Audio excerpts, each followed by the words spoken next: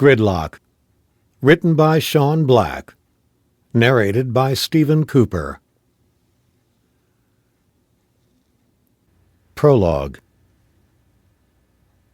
Near the end of every month, Bert Eli got up an hour earlier than usual, fumbled into his clothes in the dark so that he didn't wake his wife, clambered into his beat-to-hell Chevy Impala, and drove the 18 miles from his house in Van Nuys into downtown Los Angeles. Getting onto the 101 freeway at 6 rather than his usual 7 o'clock shaved about 25 minutes from his commute, although saving time wasn't the real issue. The time he spent in the car on these particular days was something he looked forward to all month. He loved the ritual of his routine as much as he enjoyed what lay at the end of it. As with any indulgence, half the fun, at least as far as Bert was concerned, lay in the anticipation. The 101 took him out of the San Fernando Valley, through Hollywood, the city's degenerate heart, finally depositing him via the Broadway off-ramp into downtown Los Angeles, where he worked as a real estate appraiser for Citicorp. It was a mind-numbing job, based in a soul-crushing gray office building full of good little corporate automatons. Along with the fact that his wife no longer had sex with him, and his kids probably couldn't have cared less whether he lived or died, Bert used the utterly mundane nature of his job to justify his end-of-the-month routine. This morning, as he turned from North Broadway onto West First Street, a Los Angeles Police Department cruiser pulled out behind him. He found his heart rate quickening a little, although he had no real reason to feel guilty. Certainly not yet, anyway. He supposed that technically what he would do today was against the law, but that was more to do with the thick streak of Puritanism that still ran through American society than anything else. The rack of stoplights next to the Japanese-American National Museum was at red. The LAPD cruiser pulled up alongside him. Bert glanced at the two cops riding up front. One was half-twisted round in his seat, talking to a young Hispanic woman who was perched on the rear bench seat. Judging from her clothes and her cratered complexion, over which she had smoothed a rough veneer of foundation, she was a streetwalker. She saw Bert looking at her and stared back at him, like she knew what his secret was. Bert's heart rate elevated again. The middle finger of her left hand popped up as she flipped him off. Then the lights changed and the cop car continued down First Street as Bert made the right turn onto South Central Avenue, his heart still pounding. He shook the image of the Hispanic woman from his head as he pulled into the parking lot, a sleepy-eyed attendant handing him his ticket as soon as he exited the car with his briefcase. The sidewalk was still dewy with the water from early morning street cleaning as he took a left heading down towards Starbucks on the corner of South Central Avenue and 2nd, passing the Cuba Central Cafe and Yogurtland. Outside Starbucks, a few chairs and tables were already stacked on the patio, ready to be deployed. Bert walked quickly past the 3 banks of newspaper vending machines next to the curb, crossed the little patio, and pushed the door open. He went straight to the counter and placed his order without glancing up at the board. "Skinny latte, no foam," he said to the barista. "Oh, and give me a blueberry muffin." The muffin was an everyday treat for Bert. As he waited, he studiously avoided looking outside towards the final bank of newspaper vending machines, their metal posts planted in the sidewalk. A black one, a brown one, and 2 red ones, the last of which held the key to his treat. Inside that machine were copies of this week's L.A. exclusive newspaper, although the term newspaper was a bit of a misnomer. There was no news inside, only page after page of adverts for escorts, predominantly female but with a scattering of men and transgender prostitutes, all selling limitless variations of the same thing: sex. It was the endless variation on a theme that captivated Bert. Not just in terms of all the different physical types, ages, and races, but in the array of services they offered, some so outlandish that even the thought of them made Bert queasy. Sometimes the ads had pictures, too, although he had learned from a couple of disappointing liaisons that they couldn't always be relied upon to be accurate. Still, contained within the pages was a wonderland of possibilities, like a huge candy store for grown-ups. Inside those little boxes was an array of women, all of whom would have sex with Bert in return for money. From corn-fed Midwestern runaways, who no doubt told themselves that what they were doing was no different from what they'd done at home in the back seat of a car on a Saturday night, through the 20-something MAWs, model, actress, whatevers, with their gravity-defying silicone boobs and jaded air of disappointment that they weren't even going to make the Z-list. All the way to the hardened professionals, women who had long ago reconciled their hopes and dreams with the reality of making a living by lying on their backs. Over the years, Bert had sampled them all.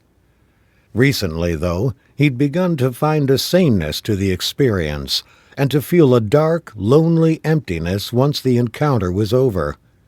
Where once he'd felt satiated, now his monthly liaisons left Bert hungry for something other than sex. For intimacy, maybe.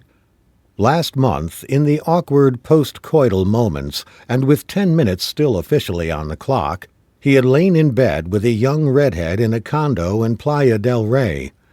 He'd asked her if they could spoon, cuddle in together, his arms around her. She looked at him like he was nuts, and asked him to leave, reaching into a bedside table and producing a handgun to emphasize that she wasn't kidding. Strangely, he had never felt much guilt about paying women to have sex with him, rationalizing that a real affair, one with emotions and feelings, would be far more upsetting to his wife. That was part of the reason he never visited the same woman twice. Well, that and the fact that he liked the variety. Living in L.A., you could sample all that the world had to offer in the way of women without leaving the city boundaries, as long as you didn't want a hug at the end. "Sir, is this to go?" The barista's question snapped Bert back to the tiny coffee shop, which was starting to fill with office workers. "Yeah, thanks," Bert mumbled, handing over $10 and waiting for change. He put the 2 single-dollar bills into the tip jar and kept the coins, which he'd need to pay for his copy of the newspaper. Then he picked up his coffee and the brown paper bag holding his muffin and wandered back outside into the early morning California sunshine. He stood for a second, sorting through his change and trying to get back a little of the good feeling he'd left the house with that day, the good feeling that came from his little secret. At lunchtime, he'd sneak into the men's room, peruse the women on offer that week, then make a phone call. With his department offering flexible working hours, he'd reclaim the time he'd banked by getting into the office early and drive over to the woman's apartment. He was thinking that maybe he'd try someone a little older today, someone who might not find it strange that a man of his age would trade sexual gymnastics for a hug. Or maybe, he thought, smiling to himself, he'd find a hot little spinner and screw her until her eyes popped out of her head. It was only then, standing on the sidewalk, lost in his own thoughts, that he noticed the stack of newspapers sitting at the far end of the vending machines, the pages of the top copy fluttering in the breeze, as the beginnings of a hot Santa Ana wind funneled its way from the natural canyons of the L.A. basin into the concrete canyons of downtown. "Huh," he said to himself, bending down slightly. Someone, a kind of perverted Good Samaritan, must have opened the machine and dumped all the copies out on the ground. With his knees still bent and his head down, Bert grabbed one from the middle of the small pile. Then, as he raised his head, he saw something that sent a jolt of adrenaline surging through him, stealing his breath and leaving a tingle of pins and needles in his fingertips. Normally, if all of the newspapers had been taken, he would have looked through the smeared glass display window to see "Sold Out" printed on a screen at the back of the compartment that held the papers. But that wasn't what he was looking at right now. Instead, he was seeing blood. A lot of blood. And in the middle of the sheet of blood, a pair of eyes was staring back at him. A head. Someone had taken out the newspapers and replaced them with a human head. Still gasping for air, Bert straightened up and looked around. A clutch of middle-aged white women dressed in pantsuits walked by. One glanced at the paper still clasped in Bert's hand and gave him a look of disgust. None seemed to look at the vending machine and what was in it. Maybe it was a prank. Yeah, thought Bert, that had to be it. A mannequin's head and a tube of fake blood. Must be some goddamn feminist trying to make a point about the exploitation of women or some shit. He looked back to the head. Sweet Jesus. If it was a prank, they'd made it look really convincing. The initial shock had passed to the point at which he was starting to think about what to do next. He should just get the hell out, he knew that. Then another thought struck him, keeping him there. If there were cameras on this intersection and the prank was found later, the police might think he had something to do with it and want to speak to him. They might even come to his home. However, if he alerted the police right now, he could tell them he was walking past and just happened to notice it. He'd be a vigilant citizen rather than someone with something to hide. He took a step towards the machine and had a better look at the head. Although it was obscured by the blood spattering the panel, he could make out enough of the features. Soft, full lips, blue eyes, a small button nose, and dyed blonde hair running down the cheeks in limp, tangled strands, to see that it was a woman's. Get it over with, he said to himself, jamming 2 quarters into the vending machine as quickly as he could, and yanking at the handle to open it. The stench hit him like a truck.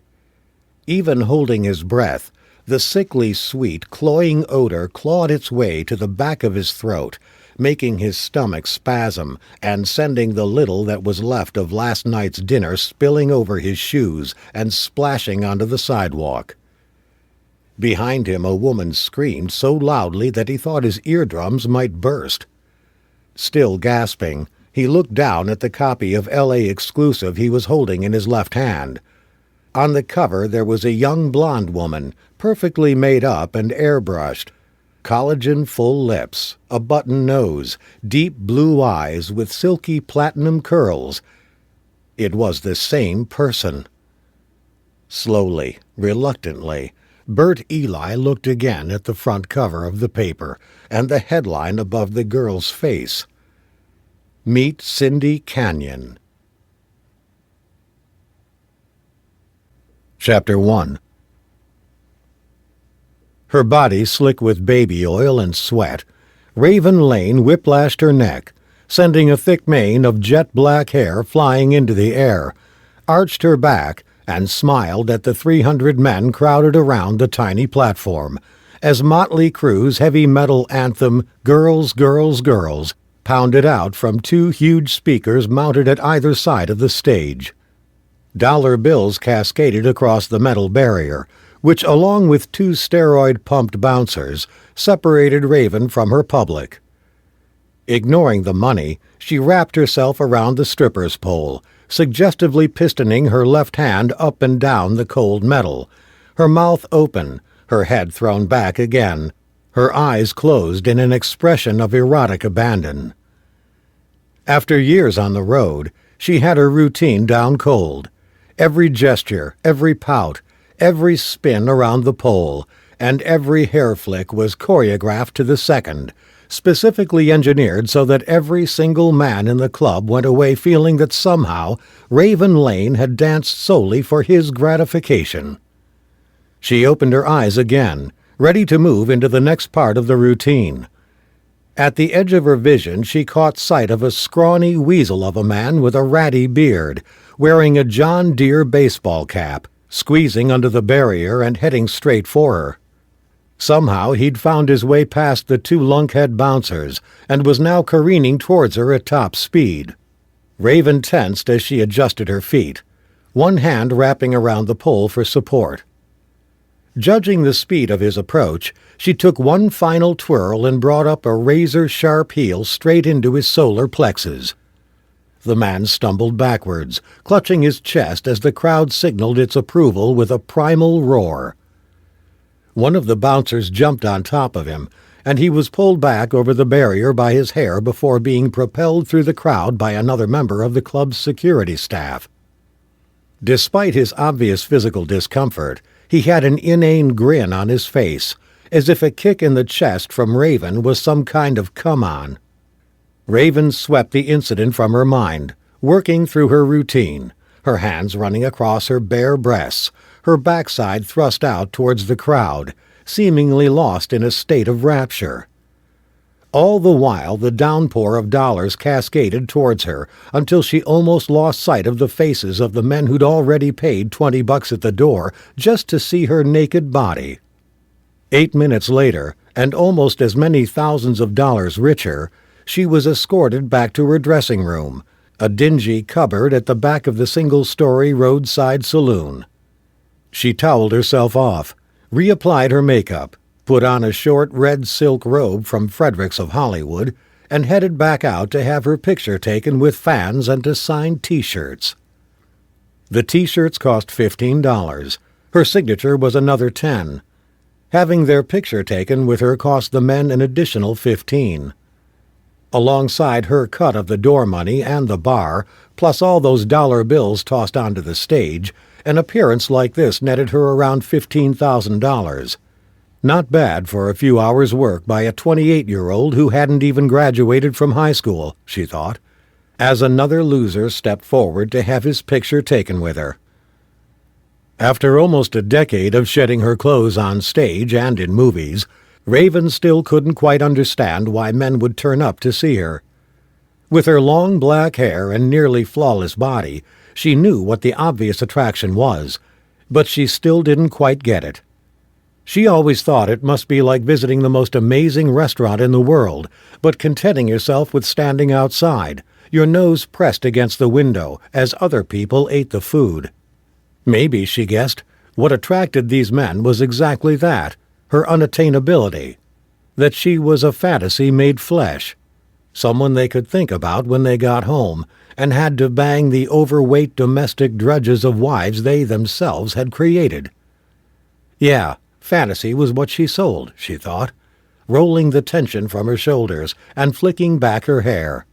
That had to be it. 2 hours later, her right hand aching from several hundred scrawled signatures, her ass numb from perching on so many overexcited laps while they got their picture of her, she was finally back at her dressing room. As she opened the door, she saw a huge bouquet of red roses sitting on the table. How original, thought Raven, plucking the envelope from the center and tossing it down next to the flowers. The way it bulged at the corners suggested it contained more than just a note. It was probably a roll of money and a phone number. Guys, usually rich local businessmen, often assume that $1,000 in cash would somehow secure a night of passion for them to regale their buddies with at the local country club when they next played golf. She dabbed at a bead of sweat running down between her breasts with a towel. These days, her body ached a lot more than it used to when she'd started out. The hair flicks gave you bulging or degenerative discs. Working the pole played hell with your shoulders. You started to damage cartilage from contorting your body into so many unnatural positions, and your sacrum, the large triangular bone at the base of your spine, which most people had never even heard of, started to swell up so bad that you had to sleep on your side. And those were just the physical maladies. She could have written a book about the psychological damage the job would do if you weren't careful. The suitcase boyfriends who saw you first as a trophy and then as a meal ticket. The constant temptation to drown your feelings in booze or drugs. The 101 small indignities you had to suffer on a daily basis, especially from other women. She reached over and opened the envelope. Inside there was a wad of paper, folded over multiple times. Here we go again, she thought, recognizing the carefully measured printed lettering and the faint whiff of cheap perfume. She took out the note with a long manicured fingernail and held it up to the light, scanning the words. "Please remember, Raven, I did this for you. It's what you wanted, even if maybe you didn't realize it yet. You're always in my heart, baby." Did what? Raven asked herself. Right now, all she wanted was for this freak to stop sending her notes. She dropped the letter onto the table next to the flowers and looked up, half expecting to see in the mirror someone standing behind her, but the room was still empty. She was no stranger to freaks, stalkers, and weirdos. In this business you tended to collect them like most other women collected shoes. She'd already had a restraining order out against one ex-boyfriend, and she'd been in contact with the police in Los Angeles about this creep who'd been calling and writing to her for the past few months. Knowing that the cops would want evidence, Raven took a couple of pictures of the flowers with her cell phone and put the note into her purse. Then she got dressed as quickly as she could. Once she'd picked up her money from the club owner, she'd asked him about the flowers, but he was short on details. They'd arrived at the club while she was out doing her meet and greet. The person who dropped them off had seemed like a regular delivery man. No, he hadn't seen the guy before. He gave a description that narrowed down to maybe a quarter of the male population. White, 5'11", brown hair, brown eyes. In other words, Mr. Average. Yes, he'd take a look at the CCTV they had at the entrance, but he doubted it would show anything. With the best part of $15,000 in her bag, and accompanied by 2 bouncers, she walked to her car, a midnight blue BMW 5 Series sedan. The parking lot was emptying as they threaded their way through the pickup trucks and family vehicles, some complete with child seats, towards Raven's. She dumped her bag in the front passenger seat, got in and clicked the button that locked all the doors. She sat alone in the car, weighed down by the silence, as the 2 bouncers turned back towards the club. Raven closed her eyes, trying to center herself. She had a long drive ahead of her, and knew better than to start out in an agitated state. She took a couple of long, slow breaths, visualizing her fear and anxiety, as a series of small clouds drifted from her mouth with every exhalation. There was a loud thud. Her head snapped around, and she saw a pair of eyes staring at her through the black slits of a ski mask. He grabbed at the handle of the driver's door, trying to get it open. That was when she noticed the long, sheathed hunting knife dangling casually from his belt buckle. His eyes held hers for a moment, the intensity of his gaze paralyzing her. Thick pink lips rimmed by the wool of the mask mouthed something she couldn't hear above the roar of the engine as her foot stabbed at the accelerator. Then he blinked. The flutter of his eyelids was enough to break the spell. She threw the car into gear and reversed its speed out of the space, only braking when the beeping of the parking distance control flatlined to a near-constant tone.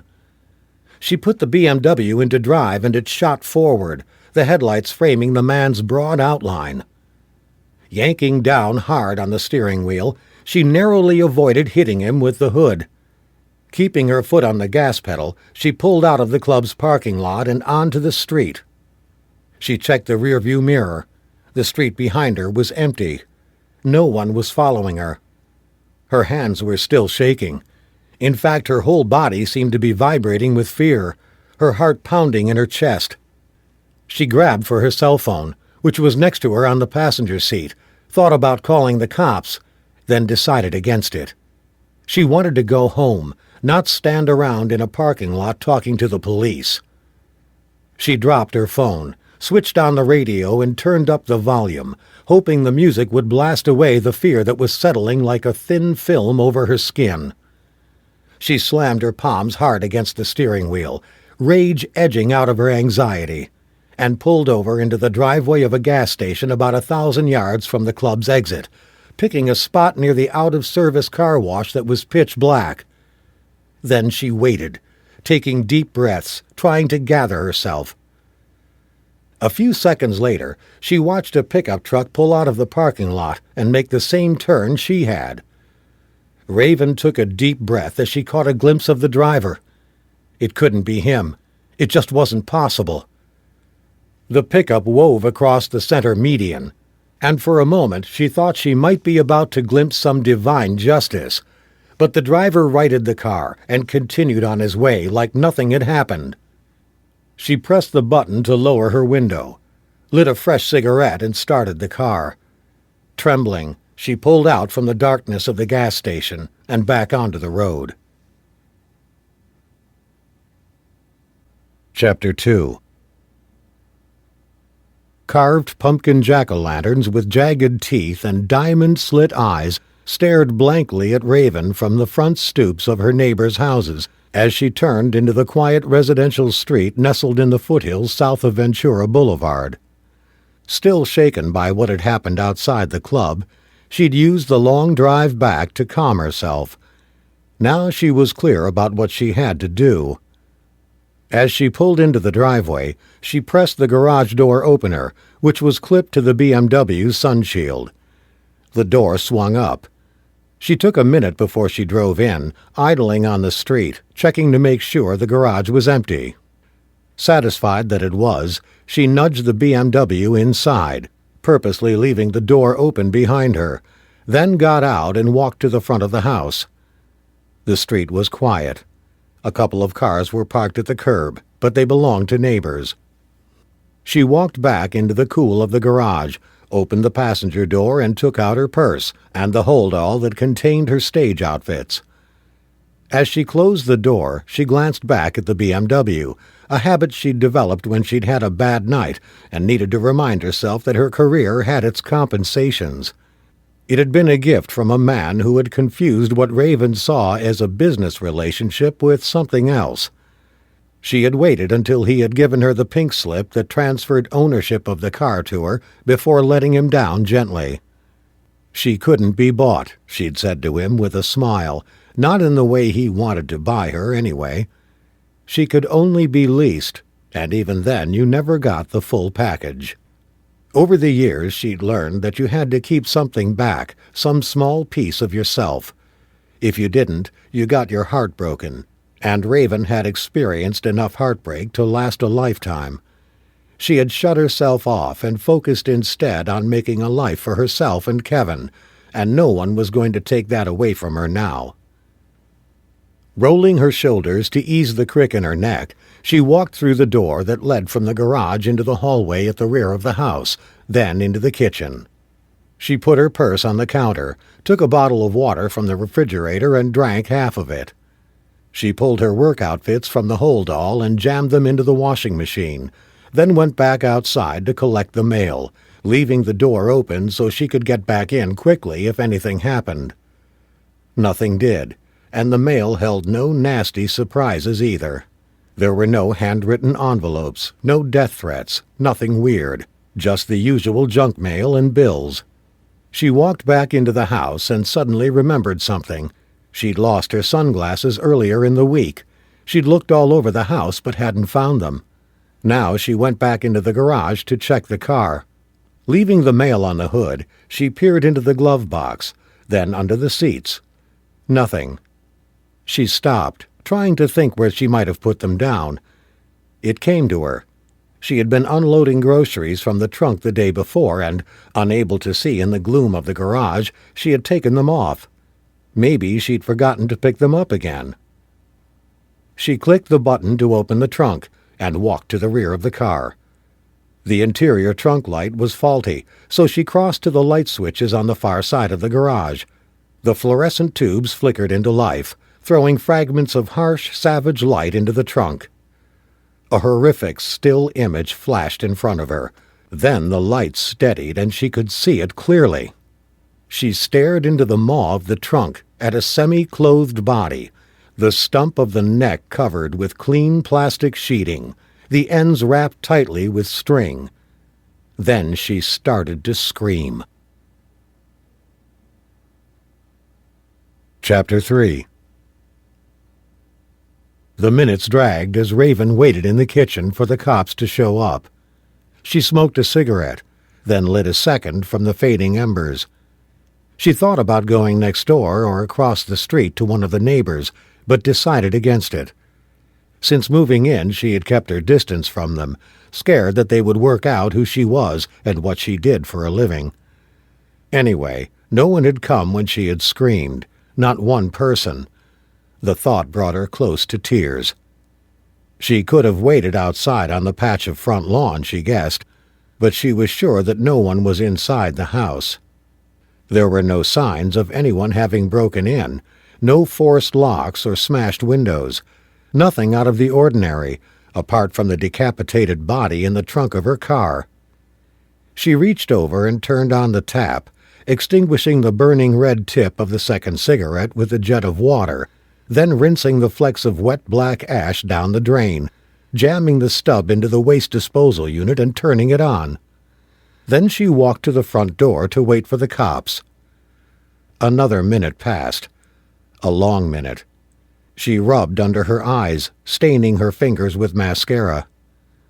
A flashlight swept across the glass pane in the front door, and she started. Then the bell rang. Raven took a couple of deep breaths and opened the door. A lone female patrol officer stood on the threshold. A cruiser was parked at the curb, its lights dappling the neighbors' lawns and splashing red over the gaudy Halloween decorations that sat in people's front windows. "Ma'am, you called to report finding a body?" the patrol officer asked, as her partner came into view from the side of the house. Raven pulled the door wide so they could come in, noticing as she did so that her hands were still shaking. Suddenly everything tunneled in on her. The red and blue lawn seemed to suck itself up from the ground and race towards her, the silhouetted paper cutouts of spiders, witches, and goblins to start dancing at windows. She felt the strength disappear from her legs and heard, from far away, a woman's voice. "Ma'am? Are you okay, ma'am?" Raven was sitting in the back of an ambulance, an oxygen mask covering her mouth and nose. A paramedic crouched next to her. "Take it easy. You had a shock," he said. Behind him, the street she lived on had magically transformed into a carnival of flashing lights and uniforms. Neighbors stood on the edges of their perfectly manicured front yards in their robes and slippers, watching the show. The Halloween decorations were still there, but they seemed more festive than frightening. At the center of the carnival, the main attraction was Raven's house. People in paper suits walked in and out of the front door, and yellow crime scene tape was festooned around it like bunting. For a second, Raven wondered what they were all doing there, and then the events of the last few hours came back to her in a series of flashes that made her feel lightheaded all over again. She closed her eyes and sucked hard at the oxygen. "She good to talk to us?" This time, when she opened her eyes, a man and a woman, both dressed in business attire, were standing next to the ambulance. The guy was African-American, mid-50s, and had a face that wasn't so much lived in as forcibly occupied. Heavy, hooded eyelids gave way to a wide boxer's nose, which was offset either side by sports trophy ears. The woman was a little younger, late 40s maybe, her blonde hair cut in a short bob. She had bright blue eyes. "This is Detective Brogan," said the man, "and I'm Detective Wilkins." "We're from Van Nuys Division of the Los Angeles Police Department," said Brogan, finishing off what seemed like a well-rehearsed introduction. "Where's Officer Stanner?" Raven asked. The two detectives looked at each other, puzzled. "Stanner?" Wilkins asked. "From the Threat Management Unit. Someone's been stalking me. He's the one I've been talking to." Another look passed between Wilkins and Brogan. Then Brogan turned away. "Just going to speak to the watch commander. Be right back," she said, her hands dipping into her pockets as she walked off. Wilkins watched his partner's departure, then turned his car crash face back to Raven. "You feel ready to take me through what just happened?" "Where do you want me to start? Finding it in my trunk, or before that?" Wilkins cocked his head very slightly to one side. "Something happened before you found the body?" "Kind of, although I don't know if it's connected," she said. She took him back through events at the club. When she said she was stripping, he didn't react at all. Normally, guys, regardless of their profession or in what capacity they were talking to her, showed something. Apparent disgust, discomfort, a barely concealed excitement. But all Wilkins had said was, "Uh-huh." Like she'd told him she was a waitress in a diner, then moved her on to the next part of the story. She liked him for his lack of reaction, even though the whole time she was speaking he seemed to be studying her, like she was a specimen under a microscope. When she told him about the man who'd banged on her window in the parking lot, he'd asked a lot of questions. How tall was the guy? What weight? Any tattoos? Once he was satisfied that she'd given him everything she could remember, he'd moved her back on, skipping the trip home and getting to the moment when she'd popped the trunk. By then, the female detective, Brogan, was back, and they went into a huddle before pulling in a couple of uniformed cops. Then they wandered over to the house where they stood outside talking. Raven took a deep breath. She reached up and massaged her temples with the tips of her index fingers. At least Kevin hadn't had to witness any of this. For that one small mercy she was grateful. Brogan and Wilkins traded a look. They'd been partners for 5 years, long enough to develop a shorthand that didn't require words. They called themselves Minority Report, after the science fiction film. It was a running joke because, between their race, gender, and, in Brogan's case, sexual preference, they'd figured they'd ticked just about every diversity box the LAPD had. Finally Brogan spoke, pushing a loose strand of hair behind her right ear. "You buying any of this?" she asked Wilkins. He looked skywards for a second. "Nope, but I don't see why she would make the call herself if she'd killed the Vic. Why not just dump the body somewhere, drive down to Baja and stick it in a culvert?" Brogan thought about it for a second. "How many of these assholes that we deal with do stuff that actually makes sense?" Wilkins smiled. "Expressed as a percentage?" Brogan nodded. "Between 0 and none." "Probably too early to be jumping to conclusions anyway. At least before we speak to this guy from TMU, Brogan said. "Got to work out who the Vic is, too," Wilkins added. "And what happened to her head?" Brogan glanced across to the garage as a camera flash went off from one of the forensics photographers. "I think I can answer that one. Buddy of mine from Central told me they had a caper yesterday morning where they found a woman's head stuffed into a newspaper vending machine down near the Federal Building. They thought it was maybe some Islamist shit, but it turns out the Vic was a porn star. I'll give him a call and let him know we found the rest of her." Wilkins gave his partner a grim smile. "This buddy down in Central tell you the Vic's hair color?" "No, why?" "Well, if the carpets match the drapes, then we know for sure it's the same broad." Brogan grimaced. "I doubt her carpet would help us much. Those gals are usually as clean as a whistle down there." She paused for a second. "Were you on the force for the 4-on-the-floor case?" she asked. "That was the caper with the porn star guy, right?" "Yeah. John Holmes was the dude's name. He was working as a porn actor, doing well, but word on the street was he got into some heavy drugs. Ended up with him and 3 of his buddies dead in an apartment. Then there was that whole machete attack deal a year or 2 back. Those were porn people, too." "What's that got to do with this?" Wilkins asked. "Nothing directly, but it's one messed up way of making a living. Drugs, disease, a lot of lowlifes. You survive in that world, you ain't no innocent," Brogan said. Wilkins' eyes narrowed as he glanced back towards Raven. "Which means that she knows a whole lot more than she's telling us." "I wouldn't sweat it either way," said Brogan. "Why's that?" Wilkins asked. Brogan gave another little shrug. "Body falls in Van Nuys, head falls in Central. That means the whole package is probably going to land on someone's desk down at the police administration building. That means this whole caper is NOP." "NOP?" Brogan smiled at her partner. "Not our problem." Chapter 4. Stanner arrived almost a full hour later, his broad shoulders and mass of tightly curled hair visible over the crowd. Raven had met him twice before, once here at her house, and once when she'd taken some of the letters into his office at the Threat Management Unit. She'd liked him.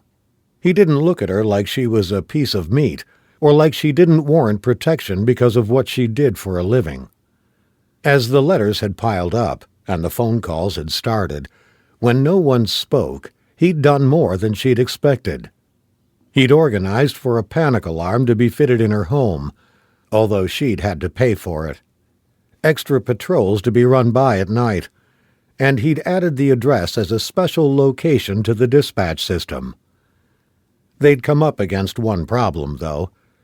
Unlike the vast majority of these cases, he'd explained, Raven had no idea who the person stalking her was, and neither, even after months of investigation, did Stanner or the LAPD. The letters and silent phone calls had become the criminal equivalent of chronic back pain, something that wore you down and was always in the background. They were also, however, something you learned to live with. Raven had learned to live with a lot of things. "How are you feeling?" Stanner asked. Raven studied her feet. "Tired. Shook up. I've had a hell of a night." Stanner squeezed a smile. "Listen, the SID people will be here for a while." "SID?" Raven asked him. "Scientific Investigation Division. Forensics." Raven glanced back to her house. Most of the neighbors on either side had retreated into their homes. "Then what happens?" she asked. "There'll be a homicide investigation, because we believe the body in the trunk of your car is linked to another discovery in Central Division, which makes it more likely that the case will be passed over to the Homicide Special Section of Robbery Homicide to investigate. There'll be more questions for you." He sighed and rubbed his head. "Sucks, I know, but it's the way it goes." "What about me? Do I go into witness protection or something?" "I'm afraid it doesn't really work like that." "But I'm being stalked.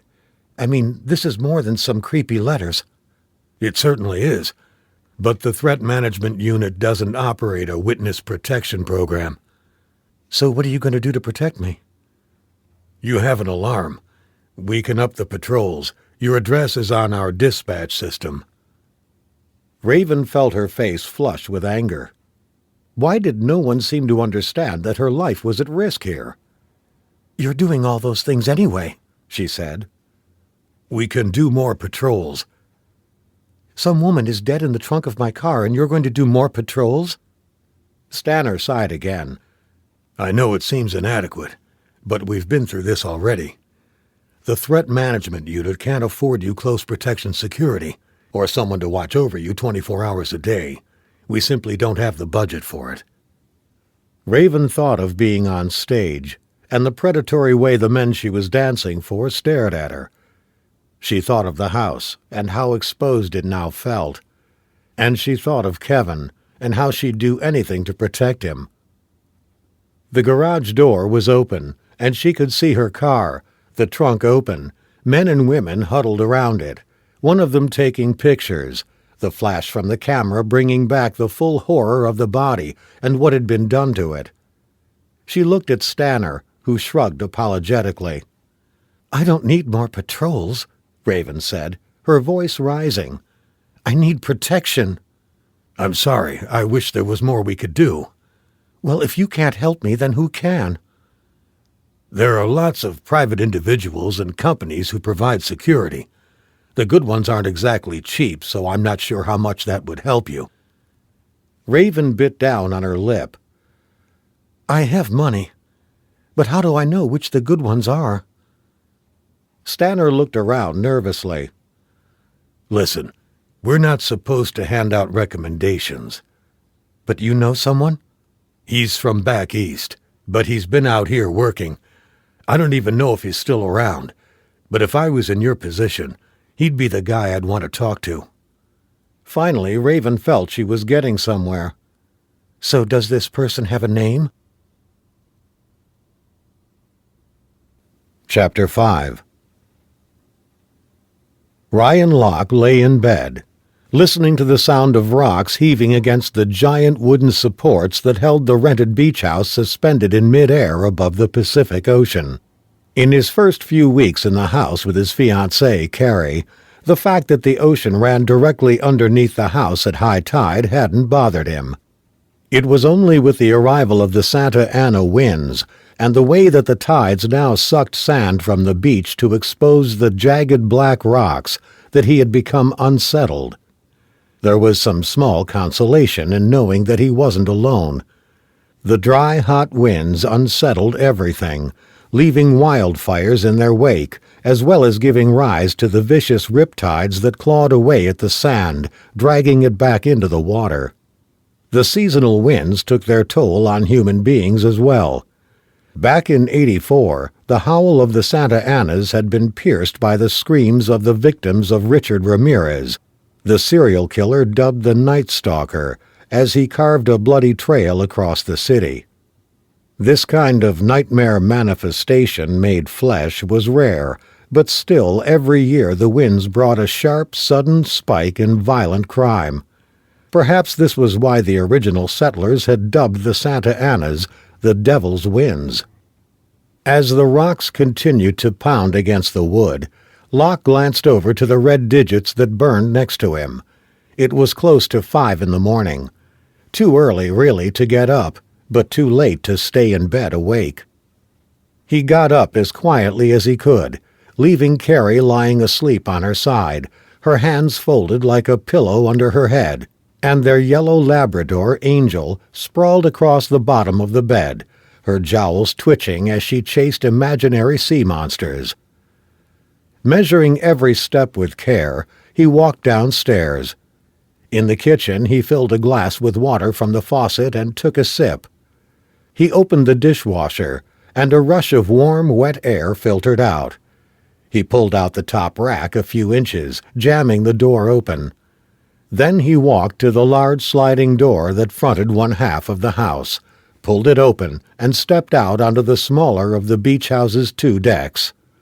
Looking over the guardrail, he could see the white foam of the surf. The air out here was cold.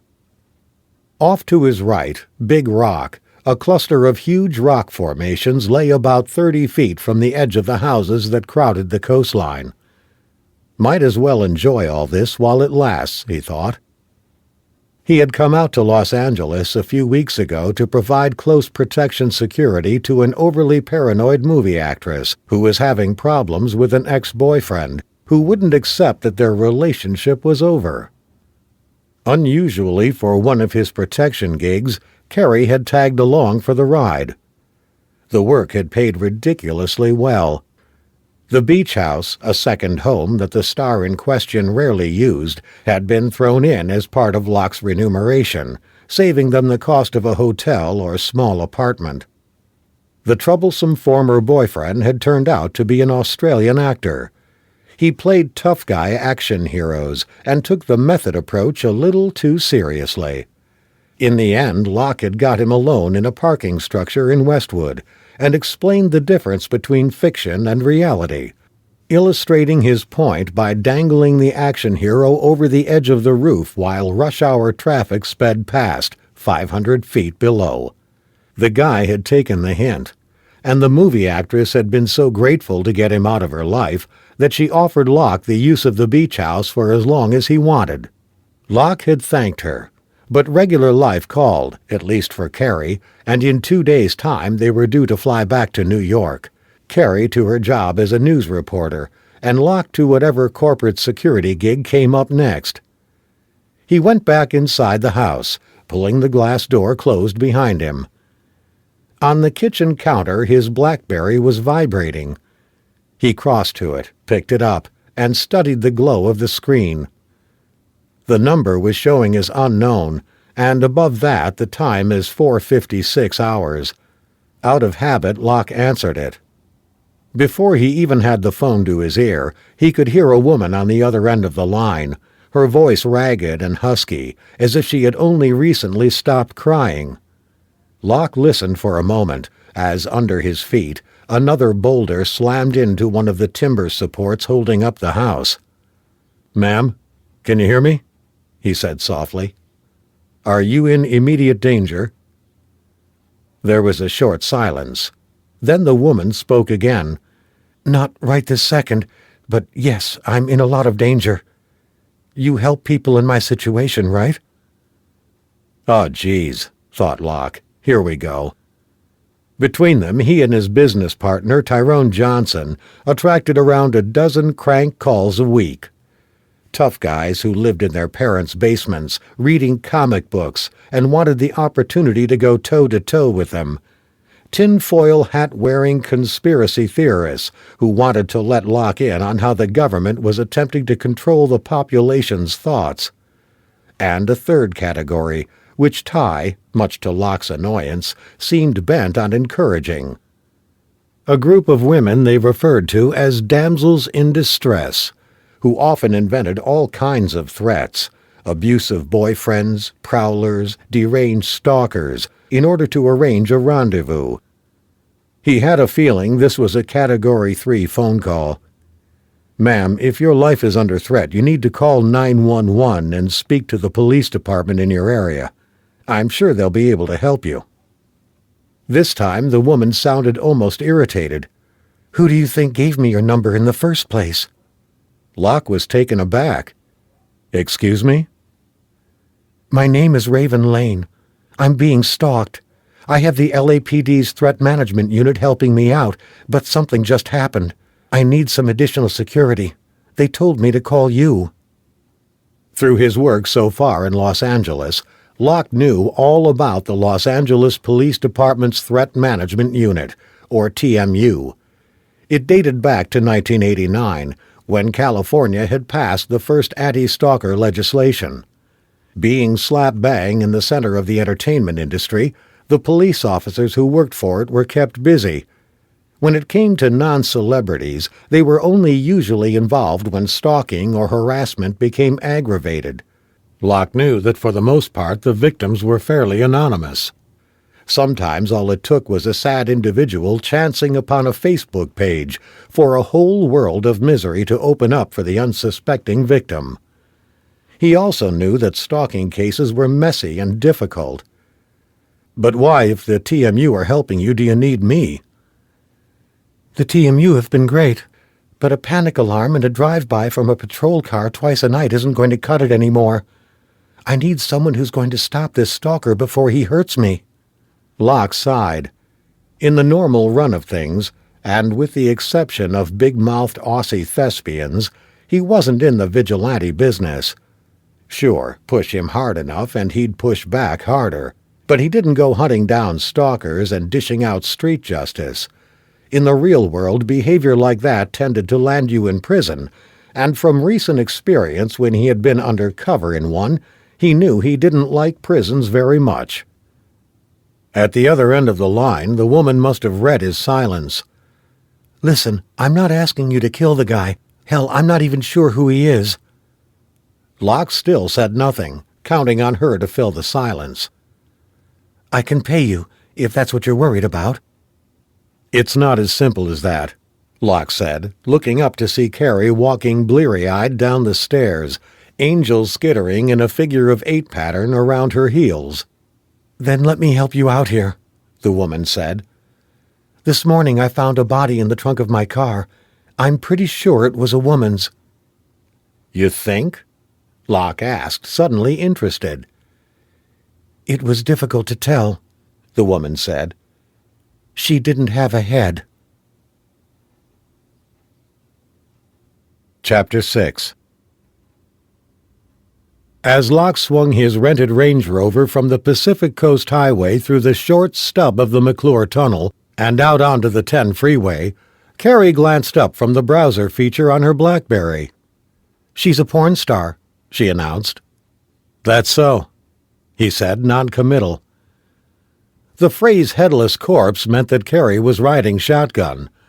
A reporter is never officially off-duty, she'd explained to Locke, and they'd both thrown on their clothes. Angel had also insisted on tagging along, and had taken up a position in the back, occasionally poking her head through the space between the two seats, hyped up at the prospect of an unscheduled road trip. "You want me to read you some of her credits?" Carrie asked him. "Any of them win awards?" Carrie scrolled down. "No Oscar nominations, but Yank My Doodle, It's a Dandy is kind of a snappy title." She was silent for a moment. "Are you really going to look after this woman, Ryan?" Locke glanced over. "You don't think I should? You know, even porn stars have a right to be safe." He nodded towards Carrie's BlackBerry. "What else you got?" Carrie studied the screen for a moment. "Wow." "What is it?" Locke asked. "Well, she's not how I'd imagined." "How'd you imagine her?"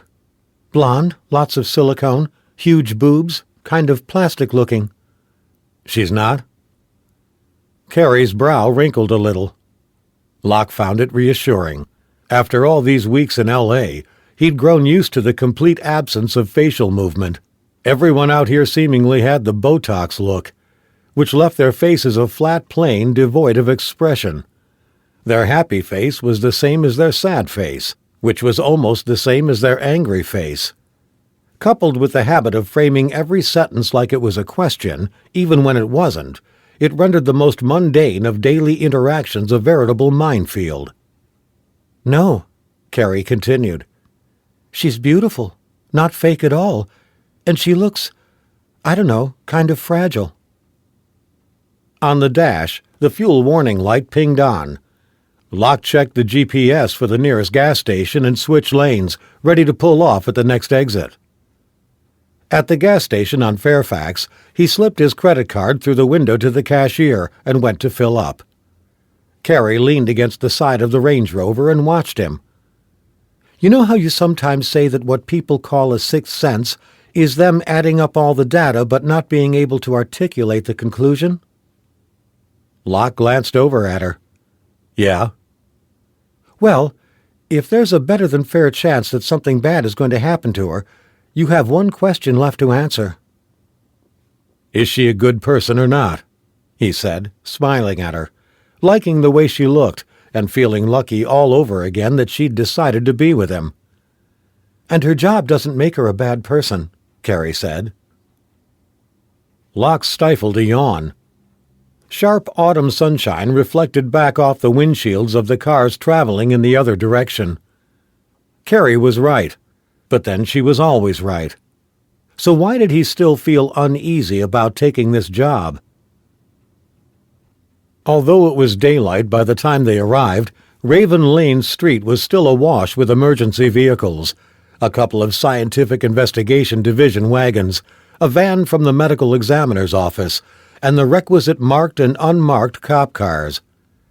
Locke parked up 20 yards shy of an LAPD police cruiser and got out.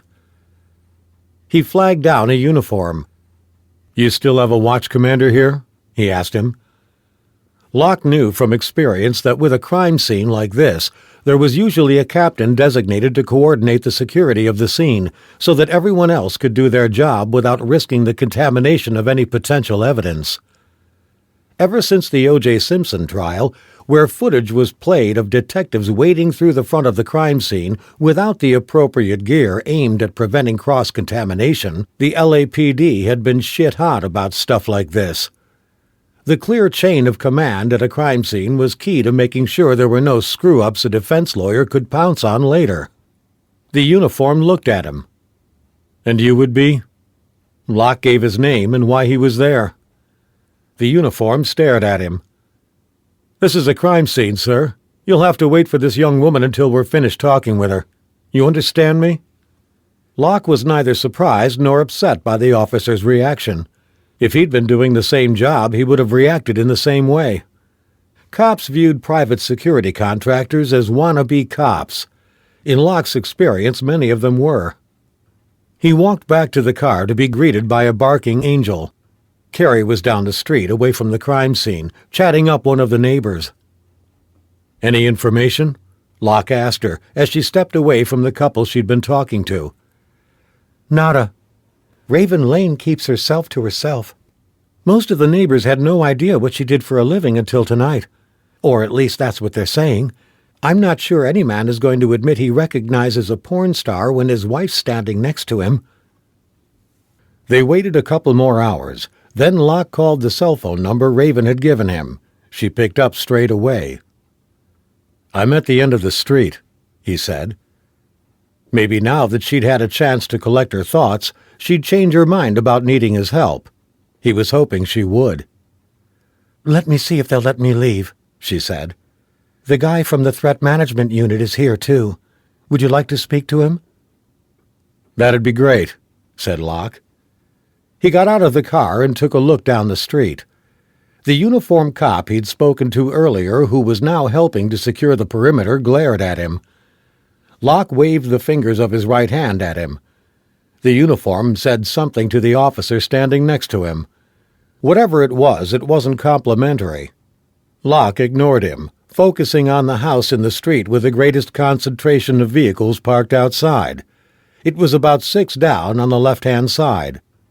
The San Fernando Valley, which was where they were now, was cheaper than the prime real estate on the west side of the city. It divided up into nice neighborhoods and not-so-nice neighborhoods. It was also further from the coast and, as the name suggested, its topography made for a hotter climate. In high summer, the temperature could reach 120 degrees Fahrenheit for weeks on end. However, even with sweltering conditions and a shitty real estate market, Locke guessed you wouldn't be left with much change from $1 million for the house he was looking at. With its neatly trimmed front lawn dotted with flower-shaped sprinkler heads, its newly painted white exterior, and freshly varnished white oak front door, it certainly wasn't the kind of place you'd associate with a stripper. Of course, the open garage door at the front lowered the tone of the whole neighborhood. It was being swarmed over by a whole host of forensics techs. Inside, he could just about glimpse what he assumed was Raven Lane's car, a dark blue BMW sedan. Locke had been so busy studying the house and all the activity that he had barely noticed the woman walking through the police line towards him. Her dark hair was pulled back into a ponytail, revealing delicate features, and the most striking violet eyes he'd ever seen were set above high cheekbones and a turned-up nose. She walked with a sense of purpose, looking straight ahead, but there was a vulnerability to her as well. All of a sudden, $1 million house made sense to him. This was a woman who men would go to war over, and it looked like one, in his own sick fashion, already had. Chapter 7. Next to Raven, a hefty guy with a bushy head of tight black curly hair, wearing gray slacks and a white shirt with a shoulder holster, struggled to keep up. Locke guessed that this was one of the officers from the LAPD's Threat Management Unit. He hoped he was good at catching stalkers, because judging by the roll of fat spilling over his belt, he sure as hell wasn't going to be much use stopping one if they came after Raven. As she got within 20 feet of them, he noticed that Raven was carrying a clutch handbag, which was bulging at the seams. Maybe she was packing. He wouldn't have blamed her. She slowed as she reached him and put out a hand towards him. "Mr. Locke?" Locke's hand engulfed hers, but she shook with a firmness of grasp that surprised him. "I'm sorry we have to meet under these circumstances," he said. "How are you holding up?" Raven shrugged. He kept his eyes on her face. Not looking at a woman's breasts, or lack thereof, was the quickest way of building rapport with a young, attractive female client. "You Googled me on the way over, right?" Raven said. "Why do you say that?" Locke asked her, slightly taken aback at her directness. "The way you just looked at me. Guys who know who I am usually act weird when they meet me. Either they're super aggressive if they're with their buddies, or they act like it's their first day at grade school and their mama forgot to pick them up at home time. But you're different. You're trying to give me the impression that I'm like any regular person." Locke smiled. "You're not?" She shook her head. "Now you're taken aback that I'm not a bimbo. You know, people think because I use my sexuality to make a living it's the only thing I have going for me. Am I right, Mr. Locke?" Locke smiled again. I wouldn't know. She turned to the cop standing behind her. This is Lawrence Stanner from the TMU. Stanner and Locke shook hands. Lawrence can fill you in on what they know about the creep who's stalking me, Raven said. Locke registered the use of the detective's first name. Actually, I can't, Stanner interrupted. We have an active homicide investigation running here. Locke nodded. I understand. He could work on the information sharing once they'd established what his role would be, if any. An EMS ambulance nudged past them in no particular rush, its siren silent. So you want me to make sure you come to no harm while the police find this guy? He asked. He was waiting for Stanner to bristle at the suggestion that the LAPD's role might be usurped, but Stanner didn't react at all, save to run a hand through his Brillo pad mesh of tight black curls. Got it in one. Now, Raven said, opening a clutch purse and pulling out a brick of dollar bills still bound by the white paper bank seal. Here's your first week's payment. She hesitated for a moment. If that's acceptable? Locke did his best not to show any surprise at the block of money. You always carry this kind of cash around? He asked her. There was probably close to $10,000 in the brick. Usually I'm holding singles, Raven said, the corner of her lips threatening a smile. I mean, this is enough, right? Locke took a few steps back, careful to maintain eye contact with her. Look, I can save you most of that money. Go get yourself a first-class plane ticket. Don't tell anyone where you're going. Buy a ticket last minute to New York. Then get another flight to Europe. Go see the Vatican. Get drunk in Ireland. Eat snails in France. But get out of here until the police have done their job. Raven closed her eyes, her face suddenly tired. I wish I could do that, believe me. But it's not an option. I have responsibilities here. Miss Lane, said Locke, your main responsibility is to stay alive. Any other responsibilities you may have can't be dealt with if you're not breathing. Raven checked her wristwatch. It was a Cartier. It looked like a real one, too, not a Hong Kong knockoff you'd find in L.A. markets. Locke had priced one at Christmas for Carrie, but even with business booming, the amount had scared him off. She looked at him, and Locke found himself drawn by the soft violet tone of her eyes. I don't mean to be rude here, but I need protection. I was told you're the best person to provide it, and I'm prepared to pay your rates. Locke held up his hand to stop her. Who told you I'm the best? Lawrence did. He knew you were working out here. Now, are you going to help me? Because if you're not, I need to find someone who will. Stanner stepped in and pulled Locke to one side, away from Raven. We have to cover city officials, all the schools in the L.A. district, a lot of Hollywood people, plus all the aggravated stalking cases, and you wouldn't like to guess how many of those we have running currently. Now, we would never ask a citizen to pay for extra help, but with the state's budget problems, and if they have the funds... He trailed off. Locke glanced back towards the house. One of the techs moved away from the trunk of the car, and he caught a glimpse of the torso. The stump of the neck sealed with a sheet of clear plastic. You have any idea who the body in the trunk belonged to? He directed the question at Stanner. Stanner stared at him. Sorry, I forgot, said Locke. Procedure, Stanner said. Locke took a moment to think things over. Raven was being stalked. Stanner's presence confirmed that much. The body in the trunk confirmed a real threat to her life, if she hadn't put it there herself, which was always a possibility. Leaving that aside, though, there was definitely a job to be done, and Raven had the funds to pay him to do it. On the other hand, there was something off about the whole thing. Why would a stalker dump a headless corpse in Raven's trunk when, for the same amount of effort, he could have kidnapped Raven herself? It didn't add up. So what do you say, Mr. Locke? Raven asked him. Before he could answer, a red-haired woman in a bathrobe emerged from the house next door. Shrugging a patrol officer out of the way, she made a beeline towards them. Instinctively, Locke stepped in front of her, placing himself between her and Raven as she launched into a tirade. "We know who you are, you know," the woman was shouting, "and what you do for a living. No one wants someone like you next door to them. We have kids." Locke caught shock and anguish on Raven's face as it reddened. He stepped towards the woman. "Get out of here." Stanner nodded to a nearby patrol officer. "Jimmy." Still screaming at Raven, the woman was ushered away. Locke turned to Raven, but she was already walking back towards the house, her head bent in defeat. "Hold on," he called to her. "I need to make a phone call first. Run this past my partner." Digging his cell phone from the pocket of his jeans, he pulled up Ty Johnson's number on speed dial. They had met while serving in the military, Ty in the Marine Corps and Locke in the British Royal Military Police, but now they both worked in private security, Ty serving as Locke's second-in-command.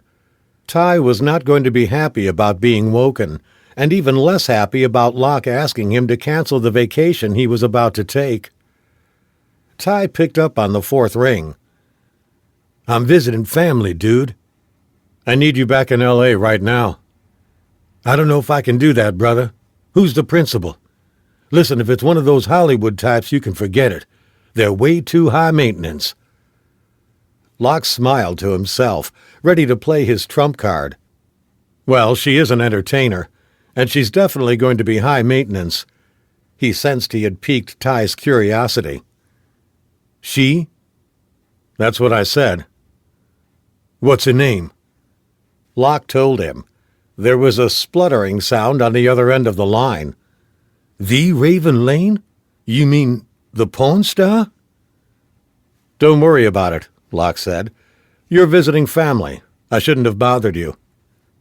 In the background, Locke picked up what sounded like Ty getting out of bed.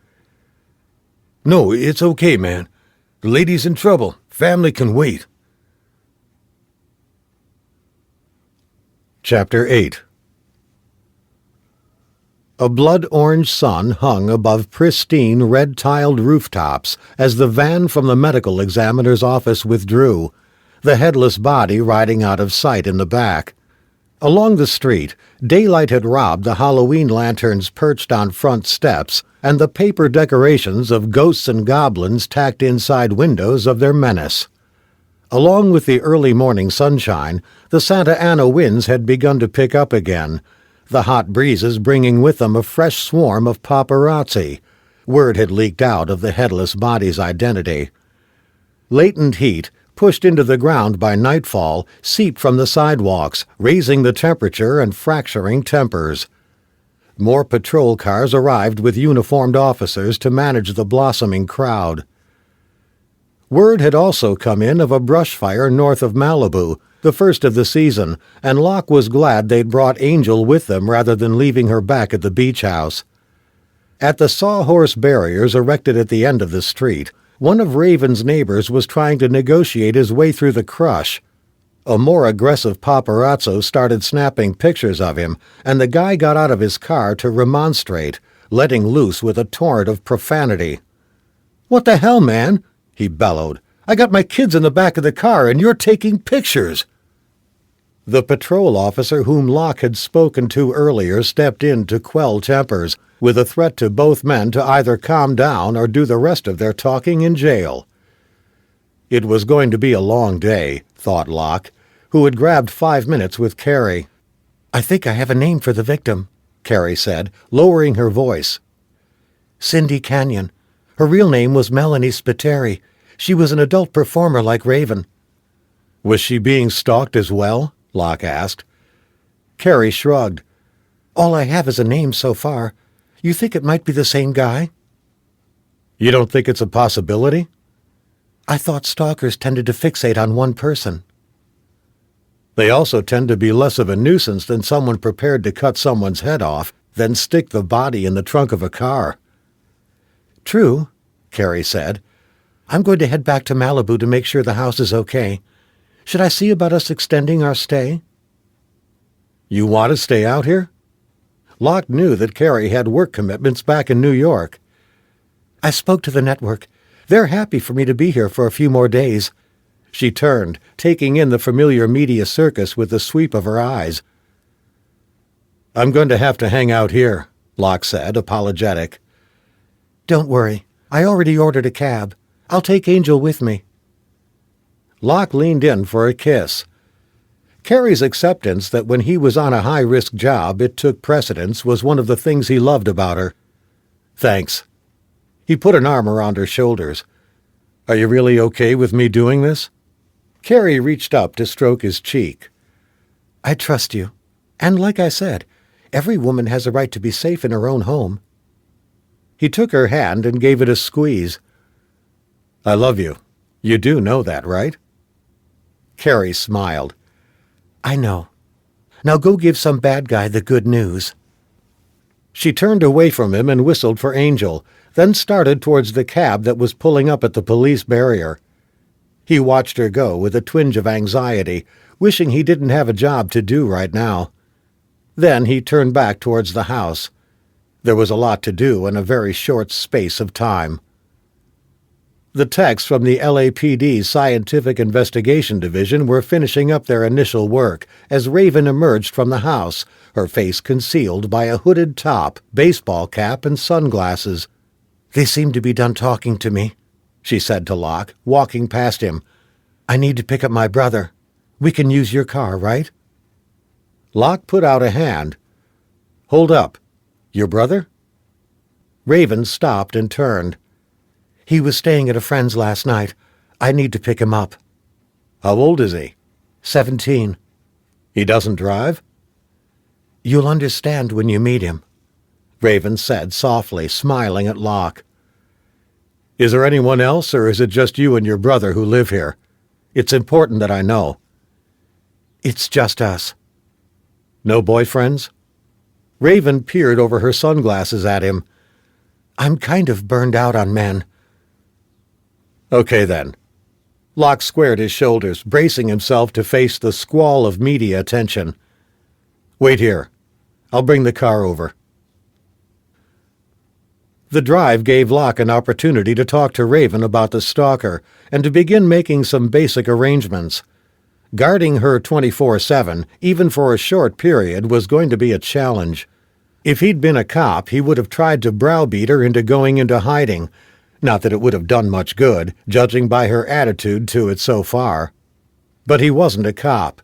He was a close protection operative, and the reason people hired CPOs was to keep them safe while they went about their daily business. To their left he could glimpse the large white buildings of the Getty Center up on the hill. Even though she lived less than 7 minutes' drive from the place, Raven was staring at it like she was noticing it for the first time. Locke took the relative calm inside the car as his cue. "So," he began, "tell me how all this got started." She exhaled and ran a hand through her jet-black hair while the sun caught the deep violet of her eyes. "In my business, you can attract weirdos. I mean, dancers and porn stars are like freak magnets, right?" "I know you've been through all this before with the cops, but the more I know, the better I can protect you." Raven ran her hands down her face and settled herself. "Okay, so I get a lot of letters, you know?" "To your home?" She shook her head. "No, and I never talk to anyone about where I live. I don't have guys back there either, not with Kevin." "That's your brother?" "That's right. So anyway," she was quick to shift subjects, Locke noticed. "I have a company, RLC, the Raven Lane Company. That's where I run my fan club from. Most of my mail goes to a mailbox I've set up." It was all very corporate. The more she talked, the more Locke was getting a picture of someone who was very much in control. He'd always assumed that people in Raven's line of work were flaky, but she seemed to approach the entire thing primarily as a money-making enterprise. "You said most of your mail. Where does the rest go?" Raven dug into her clutch purse, pulling out a pack of gum, and offered a stick to Locke. He declined. "If I'm dancing at a club, people send me stuff there, like the note." "Was there anything else with the note that led you to believe it was the same person who'd killed Cindy Canyon?" Raven sank down an inch in the passenger seat. That was her name? The girl in my trunk? Her stage name, yeah. Did you know her? I'd heard of her. Ever met her? Locke pressed. She rolled her eyes. No, Jesus, what's with all these questions? Are you a bodyguard or a cop? Locke sure as hell wasn't a cop and disliked the term bodyguard, so he shrugged off the question. The more I know about this situation, the more effective I can be in keeping you safe. Before the body turned up in your car, he stiffened. For the past few minutes, a blue Honda Accord had been behind them on the freeway. He had accelerated and switched lanes, and it had followed suit. Now, as he slowed and indicated that he was leaving at the next exit, its blinker had come on. What's the problem? Raven asked. Blue Honda, about 3 cars back. It's been tailing us since we left your house. Chapter 9. Raven turned in her seat to take a look, but Locke caught her arm. Best if they don't know we've spotted them, he said, switching lanes suddenly and pulling in behind a black Volkswagen Bug. He checked the mirror again. He had a visual on the driver of the Accord. White or light-skinned Hispanic, early 20s, kind of scruffy, keeping a real sharp eye on them but trying not to be too obvious and doing a bad job of it. From what Locke guessed the LAPD's profile of the stalker was, he imagined that several boxes had just been checked. There were other possibilities as well, but in these situations it was always safer to assume the worst and work back from that point. He sank back in the driver's seat, watching the traffic behind them in the side mirror as the Honda moved up on the outside. The driver had his eyes on them, no doubt about it. In an ideal world, he would have had time to get a full briefing from the LAPD so that he could run a full risk assessment. He would have been able to go over Raven's daily routine, bolster the security at her house, make sure they had the appropriate men and equipment, including up-armored vehicles if they were required. He could have studied her plans for the week and recce'd every venue ahead of time so that there would be no surprises. But the world wasn't ideal. If it had been, the job he did wouldn't exist. Normally, Locke would have been reaching down to rack the slide on his Sig Sauer 226, but this was Los Angeles, and a concealed carry permit for someone not resident in the state of California was almost impossible to come by. You could carry illegally, but if you were stopped and caught without a permit, you were probably looking at jail time. So, given the risks involved in the job he had flown out to do, he had chosen to forego his usual weapon. And right now, legal or illegal, he was starting to regret it. Los Angeles was the city of the car gun, and the bad guys tended not to worry about administrative details such as concealed carry permits. He looked over at Raven. Her face was pinched and anxious. "Do you have a number for Stanner or any of his people in the TMU?" "Why?" "Like an emergency number." She snapped open her bag and pulled out a pack of cigarettes. "I thought that's why you were here, in case there was an emergency." "Do you have one or not?" "If I felt scared and I wasn't near the panic alarm, they told me to call 911. Of course they did, he thought, taking out his cell and putting in the call himself. He gave the dispatcher their position on the freeway, which was about 2 miles from the Sepulveda exit, and jammed the phone back into his pocket. As he did so, he caught a glimpse of the Accord in the rear view as the driver waved at him to pull over. "What's he doing now?" Raven protested. The Honda was a single car behind them, and from the brake lights of the other cars around him, making moves to get closer. Locke tensed. There was still no sign of the highway patrol or any other members of law enforcement, and if their pursuer was going to do something to harm Raven, he was her only defense. As the Honda moved up on them, he got a better look at the driver. Long, greasy hair, a hipster patch of facial hair below his bottom lip, and a pair of chunky earrings. Up ahead, the traffic was beginning to concertina to a halt, hardly an unusual occurrence in a city where the freeway system regularly ran at over 90% of full capacity. The next exit, where presumably the highway patrol would be waiting for them, was still a half-mile away.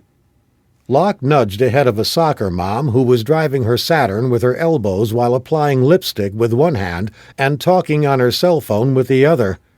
He edged into the inside lane. The driver of the blue Honda was still muscling his way through the columns of slowing vehicles towards them. Locke watched him as he took one hand off the wheel and started to rummage around in the front passenger seat.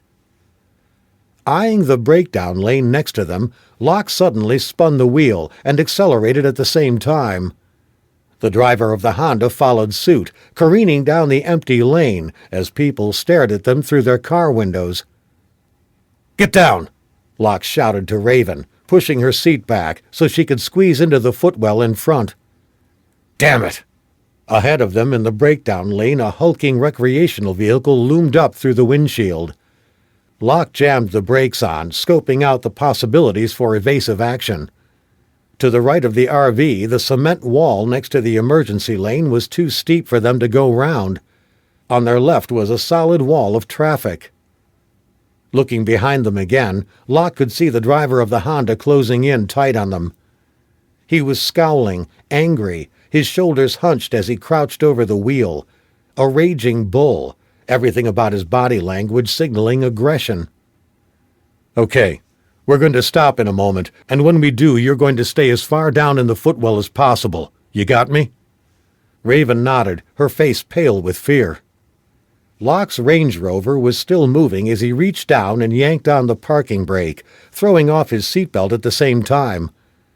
The vehicle shuddered to a sudden halt, and he clambered out. Staying low, he ran to the corner of the car, then popped his head up to take a peek. The Honda had stopped too, and the driver was starting to get out, only his left arm and hand visible.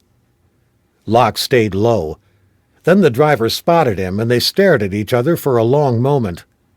Locke noted the driver's right hand was still moving inside the Honda. The movement made up Locke's mind for him. Pushing off his back foot, he sprinted towards him. As his vision tunneled, he saw a black shape in the driver's hand. Locke jumped, tackling the driver high around the top of his chest, the kind of tackle that in most contact sports would have earned you some pretty serious time on the bench or even a lifetime ban. The driver gave a shout of pain, his shoulders slamming against the edge of the open car door. Then Locke was on top of him, searching for the object in the driver's right hand, and coming up with a black digital single-lens reflex camera with a telephoto lens, the strap wrapped around his wrist. "What the hell, man?" the driver protested as Locke got to his feet. "Are you out of your mind?" In the distance, Locke could hear the sirens. All around them, people seemed to be on their cell phones. He guessed they weren't calling home to check on what was for dinner. He knelt down next to the driver. "Where does it hurt?" he asked, feigning sympathy. "Here," the driver said, rubbing at his shoulder. "There?" Locke asked, slamming a fist into the wounded area. The driver howled. No words, just a guttural noise of torture. Across the concrete barrier, a patrol car was steaming towards them down the carpool lane on the opposite side of the freeway, against oncoming traffic, lights and siren blazing. Locke stepped in close behind the driver. "What's your name?" The driver started to glance round, but Locke nudged a knuckle into the base of his spine hard enough to get his attention. "Name?" "Raul Dominguez." The patrol car was pulling up close by, so Locke chose his words with deliberation. "Okay, Raul, listen to me carefully. Until this psycho is captured, I will assume that anyone pursuing or stalking Raven Lane is a threat to her life, and I will respond with a level of force appropriate, including deadly force, to ensure her safety." He paused for effect, his tone low and even. "So, I want you to pass that message on to anyone else who thinks they can make a quick buck taking her picture. The glint from the camera lens and the light that bounces off a rifle scope aren't all that different. And that's what I'll be telling the judge. Do you hear me?" Raul stared straight ahead. "Assault me for doing my job? That's some bullshit right there." Man's got to make a living." Locke looked back at Raven, who had stumbled from the Range Rover, her face pale and drawn after this latest ordeal. "It's going to be even harder making a living if I break both your legs." Chapter 10. The almond-shaped eyes were the giveaway. The skin folded over so that it almost entirely obscured the inner corners, set in an overly rounded face. Above a slightly protruding tongue, the eyes told the story of Raven's unwillingness to leave the country, and therefore her need for the services of someone like Locke. Her brother, Kevin, had Down syndrome. Kevin and Raven hugged, the warmth of their relationship evident for all to see. "Did you and Wendy have fun?" Raven asked her brother. Locke noticed a slight tremor in her voice. The strain of recent events was catching up with her. "Yeah, we watched a movie," Kevin said. As he broke away from his sister, Kevin stared at Locke for a long second, almost as if he were waiting for the flicker of pity in his eyes.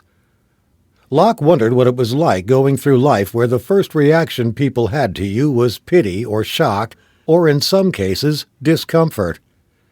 In that single split second before they drew the curtain of politeness over their initial reaction, there must have been 1,000 tiny wounds. Brought up to treat everyone the same, he smiled and put out his hand. "Kevin, I'm Ryan Locke. I'm a friend of your sister." A single crease etched across Kevin's palm confirmed, if any were needed, his condition. It also confirmed Locke's feeling that he'd been correct in accepting this assignment. Protecting the vulnerable was what he did best, and however you cut it, and whatever politically correct platitudes society offered, Kevin was more vulnerable than most 17-year-old boys. Behind Kevin stood a girl around the same age, with the same physical characteristics. "I'm Kevin." He thumbed over his shoulder at the girl. "This is Wendy. We're getting married when she's 18. Behind Locke, Raven and Wendy's mother raised their eyebrows simultaneously. Clearly, thought Locke, this was not news. "Kev, can you get your stuff together?" Raven prompted. Wendy's mother, a woman in her early 50s with short-cropped blonde hair, smiled at them both. "They have separate rooms when Kev sleeps over." "Mom!" Wendy protested, her face turning red. Miss Teen Drama 2011. "Thanks for taking him," Raven said. "It's not a problem, but I do kind of need to talk to you in private," Wendy's mother said. Raven turned to her brother. "Kev, what did I ask you to do?" Kevin grabbed Wendy's hand and pulled her out of the room and up the stairs.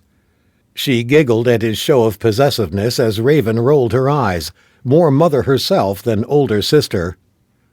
Locke sensed that this was a conversation the two women would want to have to themselves. "I'll go make sure he behaves himself." "Thanks," Raven said with an awkward smile.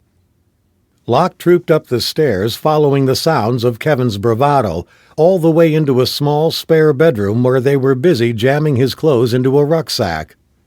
Downstairs he could hear snatches of conversation. Wendy's mother seemed to be doing most of the talking. "I think it might be best, at least until all this blows over. You know how fond we are of Kevin. It's nothing personal." It had started already. The gradual isolation of Raven and her brother. No matter how nice someone was, how kind, how understanding or empathic, no one wanted themselves or their child drawn into even the furthest orbit of the psychopath who had dumped Cindy Canyon's body in the back of Raven's car. Raven's stalker, assuming they were one and the same as Cindy's killer, had chalked up another victory. Locke had seen it before with stalking cases, the slow and steady isolation of the victim. Human predators knew as well as their counterparts in the animal kingdom that half the battle was isolating their prey from the herd. Even if it wasn't conscious, Raven's stalker must have known that his gory display would have that effect. He stepped into the spare bedroom. "You want me to help you with that?" he asked, nodding to the Superman backpack on the floor next to his feet. Kevin and Wendy looked up at him but didn't say anything. He wondered if they'd also caught some of the conversation from downstairs. After a few moments, Kevin shrugged his assent. "Superman, huh?" Locke said, picking up the backpack. "You know, I reckon I could kick Superman's ass if I put my mind to it." Kevin got up. "No way! Superman could kick your ass!" Wendy giggled and covered her mouth with her hand. Locke liked her. In fact, they made a cute couple. There was more genuine warmth and affection between the two of them than there was in 90% of the adult relationships he saw. "I'm telling you, man," he said, walking towards the door. "There's no way Superman would survive if we went one-on-one." "Are you a cop?" Kevin asked. "Something like that." "So how come you don't have a gun?" "Because I don't need one."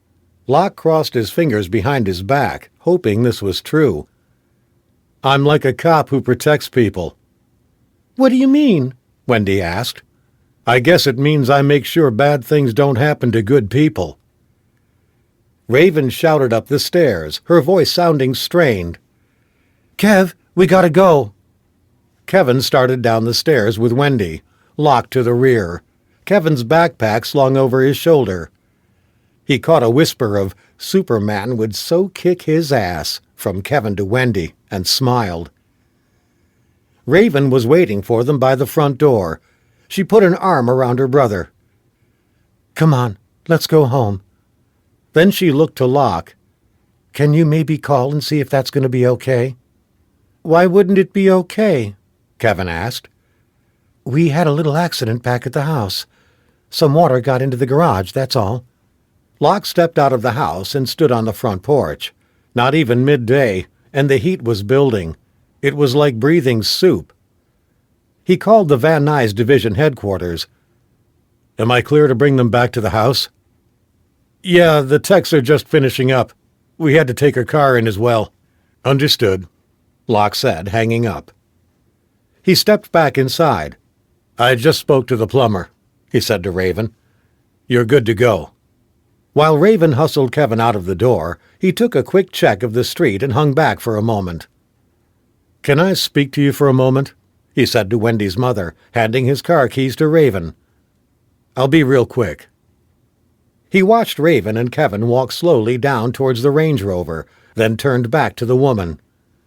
"I understand your concern with everything that's going on, and I just want you to know that if you send your daughter over to see Kevin, I guarantee you she'll be safe."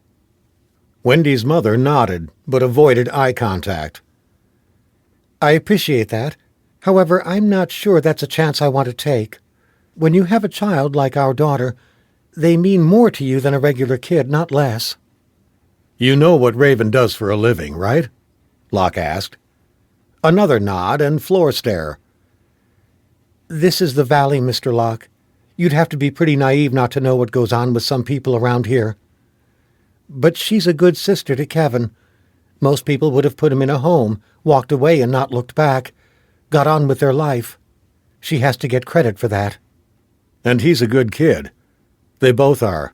But this isn't about what's happened in the last 24 hours, is it?" Locke asked her, already knowing the true answer. He'd seen the subtle shift in her expression when Kevin and her daughter had talked about marriage.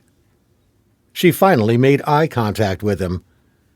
"This talk about them getting married, we laughed it off at first, but they're serious." "Then if that's the reason you don't like them seeing each other, at least be honest about it. Right now it's looking like some kind of judgment on Raven's lifestyle. You know, she didn't invite this crazy into her life." Wendy's mother's face hardened. "Are you absolutely sure about that?" Chapter 11. When they arrived at Raven's house, Ty's purple 1966 Lincoln Continental was parked at the edge of the police cordon. Ty was slouched against one of the car's huge, tapering rear fins, his eyes obscured by mirrored aviator sunglasses. The lettering on his T-shirt read, "You look like I need a drink." Even with the sunglasses, Locke could tell he was checking out Raven from head to toe. As Raven helped Kevin unload his overnight bag from the car, Locke went to talk to his partner. "Brought the pimpmobile, huh?" Locke said. Ty's car was a source of constant irritation, undermining his belief that the first duty of a close protection operative was to blend into the background. "Speaking of which," Ty started, "where's that piece of shit you drive?" Locke nodded towards the black Range Rover parked across the street. "No way," Ty spluttered. "What happened to blending in?" "This is L.A., Locke explained. "Here, this blends." "Man, you're full of surprises. Kinda young for a midlife crisis, too. Porn stars, sweet rides." Locke shifted uncomfortably. "Ty, can we keep the porn star talk on the lowdown for now? She's a client. That means we have to treat her with a certain degree of respect." "I'm all about respect, Ryan. You know that, brother." Behind the cordon, the last of the forensic techs were putting away their gear. The garage door was open, and Locke could see that Raven's BMW was already gone. "So, you want to give me a sit rep?" Ty was looking at Locke over the top of his shades. 28-year-old white female being stalked by a person or persons unknown. The cops think that whoever is obsessed with Raven is the same person who killed Cindy Canyon, and that this stalker has it in his head that he's already in a relationship with Raven. That's version 1. "And version 2? That she did it," Locke said.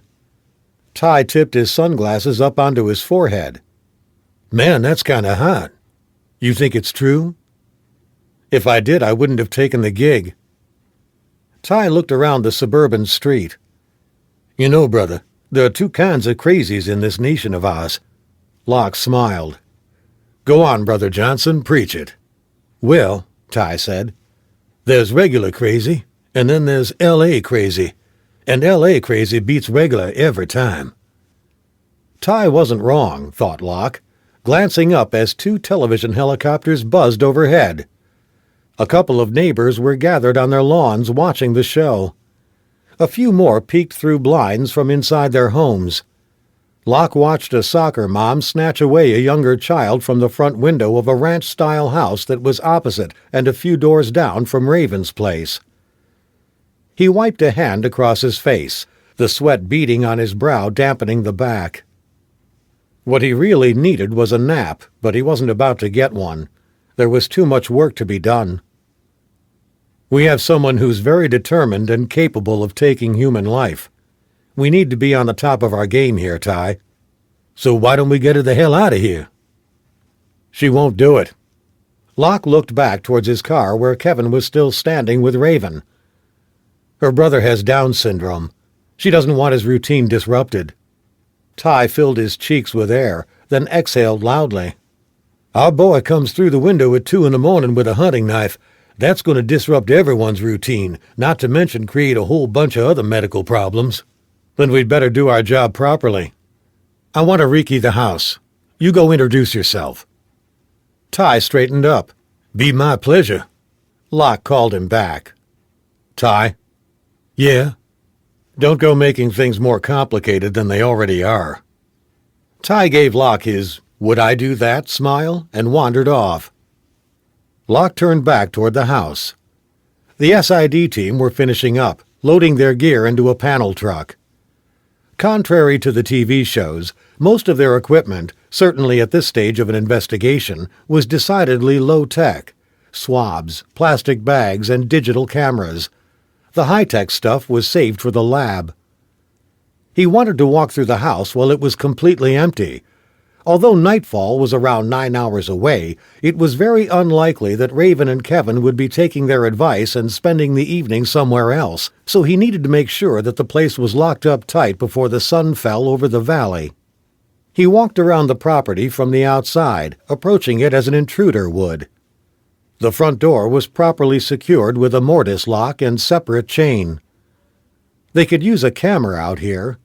He added it to the second item on his list, the first being a couple of motion sensors for the lawn area at the front. If anyone stepped onto the property, he would want to know about it. With the foothills of the San Gabriel Mountains close by, they would have to adjust the sensitivity and height of the sensors for the coyotes that no doubt roamed the neighborhoods after dark. Next, he walked to the windows at the left of the property, the living room windows. They had locks on them and sensors that would trigger the alarm if anyone tried to jimmy them open. There was some sagebrush off to one side. It wasn't planted close enough together to offer any great degree of cover, so he determined that it could stay where it was. He took off down the side of the house, noting the position of every drain, every window. Any inanimate object made it onto his plan of the house. The large plastic wheel-mounted garbage cans would have to be secured and any paperwork shredded. Not only would they inevitably be trawled by the media, but they were a potential treasure trove to a stalker. A misplaced credit card or bank statement could tell someone where you shopped, the gym you worked out at, and the stores where you bought your clothes and groceries. A carelessly discarded phone bill offered up your family and friends, as well as business acquaintances, who you spoke to, how frequently and what times you called them. Armed with these two items, you could build a fairly comprehensive picture of someone's life relatively rapidly. This reminded him of something else. He jotted down a separate note to ask Raven about any social networking accounts she might have. If she had a fan page on Facebook, which anyone could join, the stalker might be there already. By definition, stalkers were obsessive by nature, so it should be possible to run a search to see who was monitoring the fan page most frequently. He guessed that Stanner and the other officers at the Threat Management Unit would have already done this, especially given the events of the past few days, but there was no harm in double-checking. There was a door at the rear of the house that led out onto a deck, which offered up an impressive view of the Los Angeles basin. Jumping off it, he used his mag light, one of the big heavy torches used by cops to check the crawl space underneath. It was clear, but he would get a contractor in to seal it off.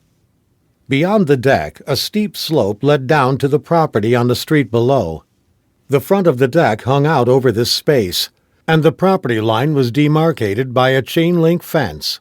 It was climbable, but it would take some effort. Locke started down the slope, walking sideways on the edge of his heels. Halfway down, he started as a dog appeared on the other side of the fence and barked, its teeth bared. It was smaller than a German shepherd, but had the same profile and markings. It was probably a Belgian shepherd, not the ideal dog to have for security. In truth, small yappy dogs were a bigger pain in the ass to intruders, as they were more easily threatened and tended to make more noise, thus warning the householder. Locke continued down the slope. When he got within 10 feet of the fence, the Belgian shepherd, which had been backing up, suddenly lunged toward the fence, putting its paws up against the chain link, throwing its head back, and alternating a throaty growl with an "I mean business" bark.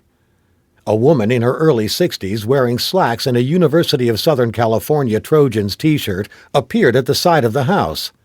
She had gardening gloves on. Locke put his hands up by way of apology. "Sorry to disturb you, ma'am." She called the dog back to her side. "I wish you people would just finish up what you're doing." Of course, she'd assumed he was with the LAPD. Presumably they had already been down here to take a look, keen to give the appearance of thoroughness. "Just one question," he said. "Then I'll get out of your hair." "I already told you I didn't see anything." "Does the dog stay out in the yard all the time?" The woman looked to the skies like it was the dumbest thing she'd ever heard. "No point in having a guard dog if you don't let him guard." "Doesn't the barking bother the neighbors?" Another question earned Locke another withering look. "He's trained not to bark at every little thing. He only goes off if there's someone where they ought not to be. Like you right now." He made his apologies and retreated. Like every other single security measure, guard dogs could be subverted, but the dog's presence on that side of the house would make their job a little more straightforward. He reached the top of the slope, finished his external inspection, then walked into the house. There was one major detail he still had to plan for. Assuming the worst-case scenario of a homicidal stalker inside the house, they would need a Plan B, and Plan B came in the shape of a panic room. He moved through Raven's home, searching out the most appropriate room. Ideally, he would have had something specially designed and installed, but there wasn't time for that. He would have to pick a space and work around what he had. He climbed the dark oak staircase, noting the absence of pictures on the walls. That fitted with the rest of the place. Everything was neat to the point of sterility. The faint whiff of bleach hung in every room. On the upstairs level there was a master bathroom and 3 large bedrooms off a long rectangular hallway. One bedroom was set up as a home office cum junk room. It was on the left-hand side of the house, adjacent to the master bathroom. He ruled it out. One of the most important attributes of a panic room in a small domestic setting was how quickly you could gather everyone and get to it. If an intruder was halfway up the stairs before you knew they were inside the house, the last thing you wanted to have to do was make a mad dash across a hallway. He checked the room and the bathroom, then walked into one of the other bedrooms. This, he guessed, was Kevin's, although the decor was more appropriate to a child than a teenager. Superman dominated the walls. From an elaborate mural emblazoned by the bed to the posters tacked up everywhere else. Even the bedsheets and pillowcases had a Superman theme. There was one window, which overlooked the rear yard. One window was good. Just off to the left there was a small ensuite bathroom. No evidence of Superman here, although on opening the bathroom cabinet, Locke was confronted with an array of prescription medicines. Clearly, Kevin had some fairly heavy-duty secondary health issues. He could understand why Raven was insisting on staying put. Standing in the middle of Kevin's room, he wished she had just told him about her brother from the get-go. He guessed, however, that to live the life she did, Raven had built defense upon defense around herself, and didn't see the need to explain or justify her decisions. The stalker's intrusion must have made things doubly difficult. Locke closed the door softly on Superman and walked into Raven's bedroom. Here the style was decidedly feminine. The bed was a California king with crisp white Egyptian sheets. In fact, pretty much everything in the room was white, including the walk-in wardrobe next to the ensuite. With a change to the wardrobe's door, it would make an ideal panic room, even though there was barely space for Raven, Kevin, and whichever bodyguard was on duty at the time. But it would only have to hold them safely for an hour at most. Even if the stalker was in the house, an hour was more than enough time for the LAPD SWAT team to move in and take him out. Pulling out his cell phone, Locke made a call, arranging for someone to come round and replace the door. He took another look around the closet. All of her clothes were arranged neatly on hangers or in drawers, and many items still had the plastic dry cleaner wrappings covering them. Replacing the door would be a messy business. Some of this stuff would have to be moved into another room. Locke heard footsteps behind him and looked over his shoulder to see Raven come into the bedroom. "Kevin seems to be hitting it off with your partner," she said. Locke smiled. Everyone got on with Ty. "I'm afraid we're going to need to clear this closet out so we can make it into a panic room." Raven looked nervous. "I thought I was paying you guys so it wouldn't come to that." "We already know that your stalker is violent and determined. We need to plan for every eventuality." Raven hesitated, then nodded reluctantly. "You want me to help you clear it out? Maybe move it into a spare room?" he asked her. "Sure." Stepping past him into the closet, she scooped up a half-dozen outfits from the rail and dumped them on her bed. "I kind of need to go through this stuff anyway. Get rid of some of it." She stepped back into the closet, then looked away from the rail where she'd just removed a bunch of clothes to Locke. "Is this someone's idea of a joke?" she asked, her violet eyes cloudy, her face taut with fear. "What are you talking about?" "I'm talking about this," she said. Locke noticed that her voice was shaking as she passed him a short black designer dress. A note was pinned to the front. Neatly etched in printed letters was a short message.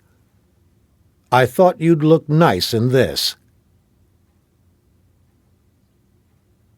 Chapter 12. The cops were back. Not in the same numbers they'd been when Raven had discovered Cindy Canyon's body in the trunk of her car. A dress with a handwritten note didn't have quite the same pulling power as a headless corpse, but they were back just the same.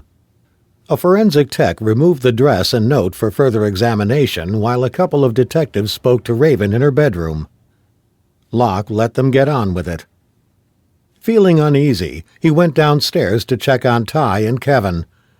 The discovery of the dress took things to a whole new level. For starters, it meant that someone had been inside the house.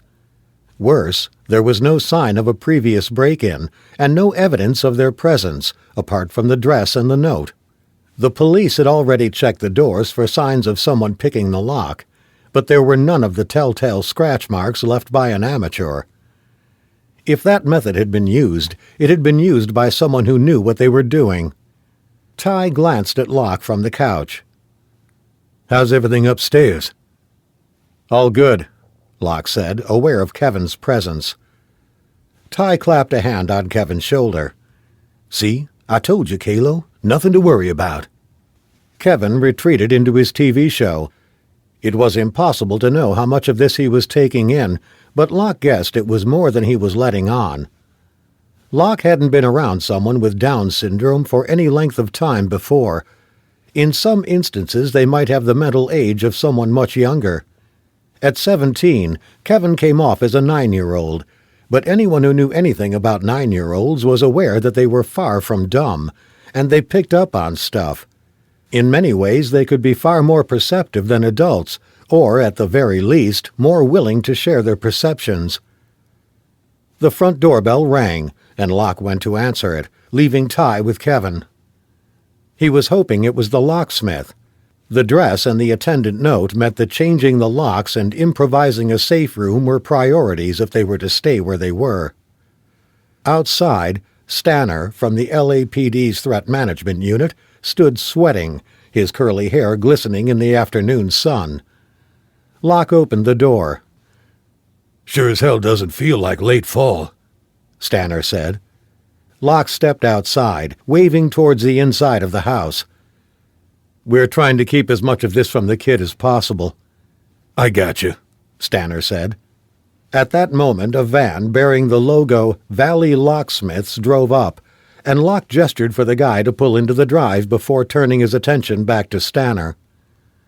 Stanner combed his hair with his fingers. It sprang right back into place. "So, it looks like someone's been inside the house," he said. It was revealing that Stanner framed it as a statement rather than a question. "Sure does," said Locke, non-committal. "But the question is, when are they coming back?" "You think they will?" Stanner asked. Locke didn't buy Stanner's doubt. He was doing what smart cops did sometimes, playing dumb. "He's fixated," Locke said, "and determined, and he's upping the stakes." Stanner made another futile pass at his hair. "We do have one lead." "What happened to procedure?" "There's some things I might not be able to share, but this is something I think you should know," said Stanner. "Her last appearance at the club out in Arizona. The guy who tried to get to her when she was on stage. She told you about that, right?" "You pick him up?" "Not yet, but we will. We have a name. I can't give it to you right now." "There's only one thing that bothers me about it being him," Locke ventured. "And what's that?" "There was also a guy in the parking lot who threatened her, but she told me he looked taller." Stanner shrugged. "It was dark. She was scared." "So you think they might be the same guy?" "It's all we have right now." Locke had to concede that it made some sort of sense. The guy in the parking lot could have transitioned from his fantasy to making contact with her, and he'd certainly been around to plant Cindy's body in Raven's car, and he supposed that the dress could have been put in Raven's closet at any time in the past week without her necessarily noticing it. Though how the culprit had managed to get into her house without leaving any other trace was anyone's guess. So that was the case for the prosecution. But the case for the defense was even more compelling. Locke was no profiler, but if you started from the point of view that criminal profiling, like close protection work, boiled down to the rigorous application of common sense, then the guy was a million miles away from the person behind all this. For a start, The person who had killed Cindy Canyon then planted her head in a newspaper vending machine and her body in the trunk of Raven's car was extremely accomplished at what he was doing. He was methodical, a planner, batshit crazy but bright. Trying to assault Raven in a packed strip joint was none of those things. And if he'd been in the parking lot, why hadn't he hidden inside the car and abducted her there and then? No. The real perpetrator was getting off on the terror and uncertainty that he was leaving in his wake.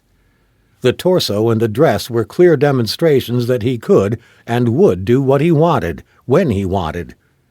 More than anything, he was focused on demonstrating that he was in control, that all anyone else could do was react.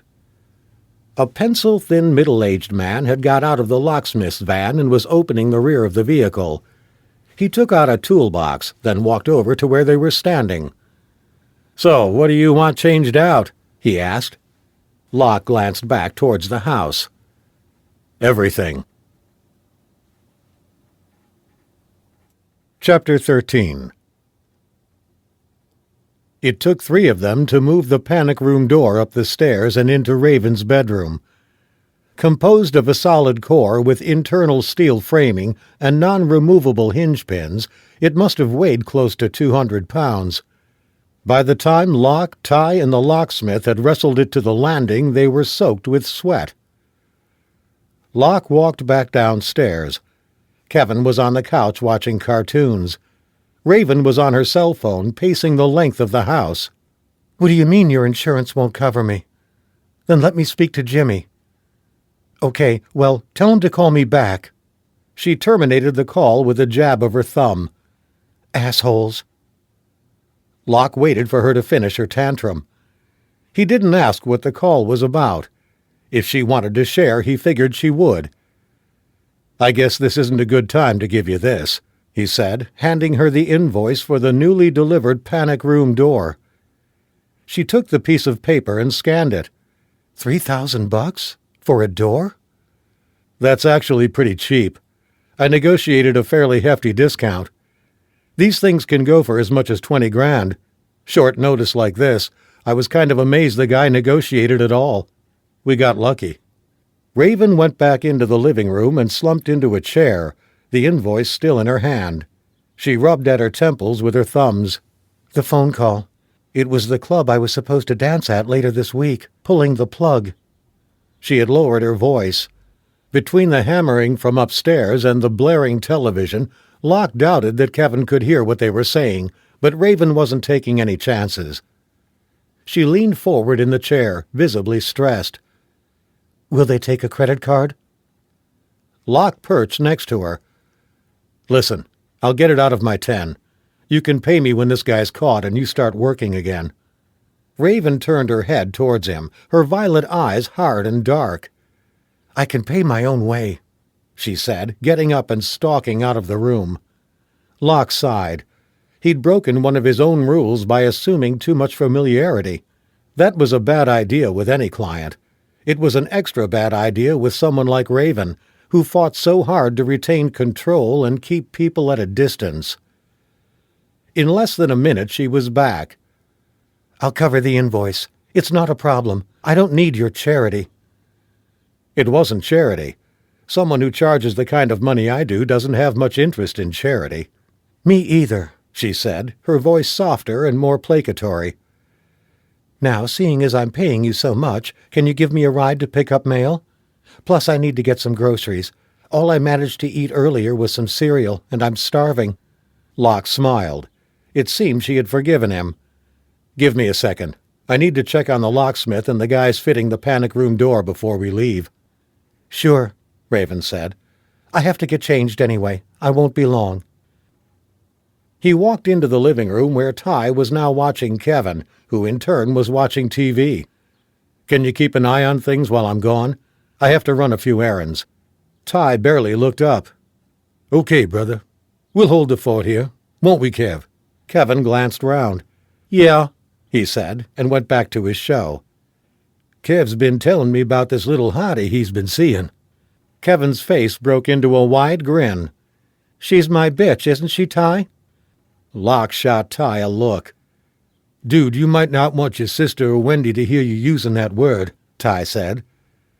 Kevin looked puzzled. You used it? Yeah, Ty, you use it all the time, Locke said, laughing. I know, but I shouldn't. It's disrespectful. Kevin's head cocked to one side as he thought this over. Okay, so I won't say it again. Once more he went back to his show. If Kevin was troubled by all these changes, he didn't seem to be showing it. Locke wondered if Raven had overplayed the effect that relocating temporarily would have on him. The sound of footsteps on the stairs made him turn around. She was wearing boot-cut jeans, a plain black t-shirt, and a pair of sneakers.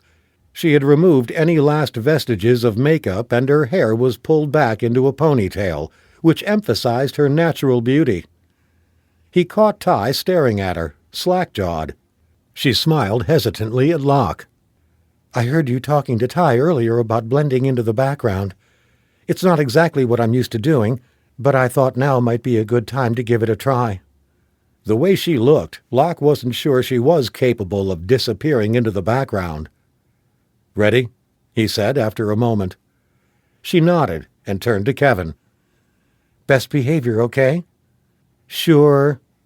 Kevin grumbled. She walked over and gave him a hug, then followed Locke, who was standing by the front door. Now I'm ready. Chapter 14. The remaining photographers camped outside the house kept a respectful distance as Locke emerged into the bright sunshine with Raven. News of his confrontation with Raoul, the paparazzo who'd pursued them on the freeway, had spread. They got off a few shots but left it at that, and Locke used the Range Rover's powerful engine to quickly lose the one photographer who made a half-hearted attempt at following them. The place where Raven directed her business mail was a small drop-in store at a nearby strip mall. The drive took less than 10 minutes and passed in silence, which didn't surprise him. She had probably experienced more white-hot fear over the past 48 hours than many people did in a lifetime. A narrowly avoided assault or rape in a parking lot, and a body in the trunk of the car were bad enough, single events that might well lead to a rippling anxiety capable of overwhelming a human being's ability to function. But Locke guessed what was really spooking Raven now was the knowledge that someone had been inside her home. Burglary was seen by the law as a crime against property. In reality, it was far more than that. The intruder had gifted the dress, but stolen any shred of her belief in her home as a sanctuary. It would take a long time for that to return, if it ever did. He glanced at her. The side of her face was pressed against the cool of the window, and her eyes were closed. He thought about asking her how she was, but stopped himself. Right now, the best thing he could do was his job. Anyone who was being threatened needed, above all else, to see the person charged with their security alert and focused. Inside the mailbox store, he watched as Raven took out the key from her purse, with a slight tremor in her hand. Then she stepped back. Cindy's head had been found jammed into a vending machine, and the last time Raven had opened the trunk of her car, she had found the matching torso. The mailbox wasn't big enough to hold a head, but he sensed that she still felt nervous. "You want me to open it?" he asked her. Behind him, the tiny lobby of the Mailboxes R Us store was empty. "Sure," she said, handing him the key. Inside there were maybe a dozen letters. He held them up. "Shall I check them?" She stared at the floor. "No, it's fine." He handed them over and watched as she rifled through them. "Anything interesting?" Her eyes creased with concentration as she kept flicking. "Doesn't look like it." "You have any regular correspondence?" "A couple." "Anyone who's threatened to harm you or others?" "Apart from the stalker?" she asked. "Yeah." She shook her head, then seemed to study him for a moment. "You were a cop originally, right?" she asked him. "Military one." "I thought MPs and the investigators were two different things." "They are here, but I served overseas." He gave the street a quick scan, then turned back to her. He had to keep his vigilance up, especially in places she was known to frequent. I served in the close protection unit of the Royal Military Police. They're good? She asked. The best. Something caught in his throat and he coughed. There's something I've been meaning to ask you. What's that? Have you given the TMU people access to your email and any social networking sites you use? Yeah, Raven said. I gave Stanner all the passwords, but I don't think the stalker's been in touch that way. Good. Then are we done here? He asked. Raven tapped the edge of the final envelope against the palm of her hand. I guess so. So where next? He asked. Food. It's better if we don't order takeout. The fewer people we have coming to the front door, the better. But it's your call. She frowned. That makes sense. Grocery store it is, then. 5 minutes later, Locke pulled the Range Rover into the parking lot of the Vons supermarket on Laurel Canyon Boulevard. He stopped near the front and got out first. The early October heat was brutal. The Santa Anas must have picked up again. He walked round to open Raven's door. Stepping out, she left the mail she'd collected on the passenger seat. So what do you and Ty like to eat? Locke put his hand just behind her back, escorting her into the cool of the store. You spend time in the military, you learn to eat what you're given. So, tofu, she said, then added with a nervous smile. I'm kidding. Let's get some steaks. Sounds good, Locke said, his eyes flitting over everyone who rolled a cart past them.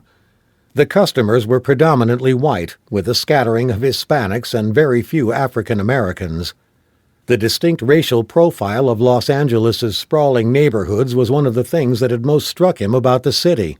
It contrasted sharply with New York, where every race, creed, and color were stacked, almost literally, on top of each other. Here the boundaries of social class and race were sharply differentiated. As they turned the corner at the end of the aisle, Locke noticed a middle-aged man wearing business casual attire of slacks and a white shirt with no tie staring at them. His hair was matted from the heat, and he had a nice little paunch going. Locke met his gaze, but he didn't look away, as most men usually did when Locke made eye contact in a way that suggested he and anyone he was with wanted to be left alone. Raven must have noticed the man, too, because she gave a little shudder. Ignore him, he reassured her. He's probably starstruck. If he's something else, I'll deal with it. Relax, do what you were doing.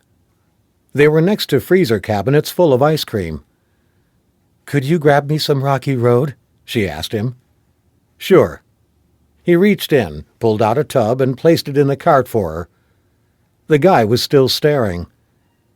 They moved on down the aisle, and he followed, trying to make it seem coincidental. Next to him, Locke heard Raven mutter, "This is bullshit." Then she started towards the man. "Can I help you?" He was clearly surprised to be confronted. He stepped back, then looked around as if searching for a hidden camera. "Excuse me?" "You were staring at me," Raven said. The guy recovered his composure. "Maybe I thought I recognized you." "And do you?" she asked him. The guy smiled. "Actually, I live across the street from you. Hal Bradley. You might have seen my kids coming to visit on the weekends." Next to him, Raven relaxed a notch, but Locke kept his guard up. Hal said, "Sorry, is this your boyfriend or something?" "No," Raven told him. "Just a friend." Hal's face hardened. "Great. Well, perhaps we could get together sometime. Have dinner, maybe?" Raven cleared her throat. "I have a lot going on right now." Hal made a face. "So I'm not good enough for you, is that it? I didn't think women like you were that selective. I could make it worth your while financially." Locke took Raven's elbow as she started to protest. "Go get those steaks." She shook him off. "I can fight my own battles." "I don't doubt it," Locke said softly. "But I'm on the clock, which means I deal with this." Raven shot Hal an angry look, but walked away, leaving the two men together, Hal seemed oblivious to the fact that Locke was glaring at him. There were times for Locke when dealing with a situation was purely professional. There were others when it became personal. This was one of the others. If you wanted to make judgments about other people based on what they did for a living, that was fine. This was America. People were entitled to their opinions. But when you shared those judgments, you had better be prepared for the person you're talking to, in this case, Locke, to reply. "She's just a hooker, right?" Hal protested, as Locke's right hand moved slowly from his side and formed into a fist. Raven was paying for the groceries at the checkout when Locke caught up with her. Behind him, a couple of store employees were gazing at him with open mouths, having just witnessed the one-sided altercation he'd had with Hal. He'd been careful to make sure that the other guy threw the first punch, but it was all one-way traffic after that. "You okay?" he asked Raven. She nodded as the packer loaded the final bag into her cart. "You have a cleanup in aisle 3, he said to the cashier, as she handed Raven her receipt. Then he took the trolley and escorted Raven out of the store. Chapter 15. The glow from a neon store sign traced across Raven's face as they pulled out of the parking lot. She turned away from Locke, and he knew she had started to cry. He drove in silence for a while, keeping an eye on the traffic. If she wanted to talk, she would.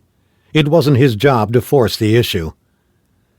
After a few moments, she grabbed her purse and fished out a packet of tissues, dabbed at her eyes, then blew her nose. "I'm sorry," she said finally. Locke's eyes flicked between the rearview mirror and the road ahead. "You're allowed to be upset." "It's just a lot to deal with sometimes. If I had only myself to worry about, I could probably get by, but with Kevin as well, there's a lot of pressure." "A lot of people would have left him when he was younger," he said. She cleared her throat and her eyes darkened. "They already had. That's why I couldn't." He reached down and grabbed a bottle of water from a cup holder and handed it to her. "Thanks." She took a sip. "I don't often tell people about what happened, but if you want to hear it—" Now Locke felt she needed to talk. He gestured to the wall of red brake lights ahead. "It's not like we don't have time." "We grew up in Northern California, right up past San Francisco. Dad split right after Kevin was born when he found out he was different. Just walked out on us without an explanation and never got back in touch. So that was one person who bailed on Kevin. Our mom did her best, but she got involved with one deadbeat after another, and most of them didn't want kids around, never mind one with Kevin's problems. So I guess all we had was each other, and I ended up taking care of him a lot." She stopped. "Are you sure you want to hear this?" He nodded. "Mom started getting more and more into drugs. Coke at first, then crank. You know, methamphetamine. Sleeping pills. Pretty much anything she could get her hands on. Stuff started going missing from the house. She'd take it and sell it so she could buy drugs. I used to cover for her because I didn't want us to be taken into care. By the time I was 17, I'd dropped out of high school so I could bring in some money waiting tables. I started entering local beauty pageants, too, and making some spare cash that way. But it still wasn't enough." "That was how you ended up in your present line of work?" he asked her. She sighed. "Do you mind if I smoke?" "Go ahead." She dug into her handbag again, came up with a pack of cigarettes and lit up. After the first puff, she closed her eyes. "It's not like any little girl grows up thinking they want to do this for a living. You kind of fall into it. One day I was waiting tables when these 3 bikers came in. One of them was like mid-20s, real handsome, and we ended up dating. Mom was too far gone to care, and I was young and dumb and head over heels in love." "He got you into stripping?" Raven laughed. "He dumped me for a stripper, so I went out and got a job where she worked to get back at him. Like I said, I was stupid. Anyway, turned out that an 18-year-old beauty queen can make a lot of money in one of those places, as long as you realize that the less you give customers, the more cash they'll throw at you." She took another puff on her cigarette and lowered the window to blow the smoke out. All of a sudden, I was making more money than I knew what to do with. I could get a place for Kevin, pay for someone responsible to look after him while I was working, and cover all his medical bills. And all I had to do was take off my clothes and pretend like I was interested in what some horny businessman was talking to me about. So why not just stay doing that? He asked her. Why get into movies? Raven smiled again, but this time there was a tinge of sadness in her eyes. That's a really good question. I started out doing photo shoots, and the more of those I did, the better the clubs I got invited to dance at, and the more money I could make. It all made sense at the time. It's little bitty steps, Ryan. You strip, then you get offered a centerfold, and you think, well, I'm naked in front of guys anyway. Then someone comes along and asks you if you want to be in movies, so you do that. Then someone says, if you do a little bit more next time, then we'll pay you more. So you do that little bit more. And it's not like it feels weird because you're surrounded by people who it's totally normal for. That's their life. They have sex on camera, they get paid, then they go home. It's a job. That's what people don't understand about the business. There's nothing erotic about it. We don't sell sex, we sell the idea of sex. She turned to face him, holding his attention with a steady gaze. Does that make any kind of sense? It does. I've worked for people I shouldn't have, taken on jobs I'd have been better off avoiding. Her smile was back. And it's not like I plan on doing this forever. I have the house almost paid off. 2-3 years and I'm good. I'll have enough money to look after me and Kevin and go back to college. It's what keeps me going, making sure we'll have a secure and worthwhile life. She stopped. If I live that long, right? That's one thing you don't have to worry about. Not while me and Ty are around anyway. Chapter 16. Inside Raven's home, a faint smell of wood shavings hung in the air, the airborne residue of the newly changed locks, which glittered next to the handles of every door.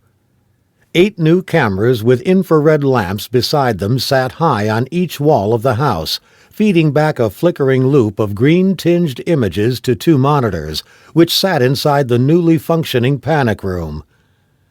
Kneeling on the wrong side of the closed door, Ty tapped against it with his knuckles. "Kevin, can you hear me?" There was a muffled response, which Ty could just about make out as "go away."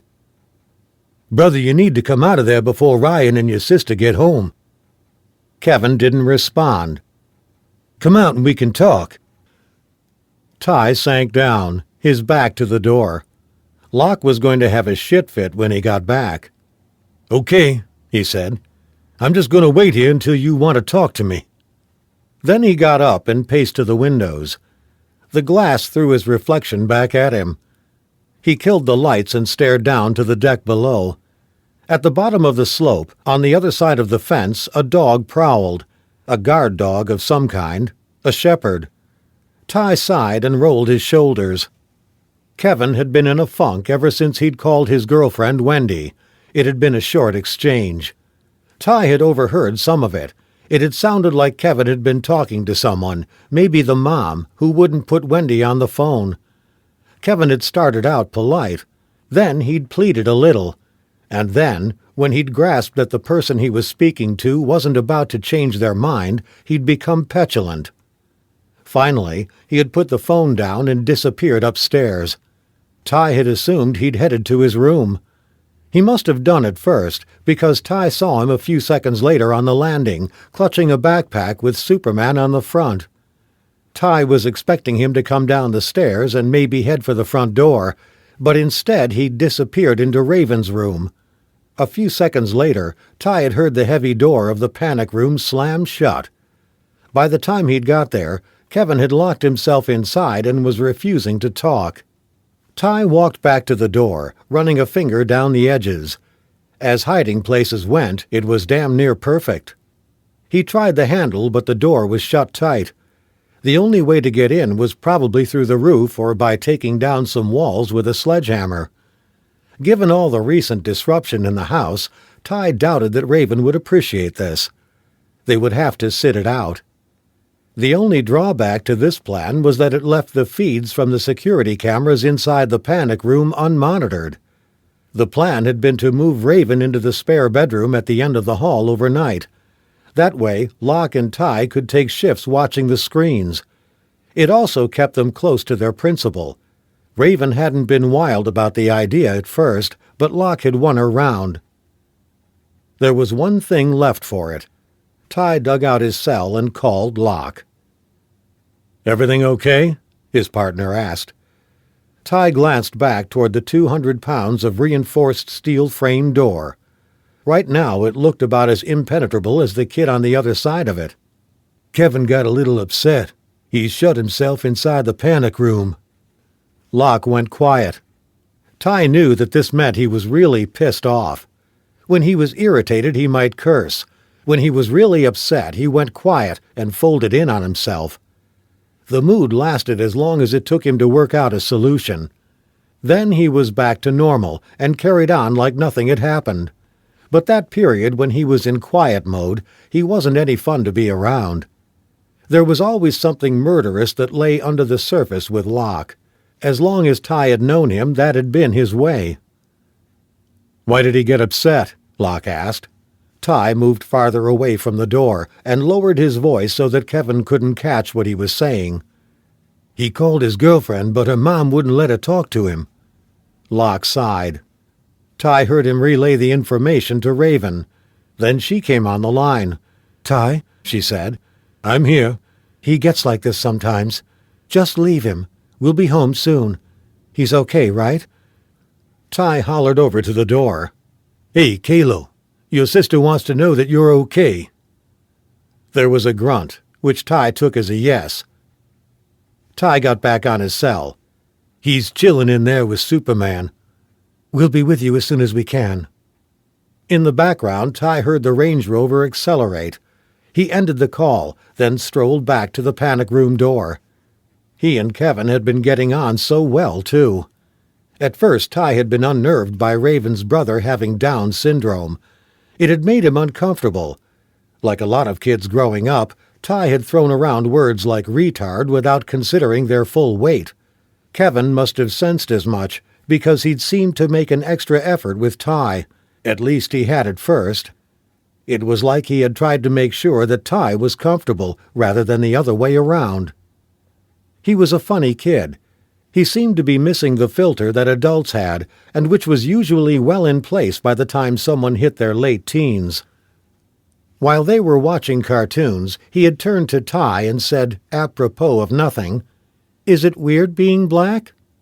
Ty had had to fight back a laugh. He wasn't sure whether he should be offended or not. "How do you mean?" he said, parrying the question. "Well, people treat me differently, because of how I look and things. I was just wondering if it was the same if you're black."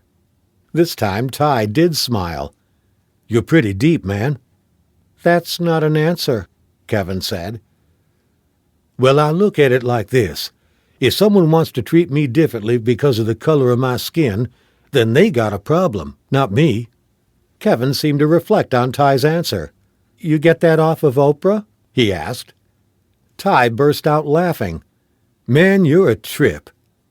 "I know," said Kevin, with a self-deprecating little shrug. Of course, then had come the phone call and the storming upstairs. Now he was shouting through the door. Ty wondered if he'd decided to come out, but couldn't figure out how to open it. "Kevin, you okay in there? What you say?" he yelled. "There's someone creeping around outside." Chapter 17. Inside the panic room, Kevin watched, transfixed, as the shadowy figure exited frame left on the first monitor. A second later they entered frame right on the second screen. They were making their way from the front to the rear of the house, where a set of French windows opened directly into the living room. His arms wrapped around his knees, he rocked back and forth a little. On the other side of the door, Ty was shouting at him, making Kevin's heart pound even more than the person outside was doing. He opened his backpack and pulled out his wristbands, which he wore when he got stressed. They had Superman on them and the letters WWSD, which stood for What Would Superman Do? Raven used them to help him decide what was appropriate or inappropriate behavior. That meant something you could do or something that would make people mad and get you in trouble. He hated it when people were mad. There was a loud thump on the door. Kevin reached down and twisted the wristband, watching the WWSD spin around. He wished Wendy was here with him. She always made things better, but her mom was mad at him, and he didn't know why. He didn't know what he'd done. On the screen, the man was approaching the doors. "Where's he now?" Ty was shouting. But Kevin was getting confused. He wished Ty would stop shouting at him. It wasn't his fault that someone was creeping around outside. If only Superman were really here, or his sister, they'd know what to do, because right now Kevin was too scared to do anything.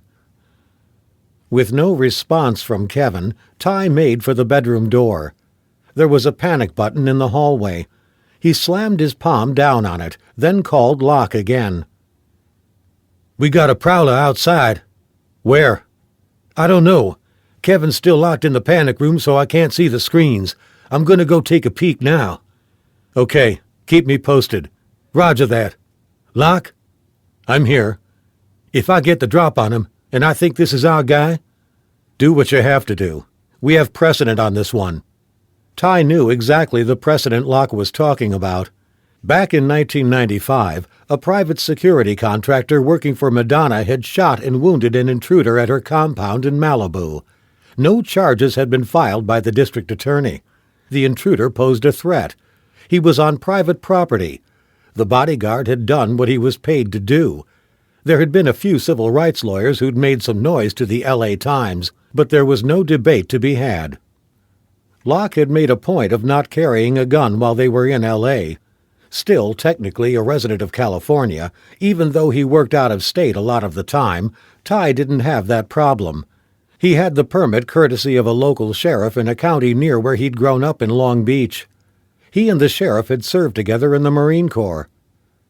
Ty drew his weapon, turned to his immediate left, hit the light switch, plunging the hallway into a gloom that matched the deepening twilight outside, and started down the stairs. Locke spun the wheel, 180ing the car, taking them north again and away from the house. Raven's head snapped around.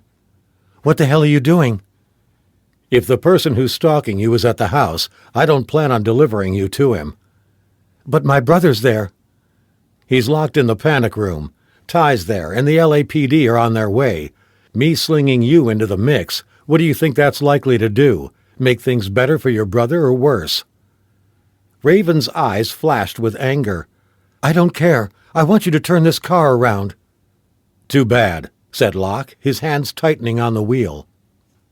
Ty skirted around the house, his gun held low. At the corner, he stopped and listened.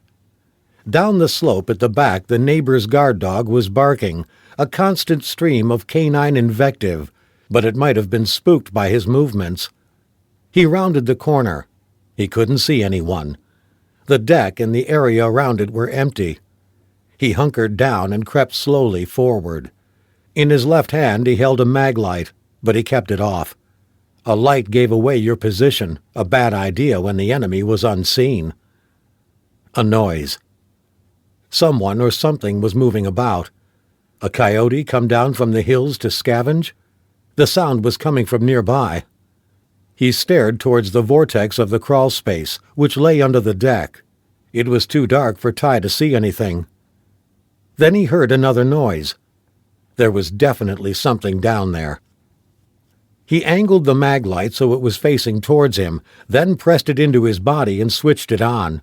A vague circle of light leaked onto the center of his chest. As quickly as he could, he laid the torch on the ground with the beam punching out towards the area under the deck.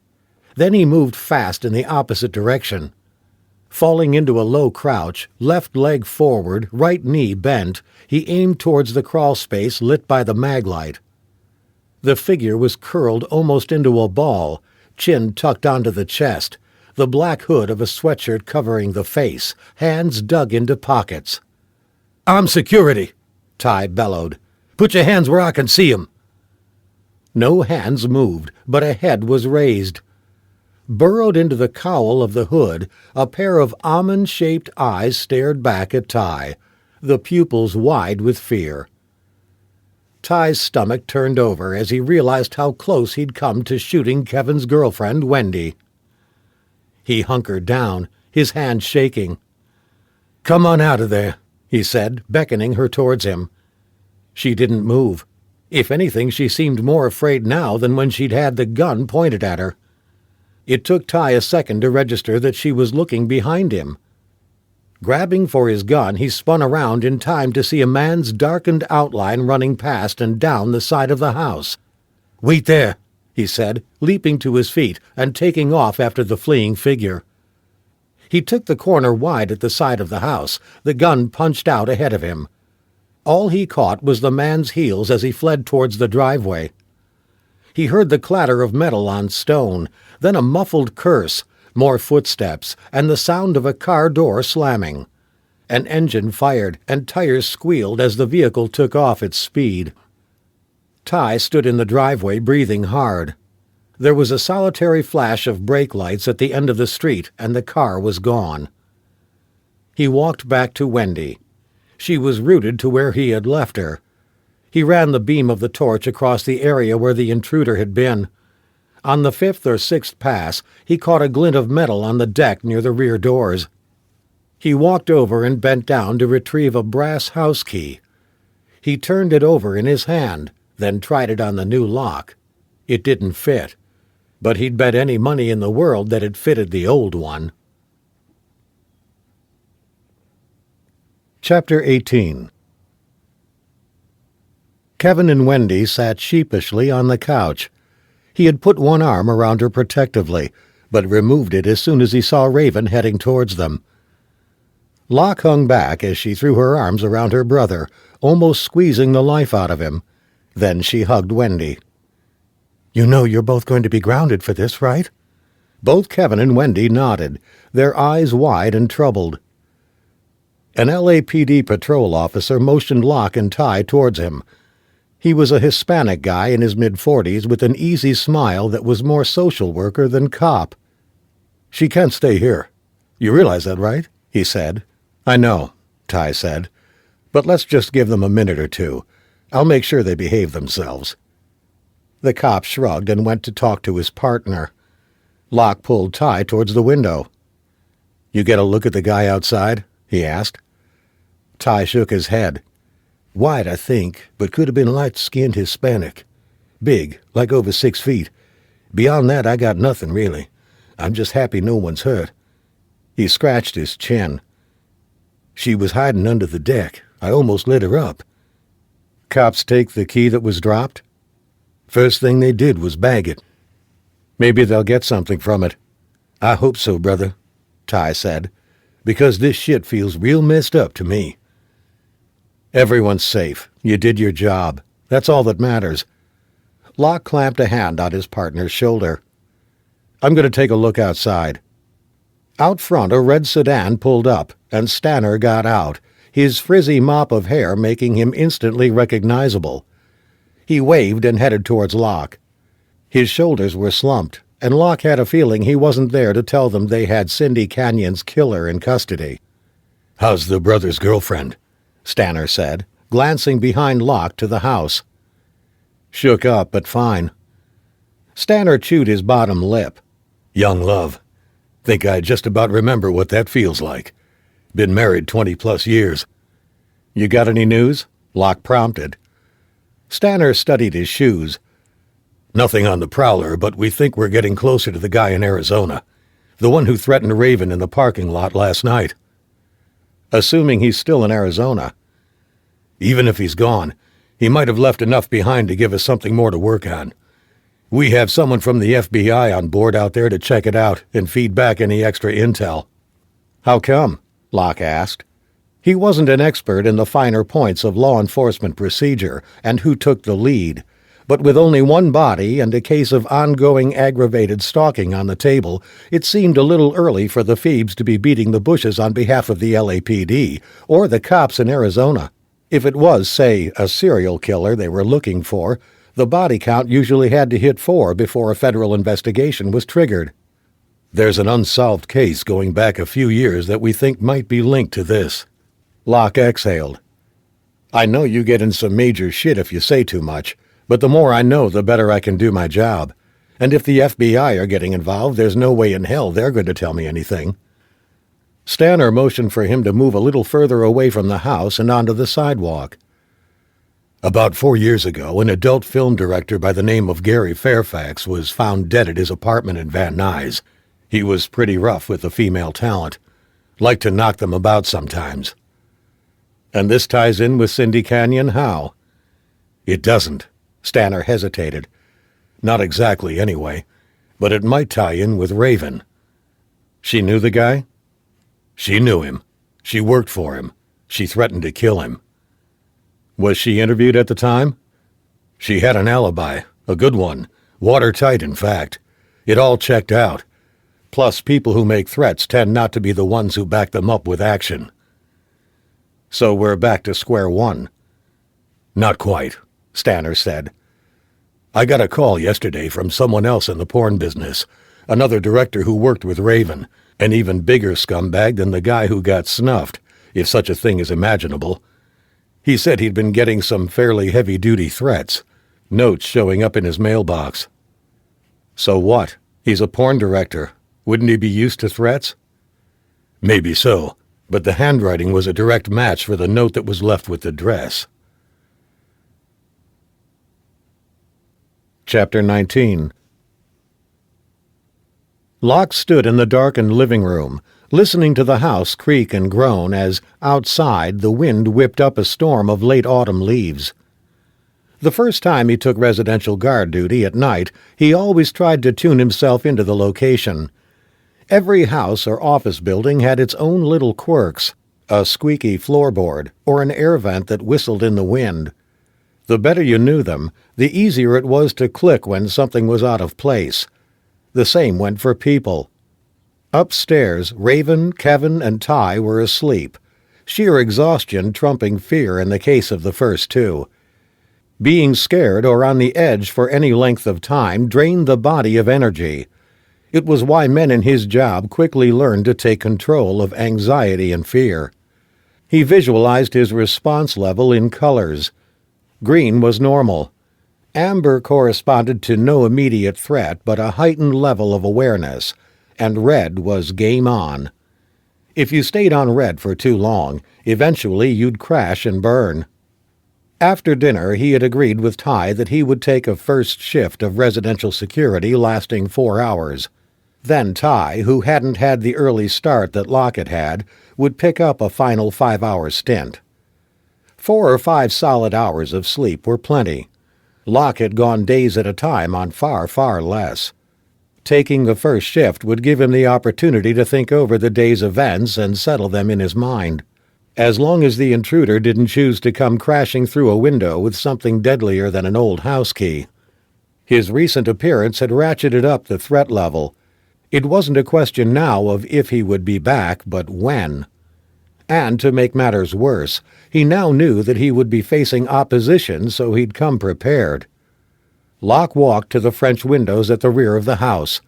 Beyond the deck was the sweeping panorama of city lights, and he wondered if the stalker was down there somewhere, planning his next move, or whether the specter of something more sinister, which Stanner had raised, had substance.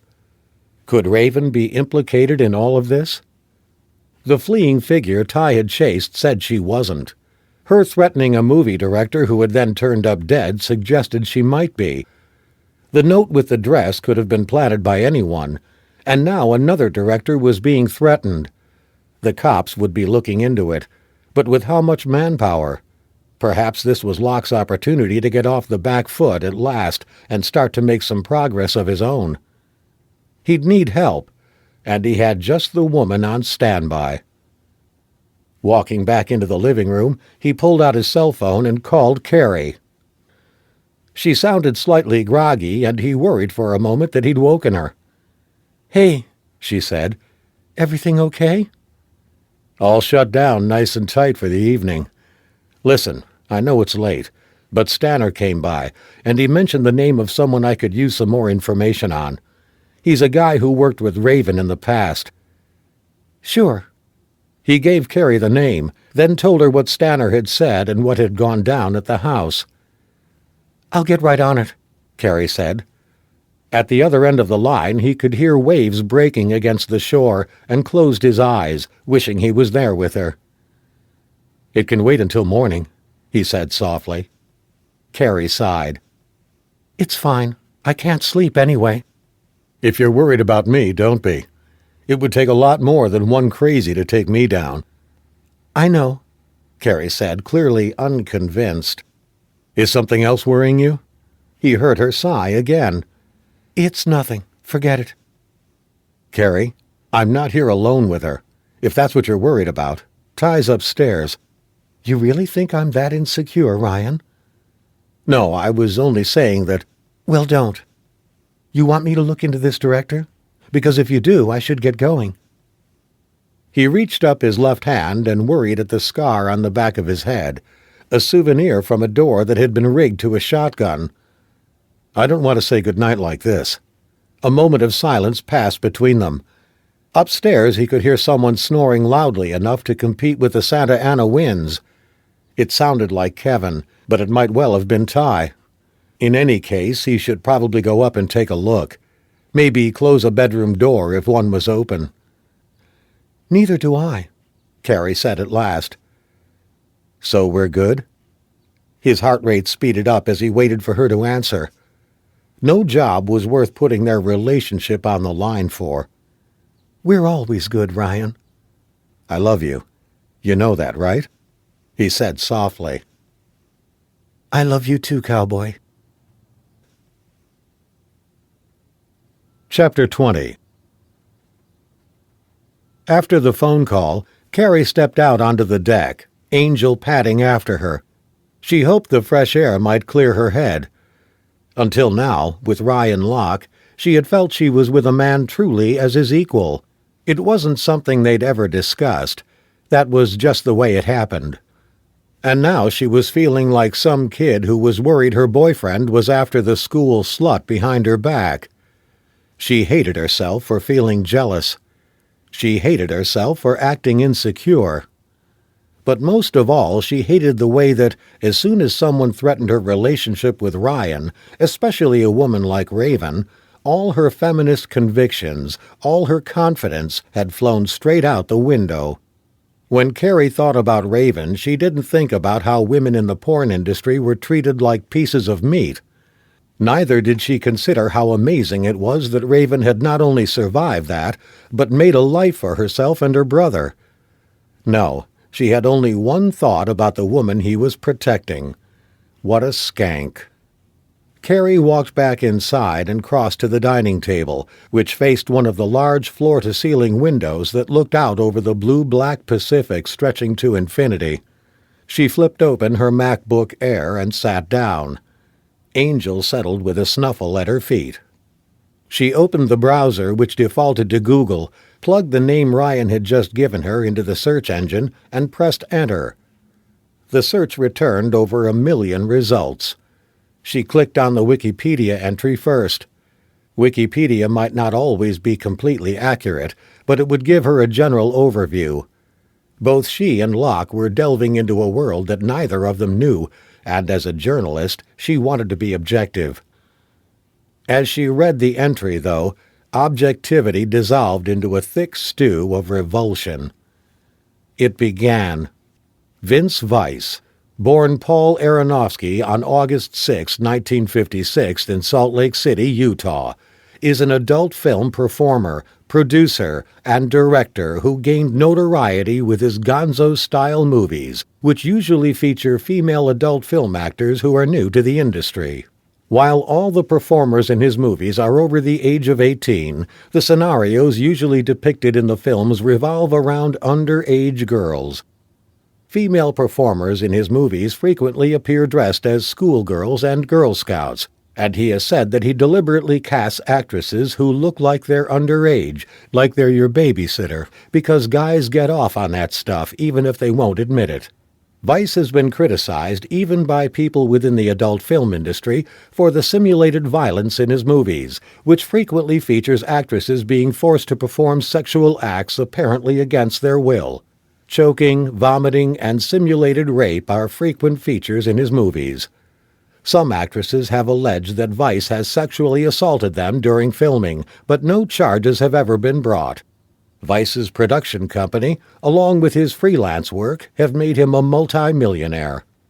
There was more, but Carrie stopped reading. She got up and slid back the glass door to let some air in, then walked back to the computer, scanning as quickly as she could through the rest of the entry. It didn't get any better. Even with the sanitized descriptions of the Wikipedia entry, she felt ill. Then she realized that this man's name, if the term man could be applied to someone like this, had generated more than 1 million results, and that he'd grown rich producing movies that deliberately set out to degrade and debase women. There was a long list of some of the performers he'd worked with, women with improbable names like Candy and Kitten. Raven Lanes was near the bottom. She clicked on Raven's name, which defaulted to her Wikipedia entry, so she pulled the Google homepage up again and did an image search, hoping for a picture of this guy. There were lots on the first page. It first took Carrie to a headshot of Vince Vice. He had a gaunt face, and his skin was stretched way too tight over his skull, short-cropped peroxide blonde hair and cold blue eyes. His lips were parted over his teeth in a theatrical snarl. Not all the pictures were of Vice. Some were of his co-stars, if that wasn't too grandiose a term. One in particular caught Carrie's eye. The actress had her hair in pigtails, and makeup had been plastered onto her face as if she were trying lipstick and mascara for the first time. It was smeared by the tears that had left thick black streaks running down her cheeks. Her eyes were dead. Over the woman's shoulder, and slightly out of focus, stood Vince Vice, with the same snarling expression. This time you could see more of him. He had a powerful, sinewy physique, a broad chest and bulging biceps. He looked exactly as he was, a man who clearly delighted in inflicting humiliation on women. Carrie felt simultaneously sick and angry. If someone had threatened to kill him, she thought, good for them. Chapter 21. FBI profiler Levon Hill hunkered down in the back of the Arizona State Police radio car and watched as an angry red tinge blossomed on the edge of the eastern horizon. Sunrise was minutes away, and the SWAT team was already creeping into place, ready to storm the house and braced for a fight. Reports from Los Angeles suggested the target was already gone, but at this stage nothing could be taken for granted. They had a suspect. They had an address. It was worth checking out, and making assumptions with someone like this was always dangerous. His right hand shielding his eyes from the rising sun, Hill studied the target location. If the man inside was responsible for the murder of Cindy Canyon, they had to be prepared for the worst. Although in Hill's experience, serial killers were often surprisingly meek when they knew the game was up. Oftentimes they played a part in their own capture, their ego driving them to be discovered so that they could then share more fully in the glory of what they'd done. At least those were the theories. 10 years into his work with the Bureau, Hill had been present at the arrest of a serial killer only once before. That case had ended in a shack near an abandoned cattle ranch in Montana and the uncovering of a gory collection of trophies. Years later, Hill still had nightmares from the images of that morning. He was hoping that this time they were wrong, that the man they believed was threatening Raven Lane was just a regular asshole. He could deal with regular assholes. Hauling himself up, Hill stared down the street at the target location. 1425 Rattlesnake Trail was so far on the wrong side of the tracks in Tempe, Arizona, that even if the trains had still been running, you wouldn't have been able to hear them. Clapperboard houses spoke of hasty construction and decades of neglect. Weeds filled every yard, snaking over rusting engine blocks and decrepit children's climbing frames. No one was about. No one was walking drowsily to their car or to catch a bus and head off to work.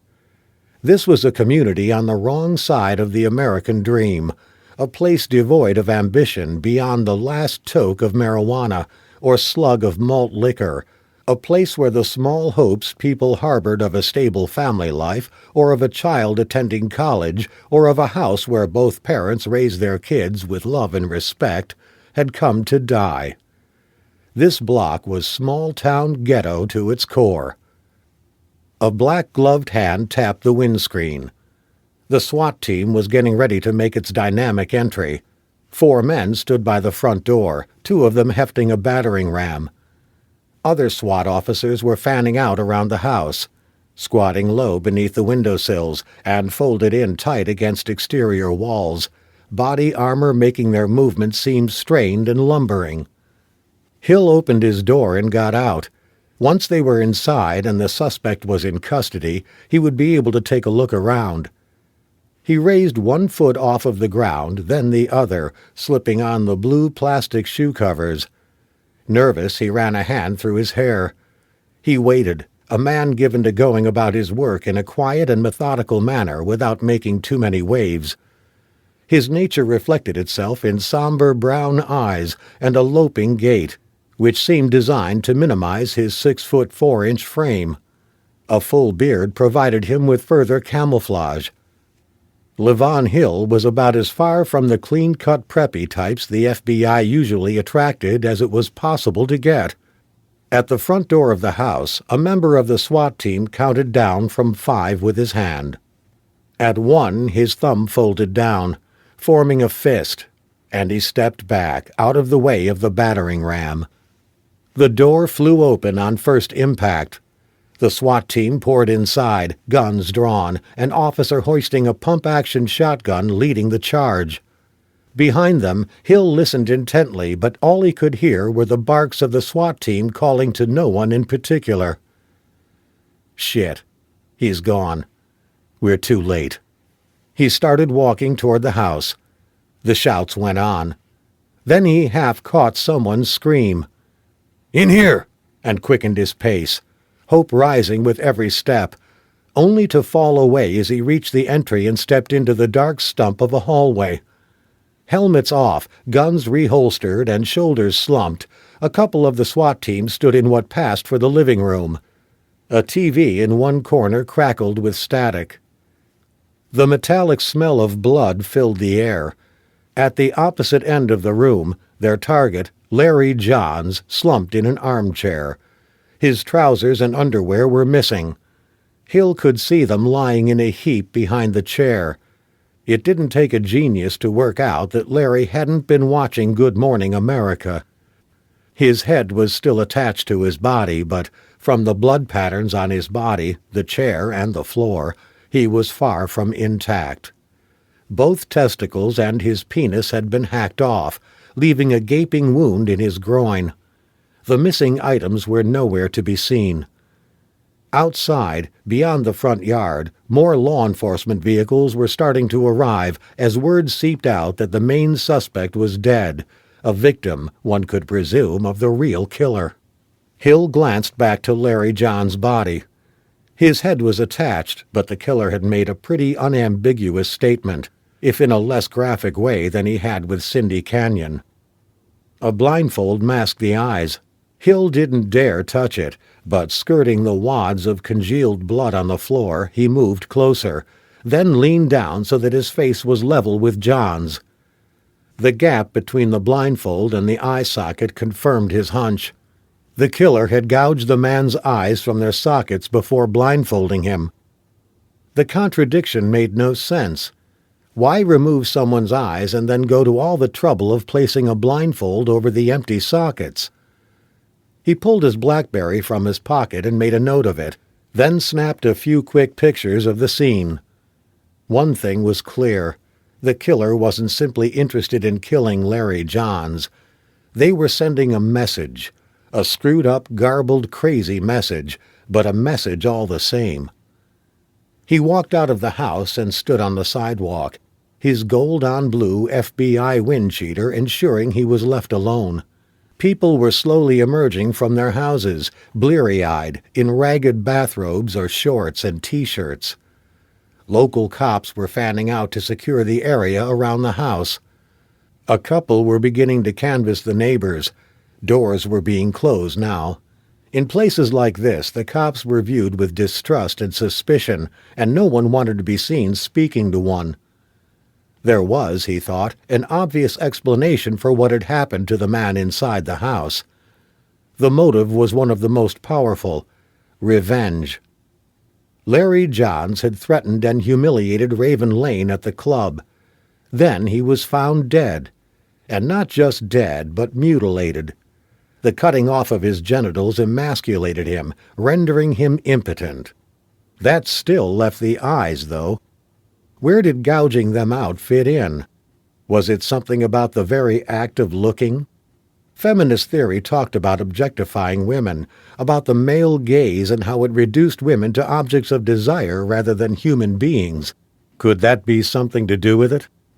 Removing the man's genitals and eyes suggested one thing quite strongly to Hill: that the person who had done this was a woman. But how did Cindy Canyon fit in with it?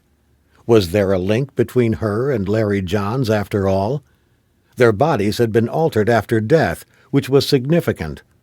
But the ways in which they had been altered were very different. Assuming, for the sake of argument, that the cases were linked, there was one thing that Yvonne Hill was quite clear about. This was a person with a lot of rage. It was probably well concealed, hidden deep within them, but it was there, and it was potent, and it was overwhelming. The killer was operating in a frenzy. They might have killed before, they might not. But one thing was 100% guaranteed. If this individual wasn't caught, there would be more bodies. Chapter 22. When Locke walked into the kitchen, Kevin was slumped over a bowl of cereal, still upset over the fallout from Wendy's unscheduled appearance. Wendy's mother had not appreciated her daughter sneaking out to see him, especially not when she had turned up to a house surrounded by cops. Locke had brokered a deal that meant Raven and Wendy's mother agreed that Kevin and Wendy should take a break from each other for a few weeks. Neither Wendy nor Kevin had seemed thrilled at the prospect, and Wendy had had to be practically dragged into her mother's car. It had taken both Locke and Ty to restrain Kevin, who had eventually retreated to bed in a sulk. This was one situation that even Superman didn't have an answer for. Locke grabbed some water from the fridge dispenser. Raven, dressed in sweats and with her hair pinned up, was wiping down the counters. "Do you have a moment?" he asked her. "Sure." Raven followed him out of the kitchen and out of Kevin's earshot. "I got a call earlier about the guy in Arizona, the one who hassled you inside the club." "They caught him?" The early morning sunlight was streaming in through the French windows at the rear of the house. The temperature had dropped by a couple of degrees. The Santa Anas had died down, at least for now. It was the kind of mid-70s perfect day that drew the huddled masses west to California. Locke took a deep breath. Delivering bad news was like ripping off a plaster, best done swiftly. "They found him dead this morning at a house in Tempe." Raven's shoulders slumped. "But the guy who was here last night?" "They think the person they found in Tempe had been dead for a while, possibly since the night he approached you in the club. The guy last night might have been the one from the parking lot. You said they looked different, right?" "I think so. The guy in the lot looked a lot taller, but it wasn't well lit out there, and it happened so fast." She sighed. "So, we're back at square one?" Locke took a moment to think her question over. "It ups the stakes for all of us. which means more manpower and more attention from the cops, so that's positive. But we still have to keep our guard up. The more your stalker thinks that people are after him, the more dangerous he'll be." Raven checked her Cartier watch. "And what will that mean?" "If it brings him out into the open, we'll be waiting for him. Until then, you try and go about your business as best you can." Raven shot him a tight smile. "I did have a meeting scheduled for later this morning with an old production company I used to work for, and something out of town this evening, but I'm not sure it's a good idea with all this attention." Locke waited. "Can we go outside?" she asked. "Sure." She stopped at the edge of the deck, resting her elbows on the edge and staring out over the cityscape. "When I told you I wasn't seeing anyone, I wasn't being entirely truthful." She turned to face him, then went back to staring at the view. "There is someone I see from time to time, but it's more of a business arrangement, if you know what I mean." Locke squared his shoulders. Anyone who followed the news knew that women in Raven's line of work often supplemented their income by partying with high rollers, whether they were Hollywood A-listers or sports stars or just guys with more money than sense. "You don't have to draw me a picture." "He called me this morning," Raven said. "He wants to see me in Vegas tonight. He said he was worried about me." "You want to go to Vegas tonight?" he asked her, momentarily taken aback. "It's a lot of money." Locke nodded reluctantly. "Whatever you want to do. Ty can keep an eye on Kevin here, and I can come with you. You shouldn't travel alone." Raven turned to him with a sad smile. "I'll have to clear it with my client first. He has his own security.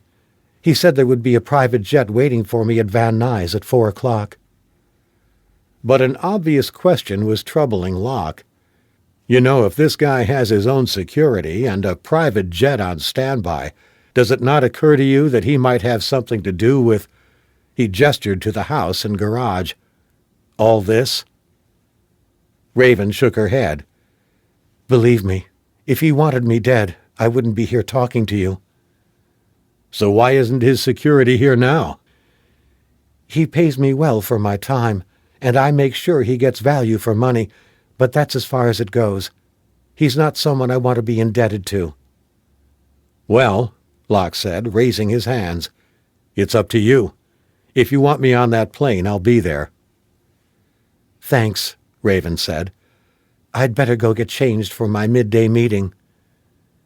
He watched her leave. Through the glass he could see Ty mussing Kevin's hair. With every new revelation about Raven's tangled life, the gnawing sense of unease grew. But it was too late now to pack up and walk away. For better or worse, he was in for the ride all the way to the finish. Chapter 23. But before any private flight to Vegas, there was the matter of Raven's first business meeting. Locke wasn't sure what to expect from the head office of the world's richest porn production company.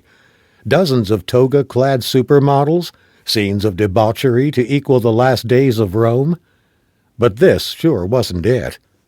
The company's headquarters was a 2-story, windowless concrete bunker 2 blocks east of Van Nuys Boulevard. It was flanked on one side by an industrial unit housing an aircraft parts maintenance company, and on the other by a low-rent Mexican restaurant. Like good bodyguards, wealthy adult movie producers clearly recognized the wisdom of blending into the background. Locke parked the Range Rover in back and took a quick scan of the nearby cars before walking round and opening Raven's door. She stepped out into the blazing heat, black hair frizzing at the ends with the humidity. They walked to a door at the back of the building, and Raven hit a buzzer. A camera whirred round towards them. A second later there was a click. Locke pushed the door open and ushered Raven inside. They found themselves facing a reception area. An obese, middle-aged woman, who looked as if walking upstairs would make her sweat gravy, came out from behind the reception desk and enveloped Raven in a hug.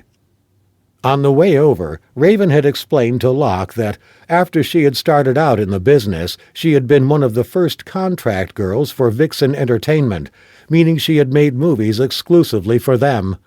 They operated at the higher end of the industry with a revenue stream from distributing their movies via the internet, cell phones, and hotel chains that would have pleased the head of any major Hollywood studio. One thing was for sure, though. They hadn't spent their money on their head office. Looking around at the faded linoleum and bare walls, Locke wondered what the low-end places were like. "Oh, honey," the receptionist was saying to Raven. "We're all so glad you're okay. After what happened to you yesterday, we were so worried." "Thanks." The receptionist seemed to notice Locke for the first time. "New boyfriend?" she asked Raven. "Security," Locke said, then put out his hand. "Ryan Locke." "Cherry Brandowski," the receptionist said, scanning him from top to toe. "You ever done any acting, Ryan?" Locke smiled. "The people in these things act?" he asked her, waving at the movie posters that lined the walls. They looked like real movie posters, except they all featured naked women, and the titles ranged from the comedic Sheepless in Seattle to the more straightforwardly graphic I Own Your Ass 6. Clearly, I Own Your Ass 1 through 5 had been sufficiently successful to merit a further sequel. Raven frowned. "Believe me, it's the women who have to do the acting most of the time." "Just like real life," Locke observed, drawing a snort of a laugh from Cherry. "Is Dimitri around?" Judging by Raven's body language and the way she was lifting up and down on her heels, she seemed eager to cut the conversation short. "He did say it was important." "Yeah," Cherry said. "He's in his office." Raven led the way down a long corridor off which there was an array of doors. Some were open, and a variety of people sat behind desks, working on computers or on the phone, or filling in paperwork. If you took away the women on the posters, it appeared like any other business. The employees looked like those in any Hollywood production company, young, tired from the long hours, a little more casually dressed than in other parts of the corporate world, with more than the usual share of tattoos and piercings. Other than that, they could have been making movies with Keanu Reeves. The final door was unmarked. In fact, Locke had noted a complete absence of signage on any of the offices as he walked by. Raven knocked, and without waiting for an answer, went straight in. From the name and the job title, Locke had been expecting a burly Greek-American with lots of chest hair and a gold medallion, puffing on a cigar, but Dimitri appeared to be in his mid-30s, an L.A. fashion victim dressed in an understated combo of designer jeans and a white shirt. There were no medallions or any other jewelry in sight. Raven made the introductions. Dimitri was the CEO of the company. "You want me to wait outside?" Locke asked. "No, we're good," Raven said, aiming a smile at Dimitri, who shrugged that he didn't mind either way. Of course, he had to be with Raven right now. She couldn't have gone to the meeting unescorted. He also sensed that not only did she and Dimitri have a history, but that he was being used. As he saw it, Raven had hired help, and not the kind of dumb meathead who usually turned up as a boyfriend or manager. She had brought in the real deal, a man who had killed. After air-kissing Raven and nodding curtly to Locke, Dimitri motioned for them both to take a seat across from him. Beside his computer he had one of those executive stress relief contraptions with balls that clacked back and forth. Locke wondered if it was some kind of postmodern attempt at humor, but didn't ask. "I'll cut to the chase, Raven," Dimitri said. "I want you to come back and work for us." Raven's answer was swift but delivered with a smile. "For $10,000 a month? Forget it. There are more pleasurable ways of getting screwed." Dimitri opened a desk drawer and Locke tensed. "Relax, I'm pulling out a deal memorandum," Dimitri said, looking up at him. He conjured a single piece of paper from the drawer and slid it towards Raven. "Think about it. With this kind of money you could forget the club appearances and all the other bullshit. We handle everything for you. All you have to do is one movie a month, some promotional work, and stay in shape. Beyond that, your life's your own. You'll be back in the fold, and we won't let anything bad happen to you. I guarantee it." Locke's focus shifted to Raven.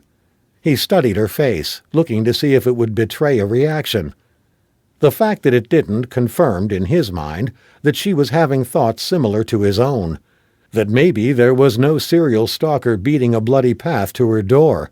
Maybe it was a classic piece of extortion. While Carrie had been looking into Mr. Weiss, she'd found something else she had passed on to Locke earlier that morning. Something that had taken on a new meaning in the past few seconds. The last company Cindy Canyon had worked for was Vixen Entertainment. They'd been building her as the successor to Raven Lane. As sure as night followed day, Dmitri was a front man, an acceptable face for much of the money that was coming into his industry. And the money behind porn was usually linked to crime.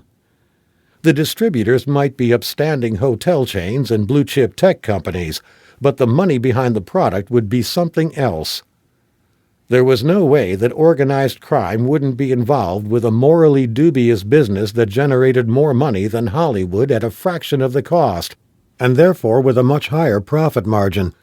You didn't need to be a forensic accountant to work out that much. If Vixen Entertainment and its backers wanted their cash cow to return to the fold, scaring her would be one way of doing it, although even Locke's natural paranoia didn't allow him to believe that they would start killing people to achieve that goal. More likely, they were using a situation that was already in play as leverage. Cindy was going to be their new star until she'd been murdered, so Vixen needed to go back to its old star, using the protection it could offer as the carrot. Raven studied the piece of paper. Locke was hoping she'd say she would think about it, and they could leave. But Raven was not a woman to take the path of least resistance. "Never go back. Wasn't that what you told me when you terminated my contract, Dmitri?" she asked now, her violet eyes blazing with fury. Dmitri placed his hands palm down on the table. "Circumstances change. You have a lot of heat around you with everything that's going on. Why not cash in?" He took a breath, then lowered his voice. "Raven, you've got maybe 5 years left. The stalker situation is a once-in-a-lifetime opportunity. We can all make out if we play this right." Raven stood up abruptly. "That's what this whole deal is to you? A marketing opportunity? Or are you thinking how much you'll get from my movies if this guy kills me?" As she spoke, Locke kept his eyes on Dmitri. He was affecting a look of detached amusement. He stayed sitting but raised his hands, palms out. Okay. I was just asked to put the offer to you. You don't have to go postal on me. It's a good deal, Raven. A great deal, in fact. But it won't be on the table forever. You and I both know that." Locke got up, ready to end the exchange. "It was nice meeting you." He nodded towards the door. "You have to be somewhere," he reminded Raven. Locke fell into step behind her as she stalked out of the room and down the corridor. In the reception area, Raven gave Cherry a goodbye hug, which was when he noticed the poster behind her desk, separate from the ones lining the halls of the corridor. It showed Raven Lane. Next to her was Cindy Canyon. They had their arms wrapped around each other, and they were staring into each other's eyes, lips not quite touching. Locke kept walking. This was the Cindy Canyon whose head had ended up in a newspaper vending machine, and whose body had been pulled from the trunk of Raven's BMW. The Cindy Canyon whom Raven didn't know. For two people who didn't know each other, they looked pretty close. Locke had a decision to make. Either he could ask Raven why she had lied, or he could keep his mouth shut. In the parking lot, Raven's cell phone beeped. She took it from her bag and read the text. "They confirmed. The plane will be ready for us at Van Nuys at 4 o'clock. She looked at him. "Are you okay? You seem kind of quiet." "Just thinking about something." "Want to share?" "Not right now," he said, holding open the door of the Range Rover.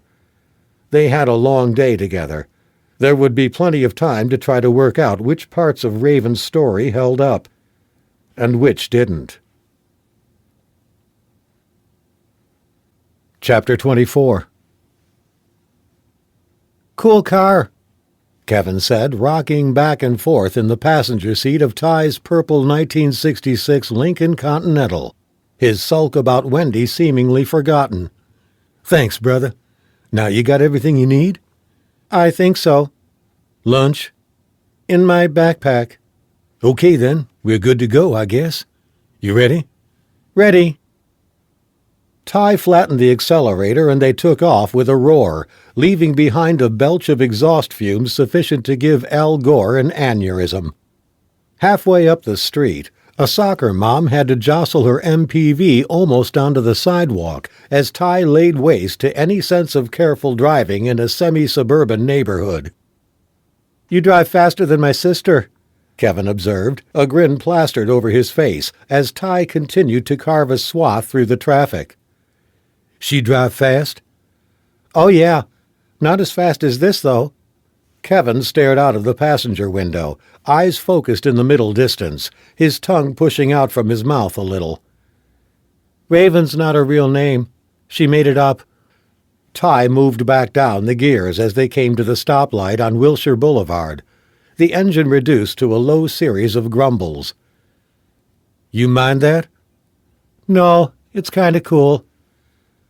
The stoplight shifted to green and Ty took off again, tumbling down a hill towards the freeway on-ramp. "So what was her real name, if you don't mind me asking?" "Well," Kevin said, straightening up in his seat, "our name is Lane, but my sister's real name is Sarah." Ty mulled it over.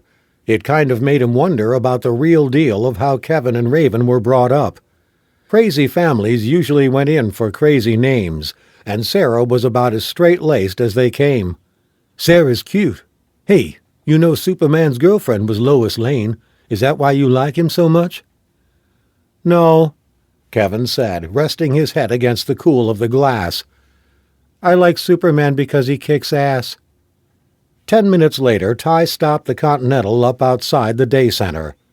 It was a Spanish bungalow-style white concrete building with red tiles, neatly trimmed grass out front, everything spick and span. A yellow school bus pulled up outside, disgorging its cargo of young adults. Ty thought back to high school, when he and his buddies might have been standing on the sidewalk, making jokes about the short bus or the goof troop. But here and now, with Kevin next to him, those jokes didn't seem so funny as pathetic. Maybe, he thought, kids use that kind of humor about people like Kevin to distance themselves because the reality was too uncomfortable. Or maybe he and his buddies had just been assholes when they cracked those jokes. After a couple of beers, Locke had once told Ty about his approach to such stuff, and it had stayed with him. If you'd feel like a complete asshole saying something to someone's face, then don't say it behind their back. Locke the philosopher, thought Ty, smiling. The bus pulled away, and a number of teenagers were pointing at Ty's car. Most, but not all, had Down syndrome. Kevin waved at them, enjoying the attention. Then Ty noticed his brow furrow, and he looked away. Wendy's mother was escorting her daughter into the building. Ty rested a huge hand on Kevin's shoulder. "You okay, brother?" Kevin gave a weak nod. "Listen, remember what I told you. It'll work out. There's no guy a girl likes better than the one her parents don't want her seeing. Take it from me." Ty started to escort Kevin across the road, but their path was blocked by a convoy of 3 more school buses, this time carrying what seemed to be high school kids. It was only then that Ty noticed the building less than half-block away from the Adult Learning Center where he was dropping Kevin. His car was drawing attention from the high school students, too, but a couple of skater kids sporting shaggy hair on the last bus were more focused on Kevin's friends on the other side of the road. One of the skaters jutted his jaw out, letting his face go slack, aping the expression of someone with Downs. His buddy cracked up. The group waiting to go into the learning center looked away. Ty made a mental note of the two skater kids, then walked Kevin across the street and inside the building. When he came back out, some of the high school kids were still milling about, grabbing the last few minutes before they had to be inside. Ty walked down the road towards the high school. The two skater kids he'd made a note of earlier were still outside, passing around a joint. The slightly taller one waved the joint in Ty's direction as he closed in on them. "It's okay, man. We're good." Black guy outside a high school has to be a drug dealer in their world, thought Ty. He let his jacket, which he'd weighed down with coins earlier so that it wouldn't ride up and reveal his gun, slip to one side. The kid's expression shifted in less time than it took Ty to pluck the joint from his hand and crush it under his boot. He stared at them. "It's only a little weed, man," the smaller one offered. Ty kept staring, enjoying their discomfort. He nodded down the street. "You think people over there don't have enough bullshit to deal with without assholes like you making fun of them?" Their teenage bravado evaporated. "Answer me," Ty said. "No," said the taller of the two. "What about you?" Ty said, addressing the shorter one, who seemed busy willing the ground to open up and swallow him. "They probably didn't even see us." Ty took a step forward. "See what, asshole?" The kid remained silent, his face flushing. "And look at me when I'm talking to you, bitch," Ty continued. The other kids had melted away. "No." The kid's voice was starting to fracture as he fought off tears. "I'm sorry, we won't do it again." "Damn straight," said Ty, and walked back towards the Continental. Chapter 25. Dodging the airport's main terminal building, Locke drove the black Range Rover towards a gatehouse-controlled side entrance, where a guard checked his and Raven's ID before directing them to a nearby aircraft hangar.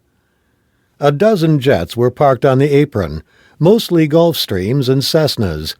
The cheapest one probably cost more than $5 million, Locke guessed.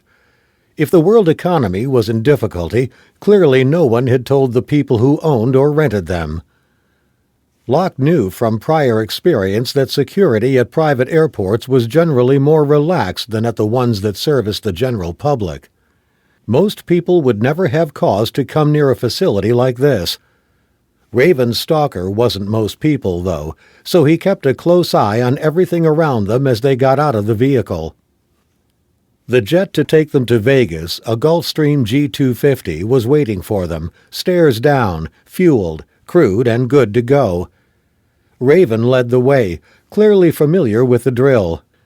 Two female crew greeted them at the top of the stairs. Their overnight bags were spirited away to a front storage area as they walked into the main cabin. Plush cream carpets swallowed them ankle-deep as they made their way past a sparkling stainless steel forward galley and a black marble-topped bar towards the creamy soft leather seats. At the back, Locke could see a bathroom, complete with shower, the size of 10 cramped conventional aircraft restrooms, the interior walls covered with soft leather. The luxurious surroundings lent a soporific quality to the atmosphere, as if you were stepping out of the conscious world and into a dreamscape where nothing bad could possibly happen. Locke took a seat facing the front while Raven sat opposite him. One of the smartly dressed female cabin attendants asked if they wanted anything. Locke asked for water.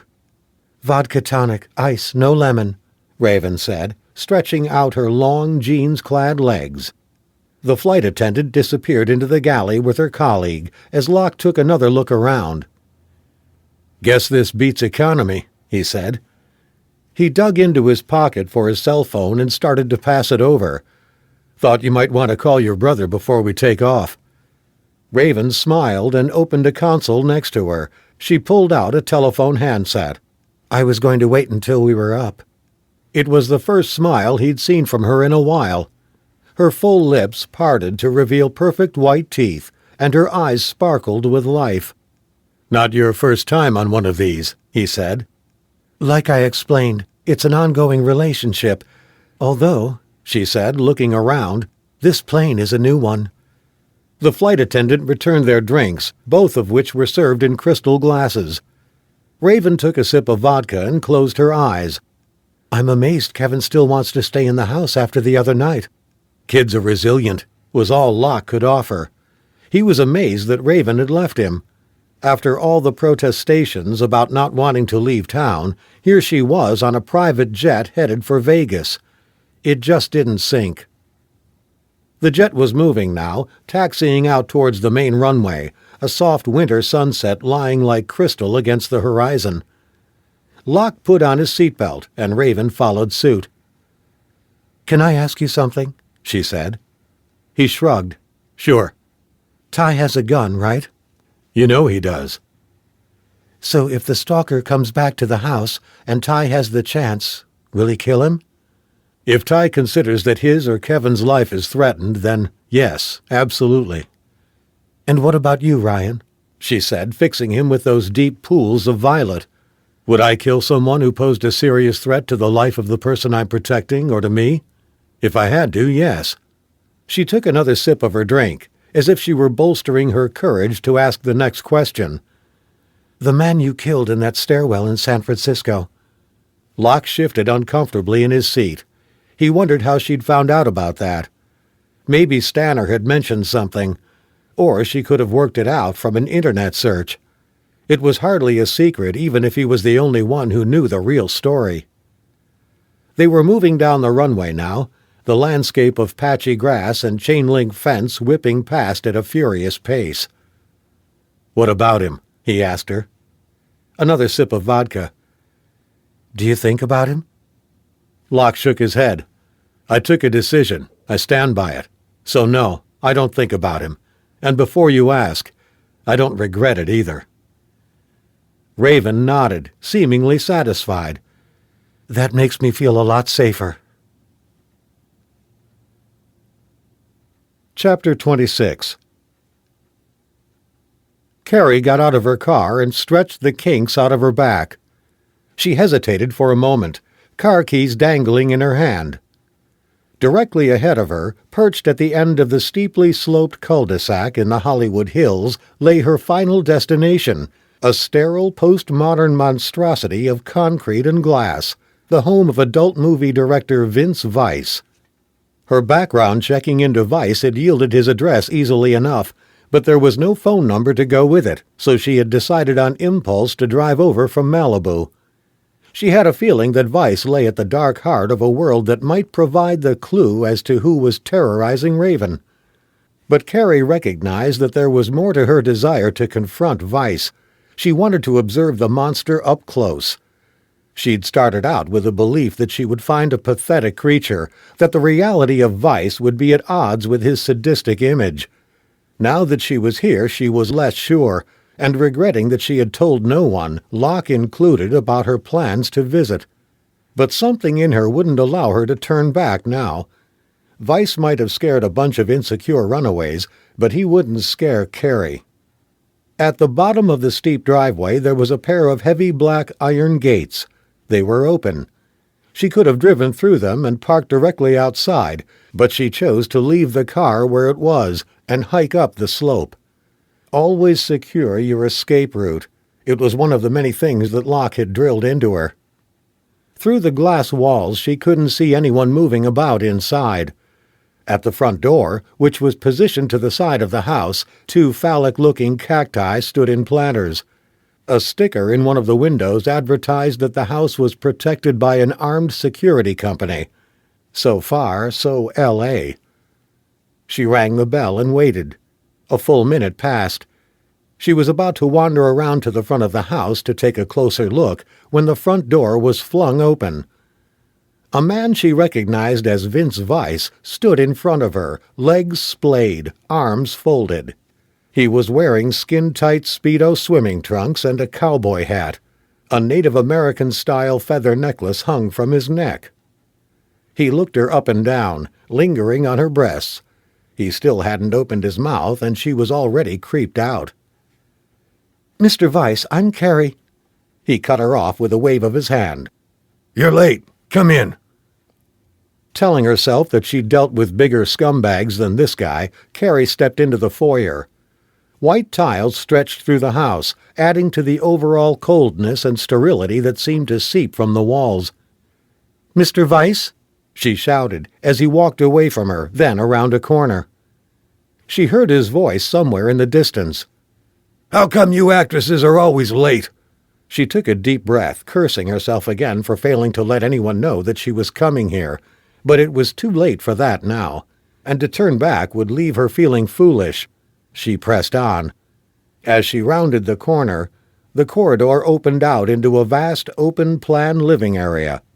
There was a black leather couch, a glass coffee table with a tiny mound of white powder and a razor blade, a 50-inch plasma screen television, tuned to what Carrie guessed was one of Weiss's movies, and a video camera mounted on a tripod.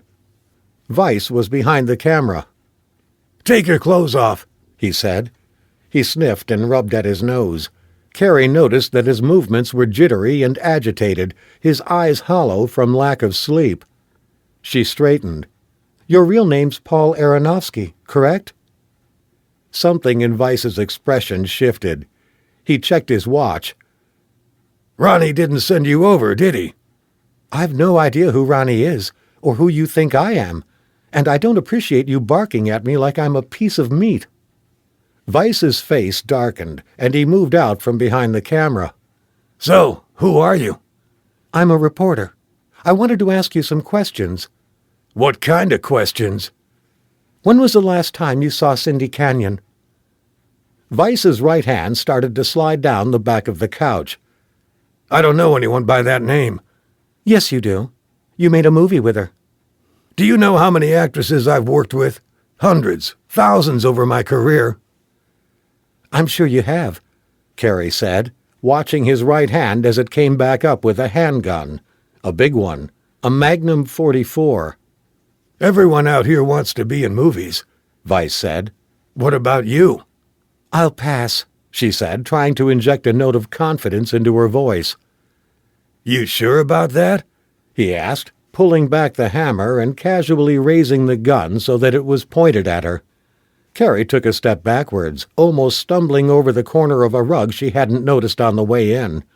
She had expected him to be hostile. His bio had told her that. She hadn't expected a reaction so extreme, though. "I'll tell you what," he said, his voice soft and reasonable. "I'll put the gun down, and you can ask me all the questions you like." "Okay," Carrie said, her heart pounding as she waited for the catch. "But when you're done, I get to ask you some questions. We have a deal?"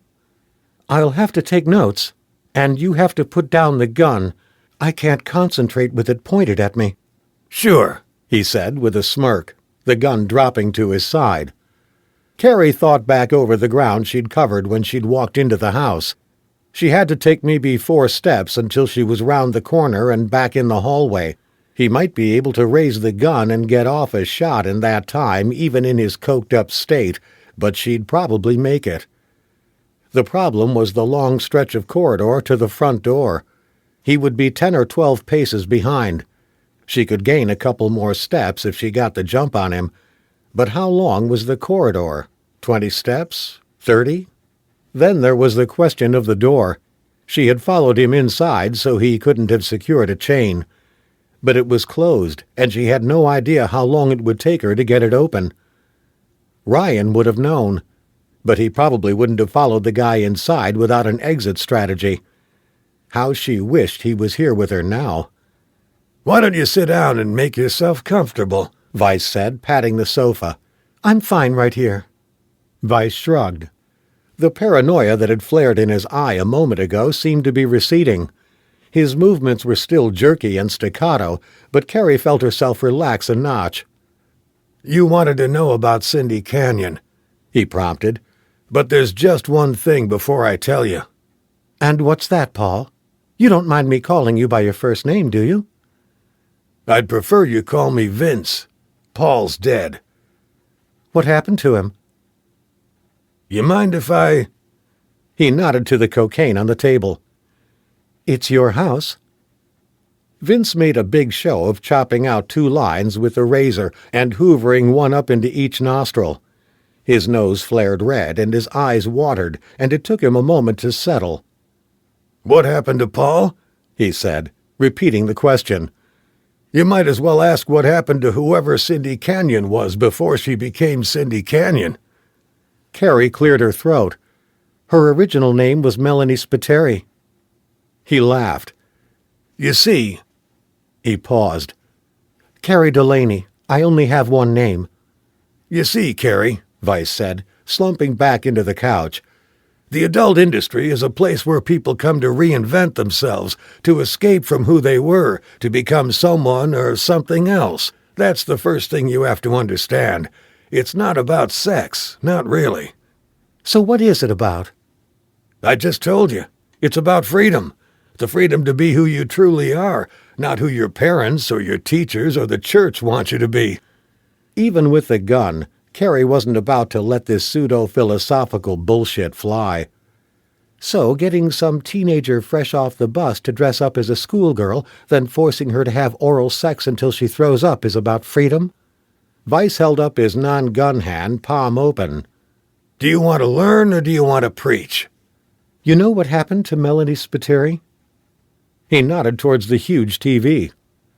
"Caught it on the news," he said, matter-of-factly. "Shit happens in this business." He stroked the .44 Magnum, which was next to him on the couch. "That's why you can't be too careful." Had you heard about anyone threatening her? A stalker, maybe? Vince smirked. "How the hell would I know? I worked with her once." And you don't get much repeat business. "Once is usually enough. Most of them can't take the pace of a Vince Vice flick." Carrie sighed. I bet. What about Raven Lane? Vince ran his fingers through his short-cropped hair. "What about her?" You worked with her at the start of her career, too. "Yeah, me and Raven go way back, but I haven't seen her in years. Not since she threatened to kill me, anyway." Carrie felt relief that he had brought up Raven's threat without being prompted. You weren't worried by her threatening you like that? "Not enough to want to harm her. I've already gone over all this with the cops. Listen, you might not like what I do or how I make my living, but I'm the one whose life is being threatened." What do you mean? Raven made that threat years ago. Vince lifted the gun again, holding it in 2 hands. "I've had phone calls in the past few weeks. Why do you think I have this?" You tell the cops about these calls? "Sure. They sent out some fat, frizzy-haired retard to talk to me." You think the phone calls were from Raven? "Not directly." What does that mean? Vice stood up. Carrie kept still, although her heart was pounding again. "It means that Raven is good at playing the victim, drawing people into her little world. But she's no angel, believe me. Now, I've answered all your questions, so what do you say? Should you and me get to know each other a little better?" He leered at her, his tongue flicking over his lips. Carrie tensed as she watched his hands. She was waiting for him to raise the gun, trying to judge the best moment to make a break for it. She took a deep breath. You know, I don't think I'm suitably attired for one of your productions. "The outfits are upstairs. Why don't you go pick one out?" The stairs had been facing the front door. Without waiting, she started to walk out of the room towards them. She could hear him getting up to follow her. But as soon as she was around the corner, she took to her heels, her shoes slapping hard against the tiles. At the door, she allowed herself a split second to look back. Vince was at the far end of the corridor. The gun was nowhere to be seen. He saw the panic in her face and laughed. "Say hello to Raven for me, would you?" Carrie wrenched the front door open, and she was gone, half running, half stumbling down the drive. But as she neared the gates, she saw them starting to move. Most electronic gates had a sensor to stop them closing on vehicles or people. Once they were shut, though, that was it. All she had to do was get there before they sealed entirely. Not looking back anymore, she focused entirely on the last few feet, making it just in time. As she squeezed through, the gates stopped. Shaking, she clicked open the car and clambered in, activating the central locking as soon as she was inside. Then she sat, her head in her hands, feeling sick with fear and disgust. She'd promised herself that a lowlife like Vice wouldn't get to her, but he had. She looked to her right, back up towards the house, but the front door was closed and he was out of sight. Even looking at the house made her shudder. Something about the place had chilled her. She thought of the dozens of young women, no more than children really, who must have stepped inside that front door and left as very different people. She took one last look, thinking for a moment that she had glimpsed Vice standing at one of the upstairs windows. But as the sun glinted against the glass, he was gone again, back into his nightmare world where women existed only to satisfy the darker, depraved urges of men who would run 100 miles from a real relationship. Chapter 27. The Gulfstream taxied off the runway and came to a stop. The engines were shut down and the steps lowered. Next to the aircraft, a shiny black limousine waited for them, its engine idling with a low rumble. A driver and a single bodyguard sat inside. As Locke escorted Raven down the stairs, the bodyguard had emerged to open the door. He was a huge guy, not tall but wide, with a thick neck and a Lego block head. He was wearing a tight-fitting suit, which Locke presumed was meant to emphasize his muscles, but would only cripple his ability to move if anything happened. A Fu Manchu goatee and a pair of wraparound shades completed his look. While everything about him screamed bodyguard, Locke knew that if anything did go down, this guy would be about as much use as a cat flap on a submarine. As the bodyguard opened the door of the limo for them, his suit jacket rode up to reveal his firearm, a Glock 9mm. Professional operators usually weighted their suit pockets so they didn't put their weapon on show when they moved. This guide made it clear that he was armed, and equally clear that the jacket restricted movement, so that by the time he was ready to fire his gun, an attacker could have put him down. Close protection work was about reaction time, and reaction time wasn't helped by bulk. Ty was a powerfully put-together individual, but he was also athletic. This man, Locke thought, was like a goddamn hippo. Yeah, if he got close enough he'd do some damage, but he'd never get near someone who knew what they were doing. He was like a cartoon version of what a tough guy should look like, and his presence instantly made Locke nervous. The rear passenger door of the limo closed with a bass thunk, heavy enough to let Locke know that the vehicle was up-armored. Another bad sign. Up-armored vehicles tended to be used by high-net-worth individuals who carried a high risk. If you were all about bling and had no enemies, you'd save the cash and go for a soft-skinned regular limousine. Raven sat opposite him, pulled some makeup and a compact mirror from her bag and went to work. It was time to ask her the questions he'd been avoiding. "So, are you going to tell me who this guy is before we get to the hotel?" Raven smiled. He'd prefer I didn't. Locke sighed. "It goes no further. Scout's honor." Raven pursed her lips and blotted some lipstick onto a tissue, then checked herself in the mirror. He's a businessman. American? She glanced at him over the top of the compact. Why the sudden interest? Would you mind answering the question? He's Russian, if you must know, or Ukrainian, I'm not quite sure. Locke's heart sank a little. From his experience with Eastern European businessmen, the phrase was interchangeable with mafia. Even if they ran a clean operation here, the risk of an overlap with elements of organized crime from back home was inevitable. Raven must have read his unease. Look, he's a perfect gentleman, and like I already said, if he wanted to harm me, he'd have done it already. And what about people close to you? Does he have any reason to harm them? People close to me? Locke took a deep breath, knowing that his question might finish his involvement with her. He'd brooded over whether to ask it since the visit to the production company. Like Cindy. You denied knowing her, but you were in a movie together, weren't you? Raven's only reaction was to straighten in her seat and cross her legs. Where's all this coming from? At the production company, I saw a poster with the two of you on the wall. She smiled. That's it? That's your evidence that I've been lying to you? I hope you're a better bodyguard than an investigator. He stared straight at her. So how do you explain the poster? You don't watch a lot of these movies, do you, Ryan?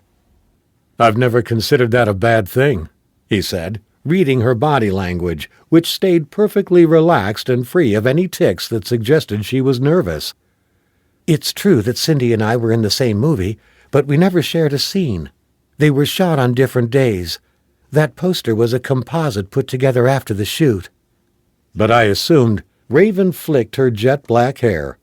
People always assume things about me. Usually they assume the worst. She stared down at her hands. I thought you might be different. Locke's jaw tightened. I'm sorry, but a couple of things didn't add up. The poster was only one of them. She sighed. Then you might as well ask me about the others. He glanced out at the shoals of overweight Midwesterners in slacks and T-shirts, filtering in and out of the casinos in the broiling late afternoon heat. You were adamant that you wouldn't leave your brother alone, that he was the reason you couldn't get out of town. Yet here we are. She pulled her cigarettes from her bag and lit one. Locke reached over to press the button to lower the window, but when he pushed it, nothing happened.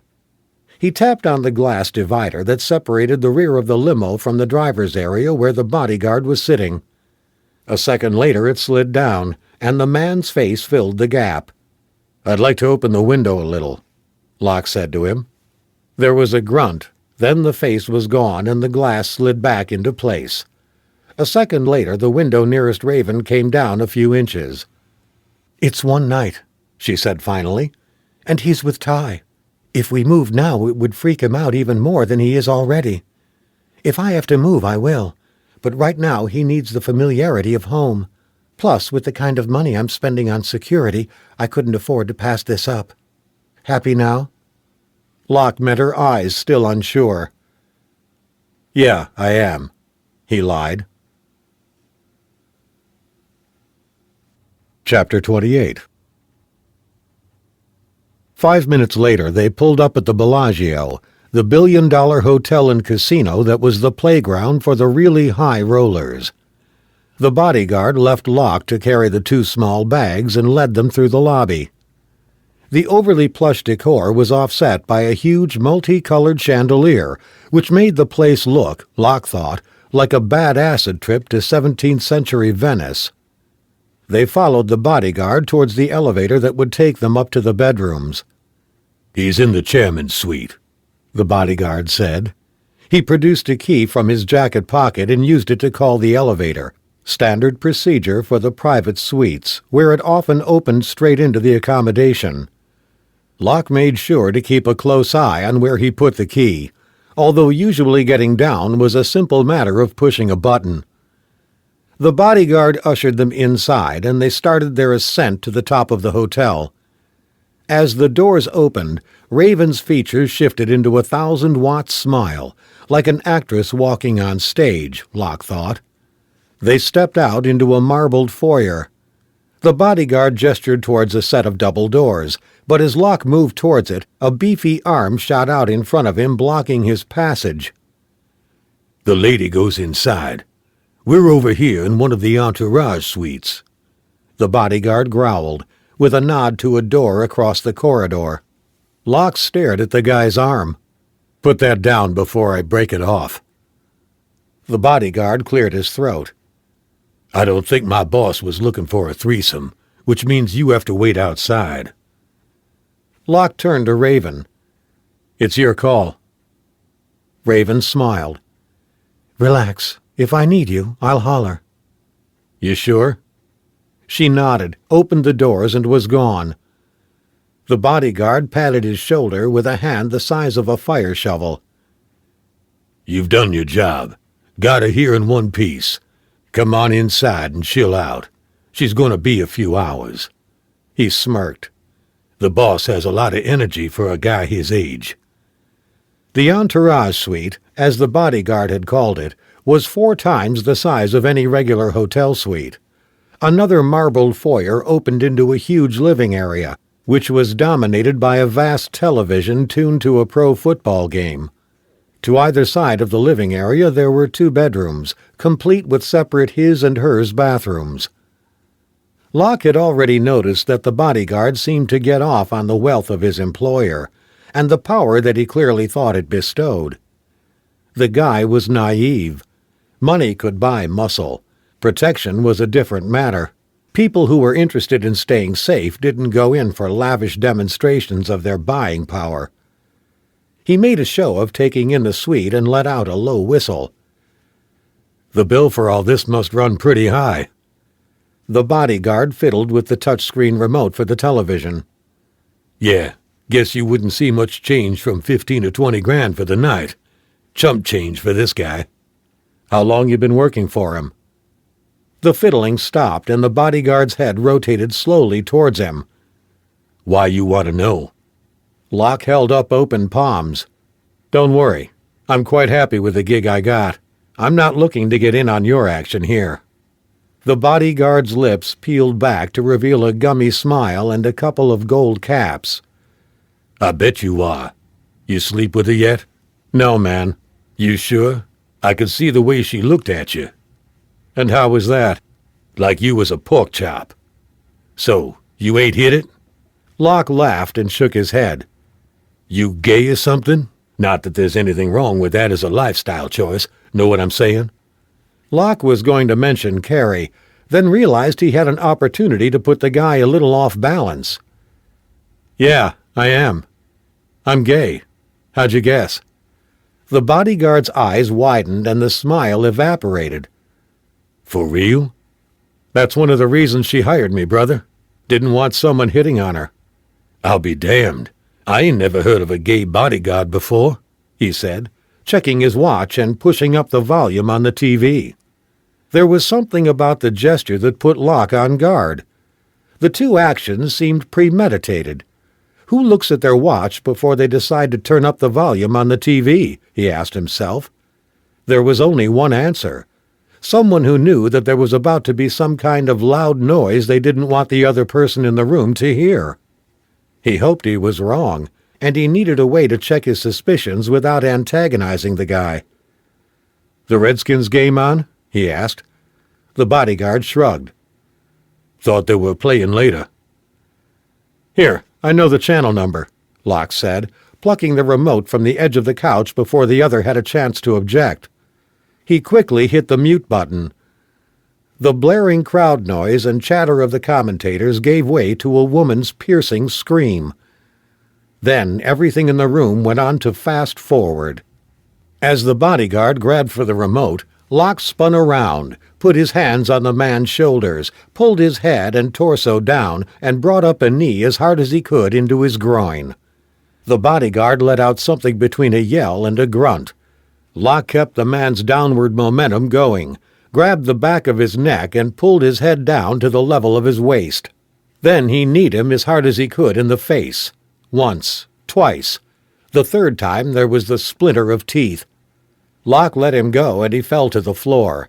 Moving quickly out of his reach, Locke bent down to retrieve his gun, which he jammed into the folds of the fat at the back of the guy's neck. "Get up." Shakily, the bodyguard rose to his feet. Locke pushed him towards the door of the suite.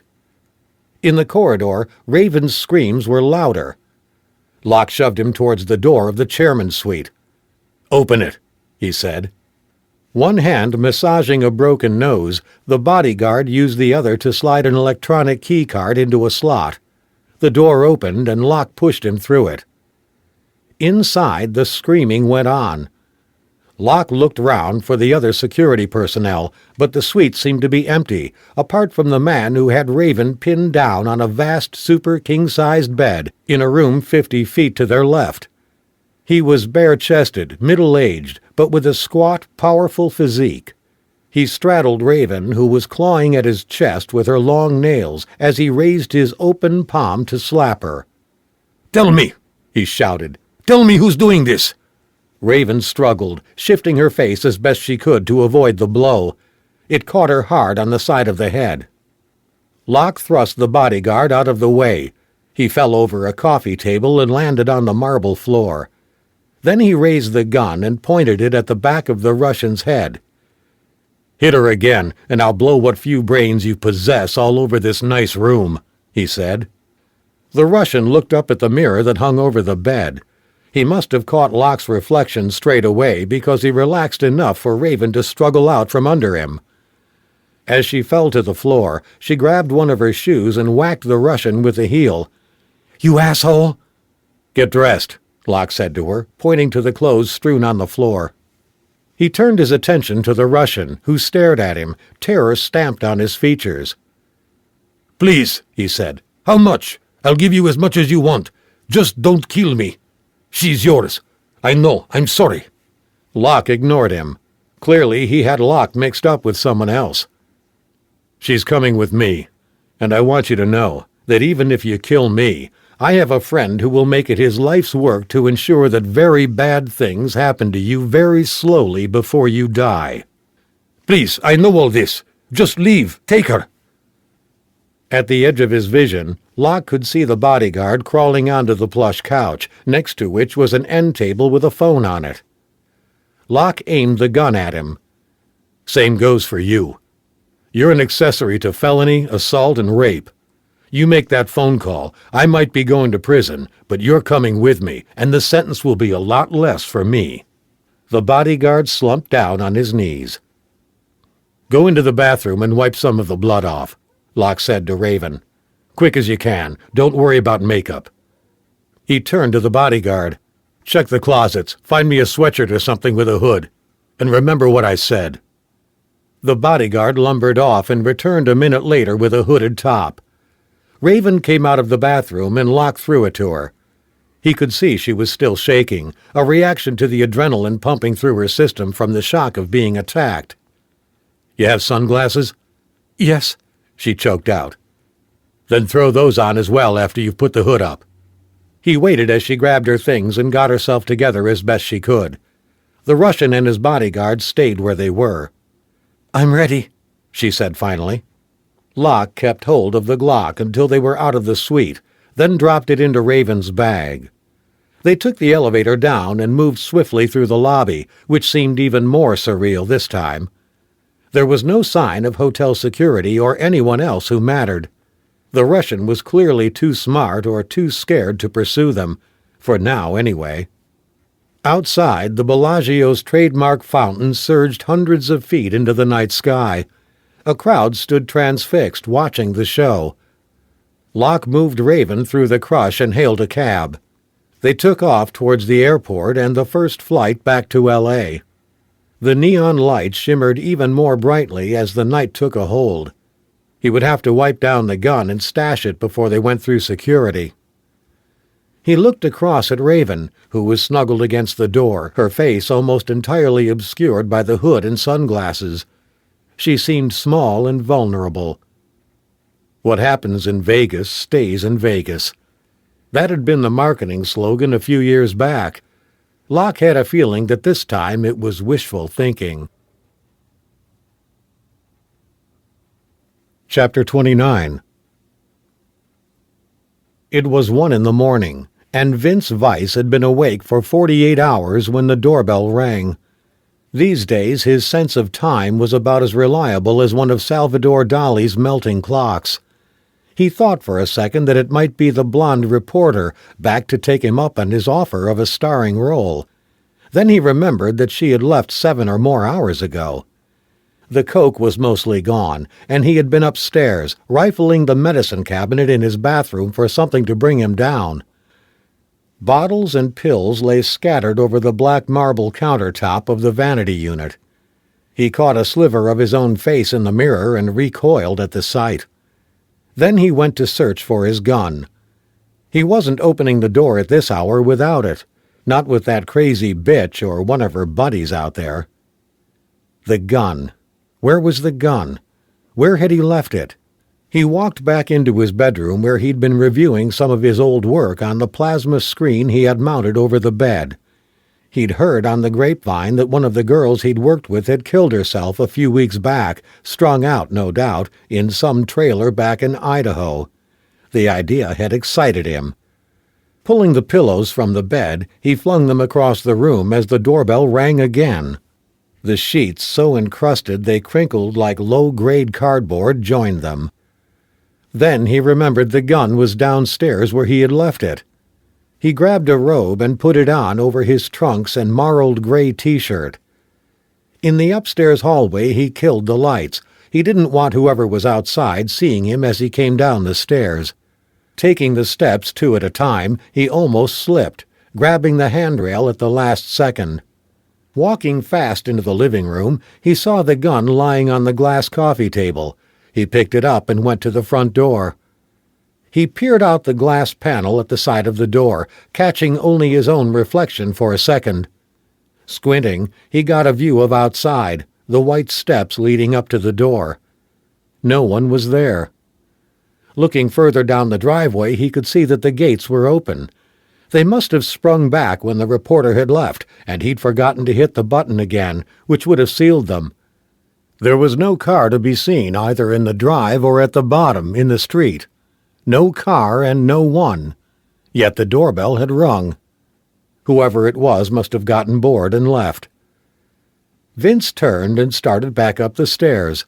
4 steps from the door, the doorbell clanged again. God damn it! Now he was pissed. Someone was screwing around. Well, he'd show them. Open the door and shoot them right in the damn face. He sprinted down the stairs, reached forward to open the front door and flung it open. No one there. What the hell? He took a step forward, the gun in his hand level with his waist, his finger on the trigger, his nerves not wholly subsumed by rage. Still no one. He angled his head left, looking at the doorbell. Maybe it had short-circuited or something. But the tiny black box seemed fine. He took another step outside, then another. Only then did he hear the front door begin to close on him. He turned around, getting his hand to it only in time to feel it click into place against the frame. Shit! He sighed. Just freaking great. Now he was locked out. He tried the handle. It turned, but the door didn't open. His cell phone was inside. So were his keys. All he had was what he was wearing and the gun. This gave him an idea. He stepped back and looked at the lock. Maybe he could shoot it out. Then he thought about what might happen if the round rebounded towards him. No, if he was going to shoot anything, it had better be a window. Then he could smash the rest of the glass and climb back in. He started round the side of the house, searching for a suitable candidate. Most of the windows were full-size sheets of reinforced glass, expensive to replace, probably $3,000 or $4,000 a throw. Vince knew he would struggle to explain the circumstances to his insurance company. Well, you see, I was coked off my face and then the doorbell rang, but there was no one there. Paranoid? Me? He laughed at the thought of how that conversation might go. A concrete lip ran around the footprint of the house. It was narrow, maybe only 3 feet wide enough to walk as long as you were careful. At the back of the house, the concrete lip fell away almost immediately to a steep slope, and beyond that were the lights of Hollywood. Vince took a little time out to study the view. He could trace Sunset Boulevard, Hollywood's main artery, which snaked through what everyone imagined was where the magic happened, but which was in fact a low-rent neighborhood of sleaze and grifters. Most of the girls Vince worked with he found below in Hollywood. Young and dumb was how he liked them.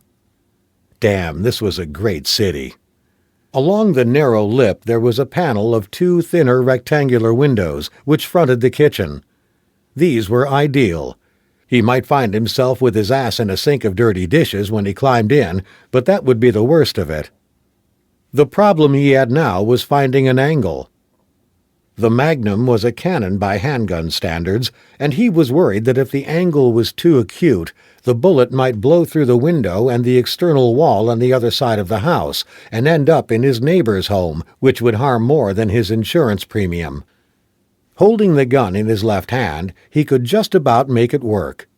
All he needed now was a little more distance. He took a single step, the gun feeling awkward in his left hand. Then one more, as the heel of his supporting leg slid out from under him, over the edge of the lip, and he lost his balance. Vince's heart pounded and his arms flailed like those of a tightrope walker playing for the crowds below. Then, just before he slipped over the edge and down the slope, he felt a hand fold around his right biceps and steady him. Vince weighed close to 180 pounds, but the arm held him there, then hauled him, with no great effort, back over the edge. It was like a junkyard crane picking up a pinto and depositing it in the car crusher. Oh, thank God! He closed his eyes, a cool tide of relief sweeping over him. He barely felt the gun being taken from his shaking left hand. He opened his eyes, twisting his head round, ready to thank the stranger who had appeared from thin air to save him. And a whole new terror engulfed him. Chapter 30. The flight from Las Vegas to Los Angeles passed without incident. Raven had caught some anxious looks going through security, but this was Vegas. People left every day of the year looking far worse. Locke had checked her over in the cab. She had some facial bruising and she was shaken, but miraculously nothing was broken.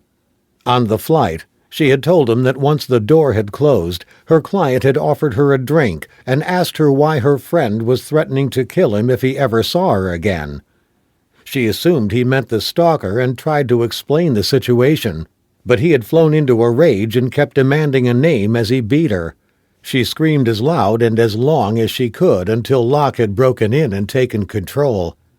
At LAX, they had jumped another cab to Van Nuys to pick up the Range Rover. Then, both starved, they had stopped at an all-night diner for something to eat. Raven paid the bill, and they headed back to the house. As they got closer, Locke felt the muscles in his neck and back tighten. Something was off. He could feel it. He didn't believe in a sixth sense or extrasensory perception or any of that mumbo-jumbo, but he did believe that after years on the job, your senses sometimes constructed a feeling that your brain couldn't articulate into a single thought. You just knew you were walking into trouble. This was one of those times. Turning into Raven Street, he took his foot off the gas pedal, the car slowly coasting past her neighbors' houses. There was no one outside, although that was hardly unusual in a quiet residential neighborhood. About 3 houses back from Raven's, and on the opposite side of the street, a gray sedan was parked at the curb, with 2 men in the front. White, middle-aged, wearing suits. They didn't look like serial killers, but their presence at this hour, just sitting there, was off. Locke tapped his foot on the gas pedal and accelerated past them, watching in his rearview mirror. Nightfall made picking out their faces next to impossible, but as he drove past Raven's home, he noticed them both moving in their seats. Their heads rose so they could get a better look at the back of his car, then turned very slightly towards each other. That was enough for Locke to keep driving. "Hey, you missed the house," Raven protested, waving towards where they should have stopped. "I know." "What the hell's going on?" "Call the house for me. Let me speak to Ty." She was starting to panic. "What? If Kevin's in there, we should make sure he's okay." Ahead of them, the road dead-ended. If they wanted out, Locke would have to drive back past the 2 men. Judging from their reaction the first time, he wasn't sure they would let him. "Ty's with your brother. He'll be fine. Now call him." Raven retrieved her cell phone and made the call. "Kevin, you okay? Well, put Ty on, would you?" She handed it to Locke. "I have a car with 2 guys parked across the street. Not directly, a few houses down." At the other end of the line, Ty sounded tense. "They just rolled up. I was about to call you." Locke felt the muscles in his shoulders tighten yet another notch. "Look like cops." "I already spoke to Stana. He doesn't know anything about it. He said the only police we should be seeing are the uniforms coming by every few hours to take a peek and make sure everything's cool." "Okay, sit tight." Locke went to hand the phone back to Raven, but changed his mind. He hit the contacts list. "Hey, what are you doing?" "You've got Stanner's number on here, right?" I don't want you going through my address book. Locke was taken aback by the defensiveness of her tone. "Fine," he said, tossing her the phone and digging out his own. "Give me the number." He jabbed in the digits as she called them out. Stanner answered on the third ring. "It's Locke. Do you have anyone out at Raven's place?" "No, why?" "What about the sheriff's department or anyone else?" Stanner responded with a torrent of questions of his own. "What's this about? What's going on? Is Raven with you? Are you at the house now?" Barely giving Locke the chance to answer before he rapidly shifted to the next. Locke took it as a sign that Stanner was panicked. The cul-de-sac ended with a loop of pavement. Locke spun the car back round with one hand while he held the phone with the other. "Slow down, would you, Stanner? I just drove past the house. Can you get someone out here to take a look for me?" "We'll be there in under 5. But give me your precise location, okay?" "I'm at the westerly end of Pine Lane. You'll see the car. Raven's with me." "Okay, sit tight." Locke kept the engine running, though there was no sign of the gray sedan coming down the street towards them. Still, something was gnawing at him. Stanner had sounded flustered, which surprised him. Surely, for the TMU, a situation in which a woman being stalked had someone sitting outside her house was about as routine as life got. Raven tapped her nails against the dashboard. I want to see Kevin. "You will." You sure he'll be safe with Ty? "Yes, now relax." It was getting hot inside the car. Locke pushed a button and the window slid down a few inches. The Santa Ana winds were back. They'd sprung up from nowhere. In a nearby yard, the wind stirred the grass and flicked at the leaves of a bank of shrubs. Sirens buzzed in the distance. Locke touched Raven's hand, trusting that his gesture wouldn't be misinterpreted. "See? It's going to be fine. Whoever these guys were, they'll be long gone." Can we head back? See Kevin? Locke waited, listening, trying to judge the distance of the approaching police units by the volume of their sirens. He counted down from 50 in his head. At 35, the grille of the gray sedan nudged its way across an incline in the road ahead, cruising slowly towards them, a shark fin in the water. With a couple of parked cars on either side of the street, Locke would squeeze past it, but only just. He flicked his headlights on to full beam, hoping to dazzle the driver as much as possible. He got a better look at him, too. A middle-aged guy with salt and pepper hair, carrying a few extra pounds, wearing a suit. Locke reached down under Raven's seat and found the handle that slid it back. "Get down out of sight." Raven complied. Usually when I'm in this position, I'm doing something other than hiding, she said, her grim sense of humor surfacing again. Locke bided his time, waiting for the driver of the gray sedan to try to obstruct them or to get out. He had no reason to do anything while the other was simply on the street, and both men knew it. The gray sedan drew within 20 feet, then slid past, Locke watching it all the way, shifting his eyes from driver's window to side mirror and then to the rear view, not allowing it out of his sight for a second. The sirens were growing louder, but not fast enough. The sedan was behind them now, its bumper maybe a car length from the rear of Locke's car. Locke started moving again, slowly, wanting to gauge the reaction of the other driver. The gray vehicle followed, matching his speed, staying close. An LAPD radio car was heading towards them, Raven's house in sight. Locke had decided what to do. He would swing hard into the drive, hustle Raven inside, leaving the driver of the sedan to do his explaining to the cops. Eyes flicking between the sedan and the approaching radio car, he timed his approach, adjusting his speed accordingly. The speedometer ticked over 30, then fell back as the radio car slowed, the two uniforms in front seemingly bracing themselves to make their own move. The gray sedan had fallen back another car length at the sight of the radio car and the cops inside. Locke grasped the moment, pumping hard on the gas pedal and spinning the wheel. But the radio car, rather than maneuvering around them to head off the sedan, nosed in front of Locke's car, cutting off his path to the driveway. What the? His car lurched suddenly forward as he was rear-ended by the sedan behind him.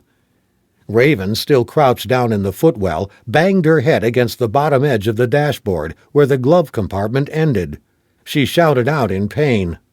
Then the passenger door of the police car exploded open, and one officer was out, wielding a pump-action shotgun, which he was pointing at Locke.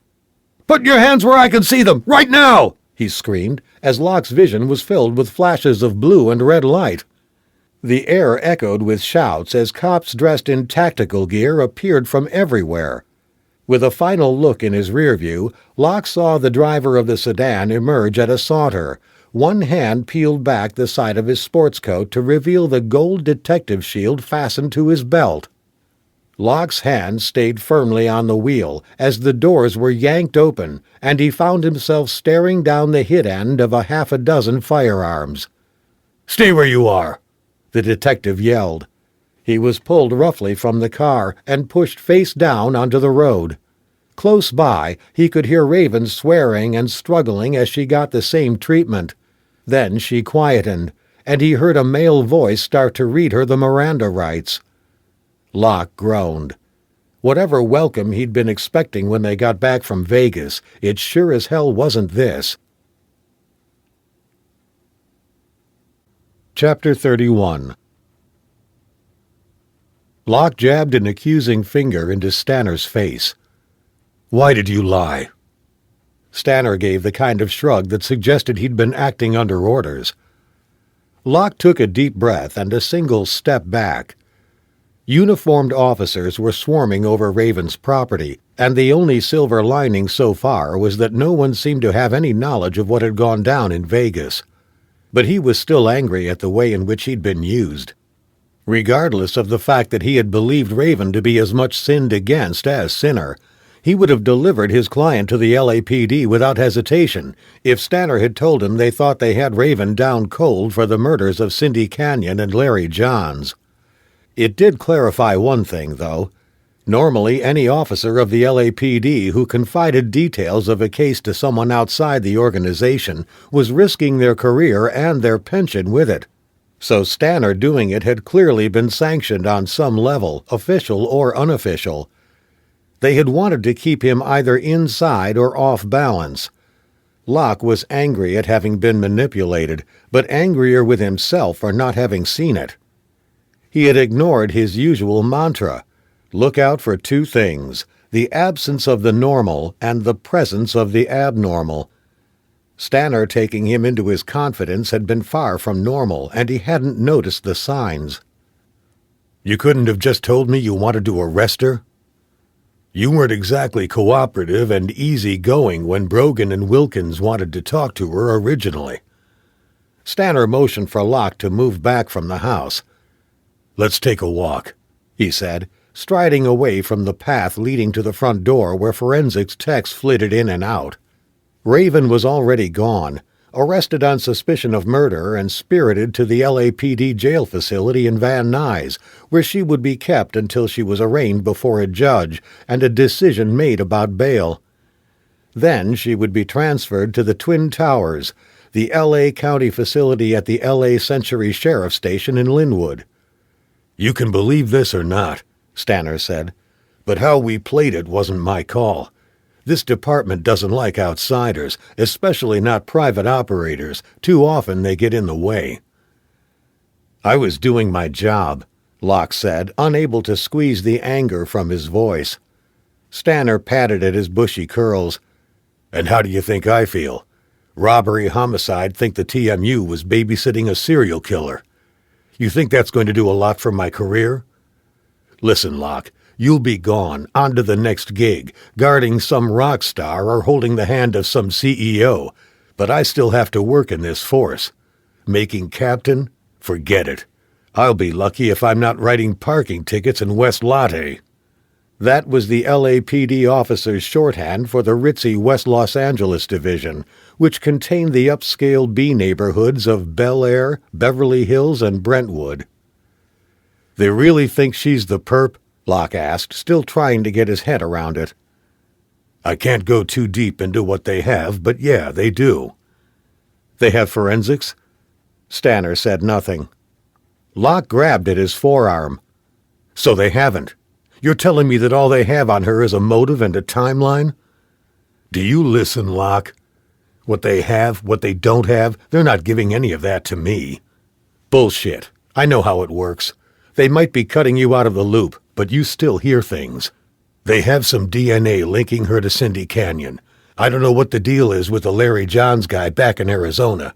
The fact that he tried to jump her inside the club would suggest they have DNA from there as well. But as far as what they found in his house goes, I just don't know. And how are they saying she killed him? He was a grown man from what I know about him. You know and I know that size doesn't always come into it. Maybe she tasered him, used a knife on him. He was off his ass drunk when he was attacked. Locke chewed it over for a moment. I don't buy it. I don't buy any of it. Because you've been her bodyguard for all of 2 days? Hardly qualifies you as a character witness. So why did she leave Cindy Canyon's body in her own car? Stanner shrugged. What better way to explain it than to say someone planted it there? Lot easier than dumping it somewhere or having to deal with the cleanup. Anyway, listen, it's not your problem anymore. Locke sighed. Doesn't feel that way. That's your ego talking, Locke. Hey, you got taken in. So did I. Join the club. Now do yourself a favor and walk away before you get sucked even further into the mud. Locke shook his head. I still think she's innocent, but... Go on, Stanner said. I visited the production company she worked for a few days ago.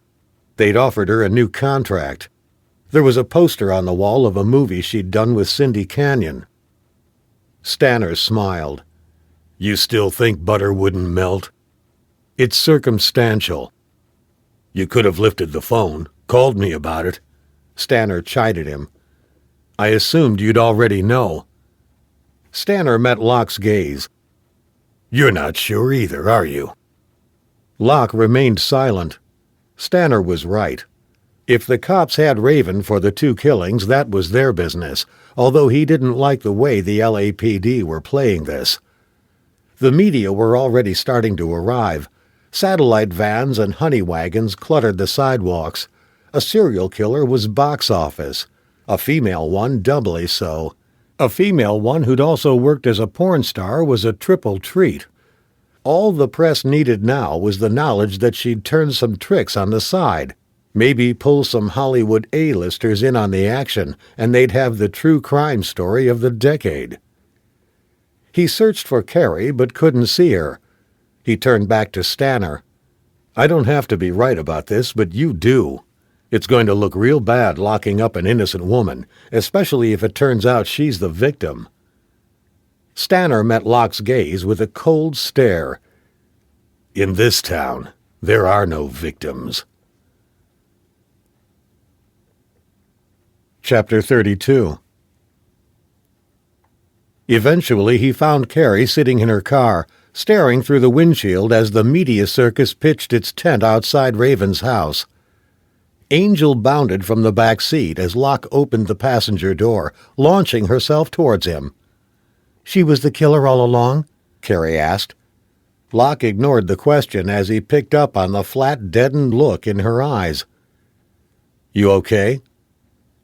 I visited that director. Locke was getting a sick feeling in his stomach. He pulled a gun on me. Carrie went on, still staring straight ahead. He knelt down so his face was level with hers. What else happened? She didn't say anything. He felt his guts twist. Nothing. I ran before anything could. She turned her head, meeting Locke's gaze. I thought he was going to rape me, Ryan. He felt nauseous, a sensation that was quickly replaced by cold rage. He reached out to touch her, but she pushed him away. I don't know about Raven Lane, but that guy who tried to assault her in the club, if she killed him, then... She paused. Good for her. You sure nothing happened at that house? It was a close-run thing. She shook her head. Maybe this isn't as simple as we'd all like to believe. What do you mean? Maybe the two murders aren't linked, or at least not the way everyone is assuming. It doesn't make sense to me that Raven would kill another woman. But what happened to that guy who assaulted her? I could see her doing that." Locke took a deep breath, then exhaled loudly, giving himself a moment to reflect. "So Raven's the common thread, but we have two killers?" There doesn't have to be a link, right? "What about Cindy's body being planted in the trunk of the car? That's a pretty big coincidence for there not to be a link." Carrie pushed a stray strand of blonde hair away from her eyes, and Locke was struck by how vulnerable she looked. Cindy's death may have pushed Raven to the edge, made her feel even more vulnerable. So when Larry Johns came after her, she snapped, thinking that maybe he was the guy who'd killed Cindy, and took him out. But that means she would have had to follow him back to the house while still having Cindy's body in her car. Locke stopped, worrying the scar at the back of his head with the tips of his fingers. You can see why, if the police think she killed Larry, she could have murdered Cindy as well. So she puts the body in the trunk herself and then calls you? Why didn't she just dump it, like the head? Carrie said, her voice stronger now. She was set up, Ryan. Locke was ahead of her. You think Vice did it? He said, sounding skeptical. You should have seen him, Ryan. That guy's capable of anything. Well, maybe I should pay him a visit. I was planning on it anyway. Carrie reached across to stop him getting out of the car. Be careful. He was armed when I was there. Don't worry. I've met guys like him before. We'll see how intimidating he manages to be when he's facing me. Carrie smiled fleetingly, then dug into her bag and pulled out her BlackBerry. Yes, I need a number for an attorney's office in Century City. As she waited for the listing, Locke sighed. I thought you didn't want to be involved. Carrie gave him a sharp look. Guilty or innocent, Raven's going to need a good lawyer, and I'm going to make damn sure I get her one. Chapter 33. Defense attorney Faye Leibowitz swept into the interview room in a blur of Chanel perfume and designer clothes. Her presence in the Twin Towers jail facility, where Raven was being held pending arraignment, had already drawn concerned looks between the detectives working what had been dubbed by the L.A. Times and local media as the Porn Canyon Killings. Leibowitz was trouble. Not only could she pick apart a case better than any other defense attorney in the state of California, she was quick to mobilize traditionally liberal Californian opinion against the LAPD's supposedly institutional racism and sexism in order to cloud the issue. Los Angeles juries were capable of coming to strange conclusions, and Leibowitz knew how to work them. At 40 years old, her reputation as a fearsome litigator went far beyond California. A committed feminist, she had been following the case since Cindy Canyon's head had been found by that creep of an office worker downtown. He'd just noticed those copies of the paper lying there. Yeah, right. If anyone believed that, Faye had a bridge in Brooklyn she would sell them at a knockdown price. As soon as she had heard of Raven's arrest via Carrie's phone call, she'd had her office get straight onto the phones to find out whether Raven had representation. When the answer came back that the authorities were likely to assign Raven a court-appointed attorney, she had stepped into the breach. As far as Faye Leibowitz was concerned, this wasn't about whether Raven had killed Canyon and Johns. This was merely the corner piece of the puzzle. No, as far as she was concerned, this was about an industry that brutalized and degraded not just the women who worked in it, but all women. And the male-dominated forces in society, like the LAPD, which supported that degradation. The LAPD might think they were about to put Raven Lane on trial, but if they did, Faye Leibowitz had a shock for them. She was about to put on trial the whole damn adult industry and everyone who supported it. All of those Bible Belt hypocrites who spent more on porn than any other part of the United States. All of those two-faced cowards of legislators in Washington who decried the women exploited in the movies while their pensions were topped up by the blue-chip companies making millions from selling porn to hotels and cell phone users. Faye was going to put them all on the stand, metaphorically, if not literally. She was going to peel back the curtain on America's dirtiest little secret, which reduced women, all women, to pieces of meat just to make a buck. This case had all the ingredients to send the media into a frenzy, and it would give Faye her biggest platform yet. In her opinion, whether Raven Lane had committed the murders was secondary. In fact, part of her hoped Raven had killed Larry Johns and cut off his balls. 20 years of practicing law, and Faye had finally found the ultimate case, all wrapped up with a red Hollywood bow that would have the whole nation watching. Now, the first part of her task was in many ways the most delicate, transforming Raven Lane, at least in the eyes of the American public, from serial killer femme fatale to a woman who had rejected her role as victim and decided to fight back. Now, in the interview room, Faye decided to drop the traditional handshake as Raven got up from her chair, looking tiny and perfectly vulnerable. Faye went to hug her, but Raven took a step back and ducked away. In the end, Faye had to settle for the handshake, but before she had a chance to deploy the speech she had prepared on the way over, a journey she had taken from her plush suite of offices in Century City in her top-of-the-line Mercedes-Benz CL65 AMG, Raven had beat her to the punch. I'm not a victim. I'm not a cause célèbre. And I'm not a serial killer. So I don't want to end up going down for life because you want to make a name for yourself, and it'll give you something to talk about at your next $500 a plate dinner, where a bunch of rich anorexic bitches from Beverly Hills whine about how much they're discriminated against. You understand me, lady? Faye smiled. I've never quite had those instructions from a client before, but you can rest assured that my primary function and that of my entire law firm will be to get you out of here. Good, Raven said. Pulling a yellow legal pad from a soft leather Gucci folio, Faye sat across from Raven. Okay, so take me through this from the start. The flash of anger that Raven had shown a moment ago seemed to fall from her face. She took a breath.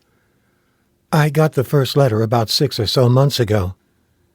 No, Faye interrupted. Listen. Your case might go any number of ways, depending upon what the other side has, so I'm going to need some stuff I might be able to plea bargain with. I'm not saying it'll come to that, but I want you to go right back for me. Raven eyed her with suspicion. I didn't do it. Don't you get that?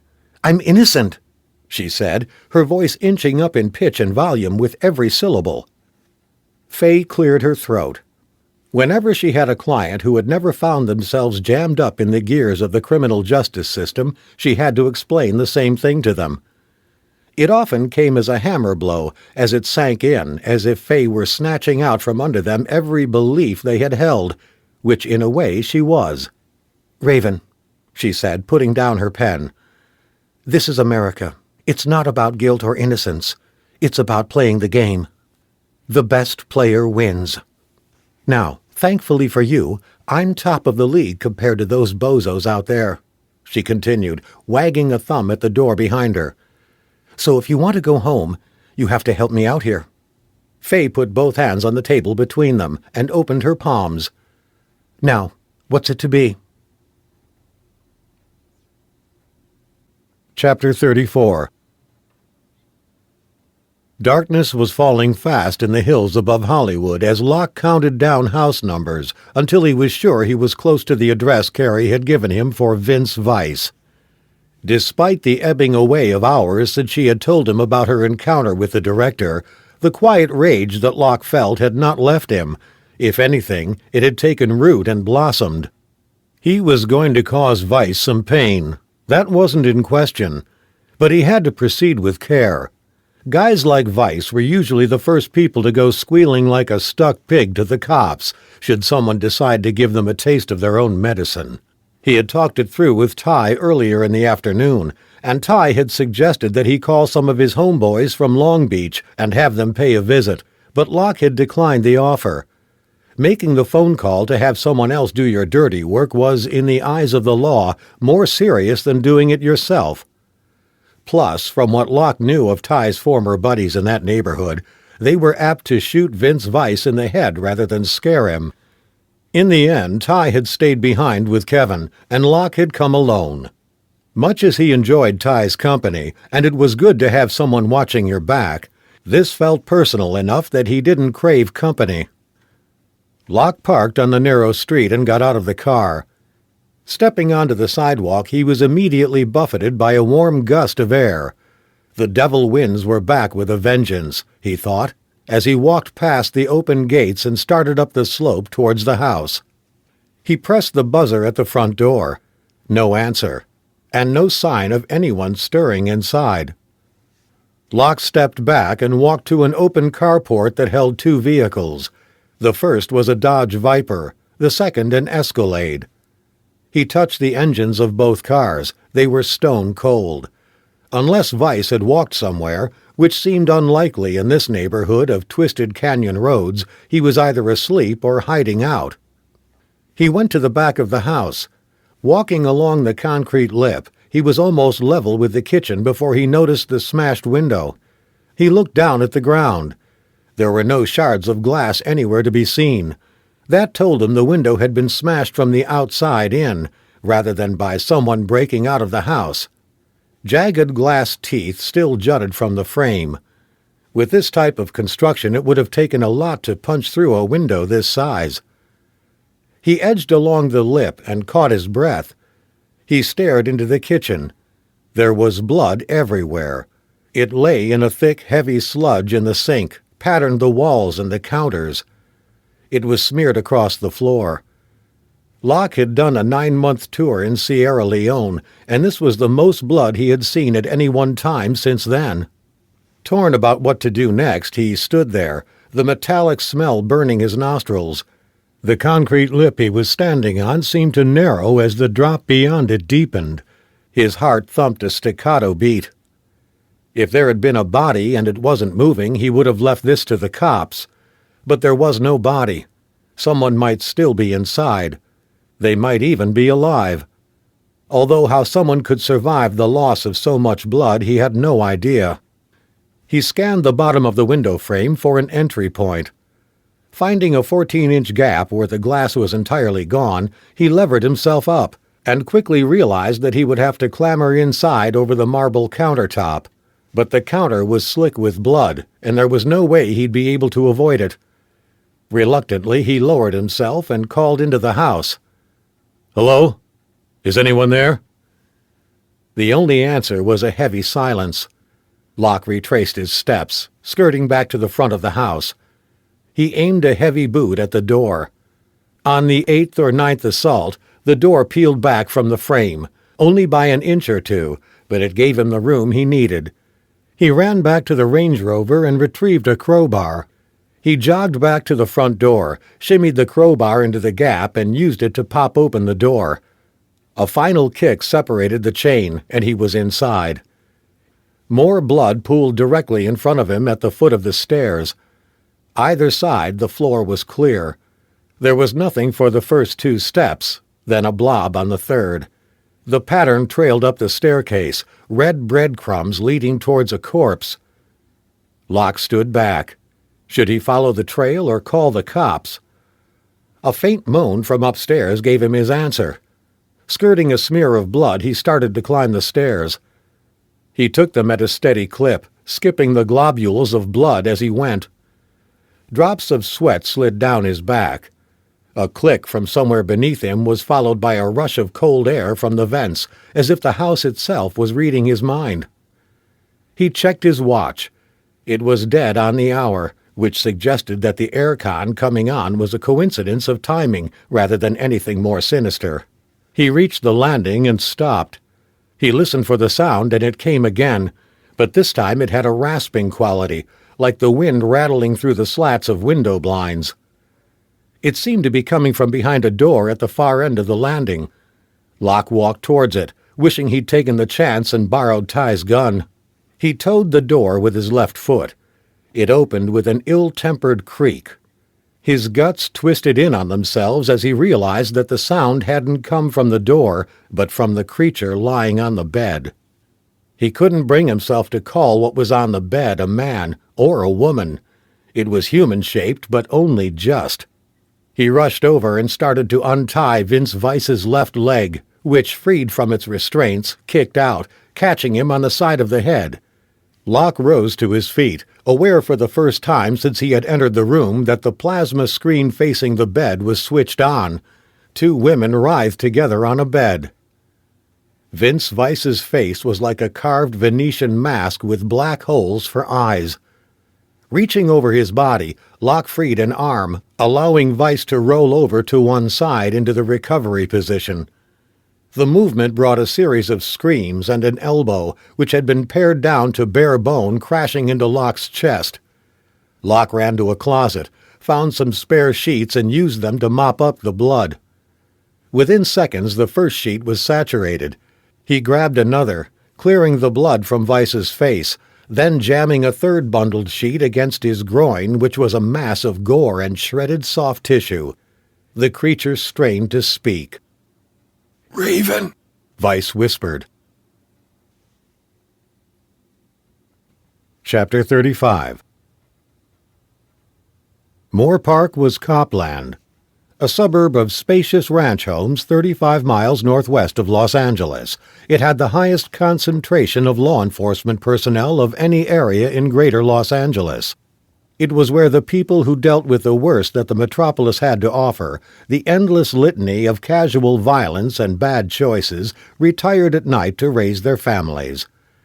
It was a long commute if you worked downtown or in one of the outlying areas, like East Los Angeles, but the compensation for those long drives was that, for the price of a parking spot on the west side, you could get a good-sized 4-bed detached house. Your daytime might be filled with ghetto nightmares, but at night you could retire to the white picket fences of Moore Park to live the dream. It was for those reasons that Marilyn Stanner's husband, Lawrence, had suggested they move out there. That and the fact that they had found a house they had both fallen in love with.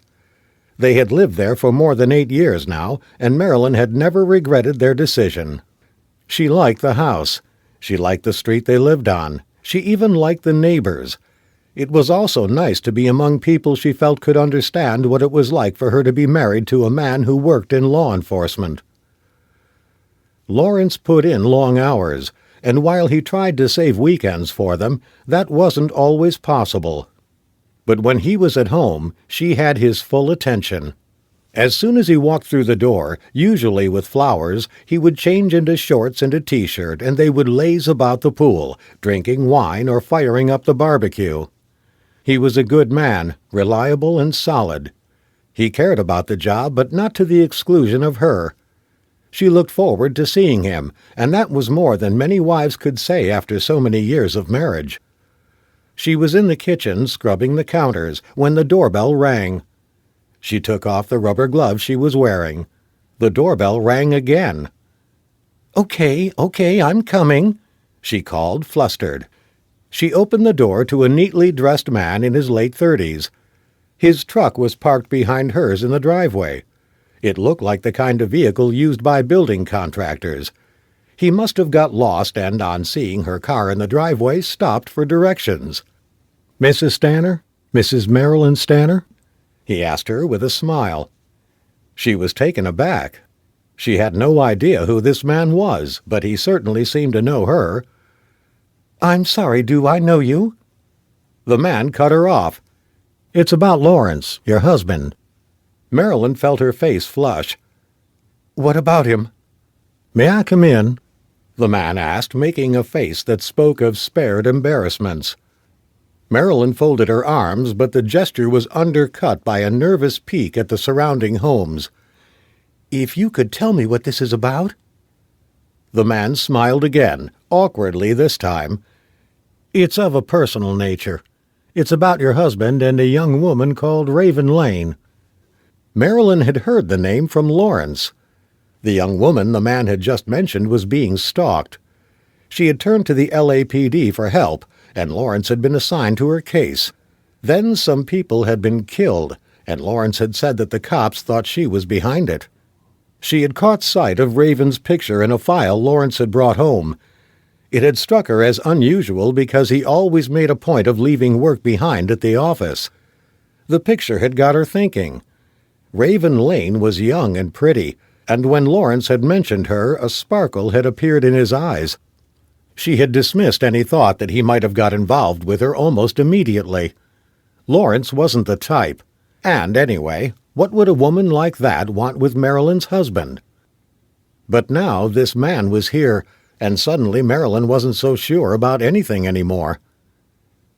"You'd better come in," she said, opening the door and ushering him inside. Chapter 36. Response times in this part of Hollywood Division were fast. The first LAPD radio car had arrived within 3 minutes of Locke's phone call. An emergency medical service ambulance had followed quickly on its heels. The paramedics disappeared inside and stayed out of sight as more and more LAPD units swarmed the scene. Locke briefed the cops on what he had found and gave the paramedics what information he had before he was cuffed, taken out of Vice's house and placed in the back of a radio car. A full 10 minutes later, a chopper appeared, buzzing low. At first, Locke took it for a local news station helicopter, until he saw the Helicopter Emergency Medical Service livery on the side of the fuselage, and a couple of patrol officers clearing a space for it to land in the street outside. The front door opened, and 4 EMS technicians appeared carrying a stretcher, a body stretched out on top of it. An oxygen mask covered the face rather than a blanket. Vince Vice was still alive, but judging from the gaunt features of those carrying him, it was a close-run thing. A gurney was flicked out, the stretcher laid on top, and they wheeled Vice out towards the street. They passed the car on the way out, and Locke glimpsed the bandages covering Vice's eyes, medical tape holding them in place. One hand dangled free, clenching and unclenching into a fist, a hint of the agony he must be feeling beneath the cloud of morphine. Waiting for the ambulance to arrive, Locke had tried to get a name or a description out of Vice, but Vice had incanted Raven's name like a mantra before lapsing into unconsciousness. It didn't help Locke much. The officer in the front of the radio car in which Locke was sitting shifted round, shooting a smirk in his direction. "He fights you, huh?" Locke gave him a grim smile in return. "If this had been down to me, he'd be dead." As the gurney shifted from sight, Locke noticed a cluster of LAPD officers at the gate, suits from Robbery Homicide Division starting to appear among all the uniforms. Locke recognized one from television, Strickling, something like that. He was about 5'10", with cropped gray hair. From his body language and that of the other men around him, Locke guessed he was the head honcho. He was looking at Locke now, and made his way over to the radio car.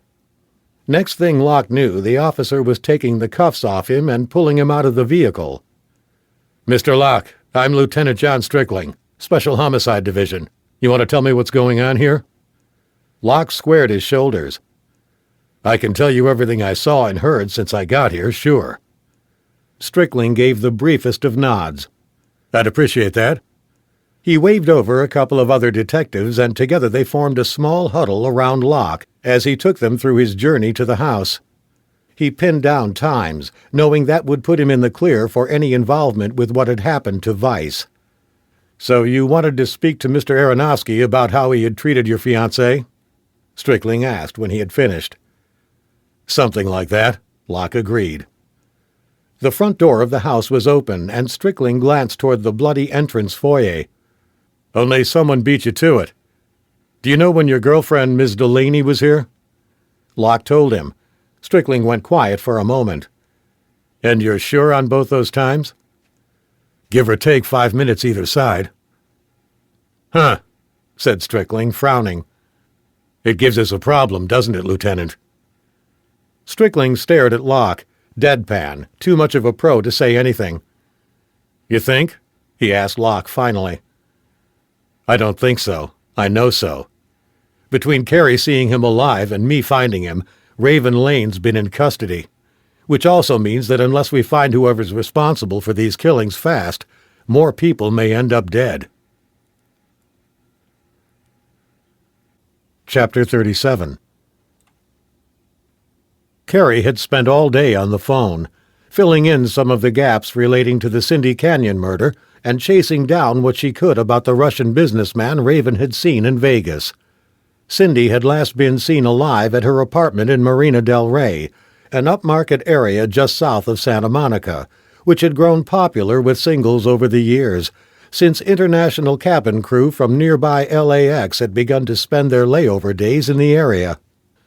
The LAPD believed that, as well as her work as an adult movie star, Cindy had done some escorting on the side. She also stripped, working rarely and always as a featured dancer. The three activities were commonly intertwined. Adult movies didn't pay well, but they gave a young woman a profile that meant she could charge 10 times the amount she would normally earn by escorting and stripping.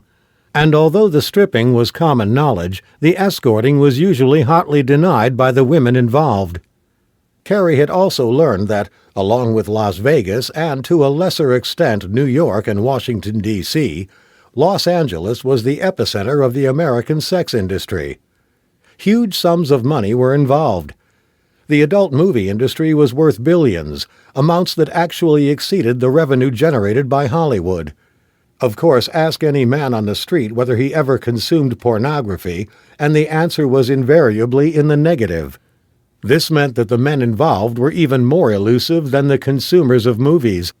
Someone who was capable of paying an escort like Cindy Canyon several $1,000s for an evening's companionship wasn't the type of man who would wish to have his identity known. The LAPD also told Carrie that girls like Cindy attracted not only Hollywood's A-list, but also heavyweight figures from the world of business and politics. Any vice-related murder in Los Angeles was always handled with care. Once you started turning over rocks, there was no knowing who might scuttle out, blinking into the sunlight. According to a neighbor, the last person to see Cindy had been a security guard at the complex when she had returned home in the late afternoon. After that, there was no record of her leaving, and her phone records at her apartment and for her cell phone had yielded nothing of value. Cindy, it seemed, had simply vanished into thin air, until her head had appeared in a newspaper vending machine in downtown. The LAPD had canvassed everyone who lived in the apartment complex and run their names through local and national databases, but apart from the usual driving while under the influence convictions and some minor drug or assault charges, no one had seemed suspicious. Of course, now the LAPD had a link back to Raven. They were playing it as some kind of adult diva rivalry gone nuclear. It wrapped everything up nice and neatly. But Carrie wasn't so sure. The evening had brought a chill to the air and a swell to the ocean running underneath the house. Locke walked into the kitchen from the garage, throwing a set of car keys onto the marble counter. He looked like hell. "You okay?" Carrie asked him, concerned. Vice was attacked. I just spent the last 2 hours convincing robbery-homicide that it wasn't me. Other than that, I'm terrific. Carrie scrambled from her place on the couch, grabbed the remote for the TV, and clicked it on. The glass and steel house came immediately into view, crime tape, ochre yellow in the fading light, marking its boundaries. "How bad?" Bad, and I think whoever did it left him just about alive as some kind of warning. "You think Raven did it?" Locke shook his head. Not unless the cops drove her there from custody. She was with me in Vegas, and then she was arrested. Carrie whistled as she sank down on the couch. "So she's innocent?" Looks that way. Locke rolled his shoulders. You find anything on the Russian she met in Vegas? Carrie picked up a yellow legal pad from the table. Grigory Istanyevich, 54-year-old Russian oligarch, richer than dirt, various business interests, no straight-up mafia, but connected. Likes beautiful women. That's what you already had, apart from the name. And someone didn't like him seeing Raven, either. Sounds like he got off lightly if all he had was threats. I'm not sure that's how he sees it, Ryan. I spoke to a contact in the Justice Department. Istanyevich is pissed about getting dragged into all this. He wants to find out who's behind these threats as much as we do. Well, good luck to him, Locke said. Because right now none of us has a goddamn clue who that is. Chapter 38. It was late by the time Lawrence Stanner finally got on the freeway for the long drive home. He'd called his wife to see if she wanted him to pick up dinner, but there had been no answer, and then her cell phone had gone straight to voicemail. After that, he'd gotten the call about Vice. They were right back at square one, and Raven's attorney was already doing some major grandstanding, pressing for her client to be released, even though they still had some fairly solid evidence tying her to the first two Vicks. Turning into his street, Stanner noticed the white contractor's truck behind his wife's red Suburban. Perfect. Company was the last thing he needed. He didn't recognize it as belonging to anyone he knew. God, he hoped she wasn't having someone give them a quote on the kitchen she wanted. There was no place to park behind the truck, so he pulled up alongside his wife's Suburban and got out. Something jarred in him. His 25 years as a cop meant that he knew when something was off-kilter. Stanner's right hand immediately fell to his service weapon as he glanced back at the strange truck. The hairs on the back of his neck were on point. His heart was beating a little faster. He ducked under the big bay window at the front of the house, then took a quick peek. The living room was empty, and everything was as it should have been. Oprah Winfrey's face filled the 40-inch TV screen that he'd mounted on the wall. Oprah was like a living goddess to Marilyn. She never missed an edition. But Marilyn wasn't sitting on the couch watching this one. Stanner pulled back the slide on his Glock and dropped the safety, keeping the gun at his side, out of sight of the casual observer. He glanced back across the street to Doug Preston's house. Doug was recently divorced and worked for the county sheriff, but his car was absent from his drive. If he'd been home, Stanner would have asked him for help. Better to appear paranoid than dead. That was one lesson he'd taken away from his work with the TMU. Safety first. He ducked back under the bay window and returned to his car. For a moment he thought about calling the local Moore Park deputies, but he checked himself. He was a cop. He was armed. He skirted down the side of the house, listening hard for his wife's voice. Flattening himself against the wall, he took his time, waiting until he reached the corner before he stepped out. There was a sudden movement behind him. He went to turn, but before he could face whoever had been lurking around the corner, he felt a slashing pain and his neck was suddenly wet. A man's arms wrapped around him from behind, and he took another blow, this time to the side of his head. The last thing he saw was the fading sunset on the horizon, a soft orange ball settling itself above the swimming pool at the rear of the house. Then came sudden night. Chapter 39. Day was breaking in Malibu, and while Carrie was taking her turn in the shower, Locke sat on the end of the bed and watched live coverage of a man and a woman's bodies being removed from a quiet suburban street in Moore Park. If the window of opportunity for Raven to kill Vice had been wafer-thin and hinged on Locke knowing about it, there could be no doubt in anyone's mind that she couldn't have committed what the media had already dubbed the Copeland killings. The TV coverage was deliberately vague, but Carrie had already been told by one of her recently acquired sources that the victims were Lawrence Stanner and his wife Marilyn. Feeling depressed and frustrated, Locke waited until the news report started to loop around on itself, and then, having extracted as much information as there was, began to get dressed. Although he and Stanner hadn't always been in agreement, he'd been a good man and a good cop. To murder anyone was bad enough, but it was more of an outrage against society when the crime was committed against a man because his job was to safeguard society. The wife's murder took it to new levels of depravity. It was a spit in the face to decent people, but it gave Locke a new sense of purpose. Carrie stepped from the bathroom, a towel wrapped around her. She glanced at the television. They definitely letting her out? Locke shrugged. They'll have to. She can't go back to her place. Not after this. You're going to have to tell her that, Ryan. If she'll listen to me. Carrie bit down on her bottom lip. They could come here. Locke rose from the bed. No way. Just for a few days. It's not a good idea. Not with this maniac out there. Who's even going to know? I mean, how many people do we even see out on the beach here during the day? A dozen, tops? And their neighbors. A stranger would be noticed. Carrie. She needs somewhere she can feel safe. She needs us. I'm not even arguing with you. Ask her. 10 minutes later, having lost the argument with Carrie, Locke pulled out onto Pacific Coast Highway, heading for the main L.A. jail facility in downtown, the Twin Towers. Today, Raven had been due to be arraigned on 2 charges of murder in the first degree, the first being that of Cindy Canyon, and the second being Larry Johns in Arizona.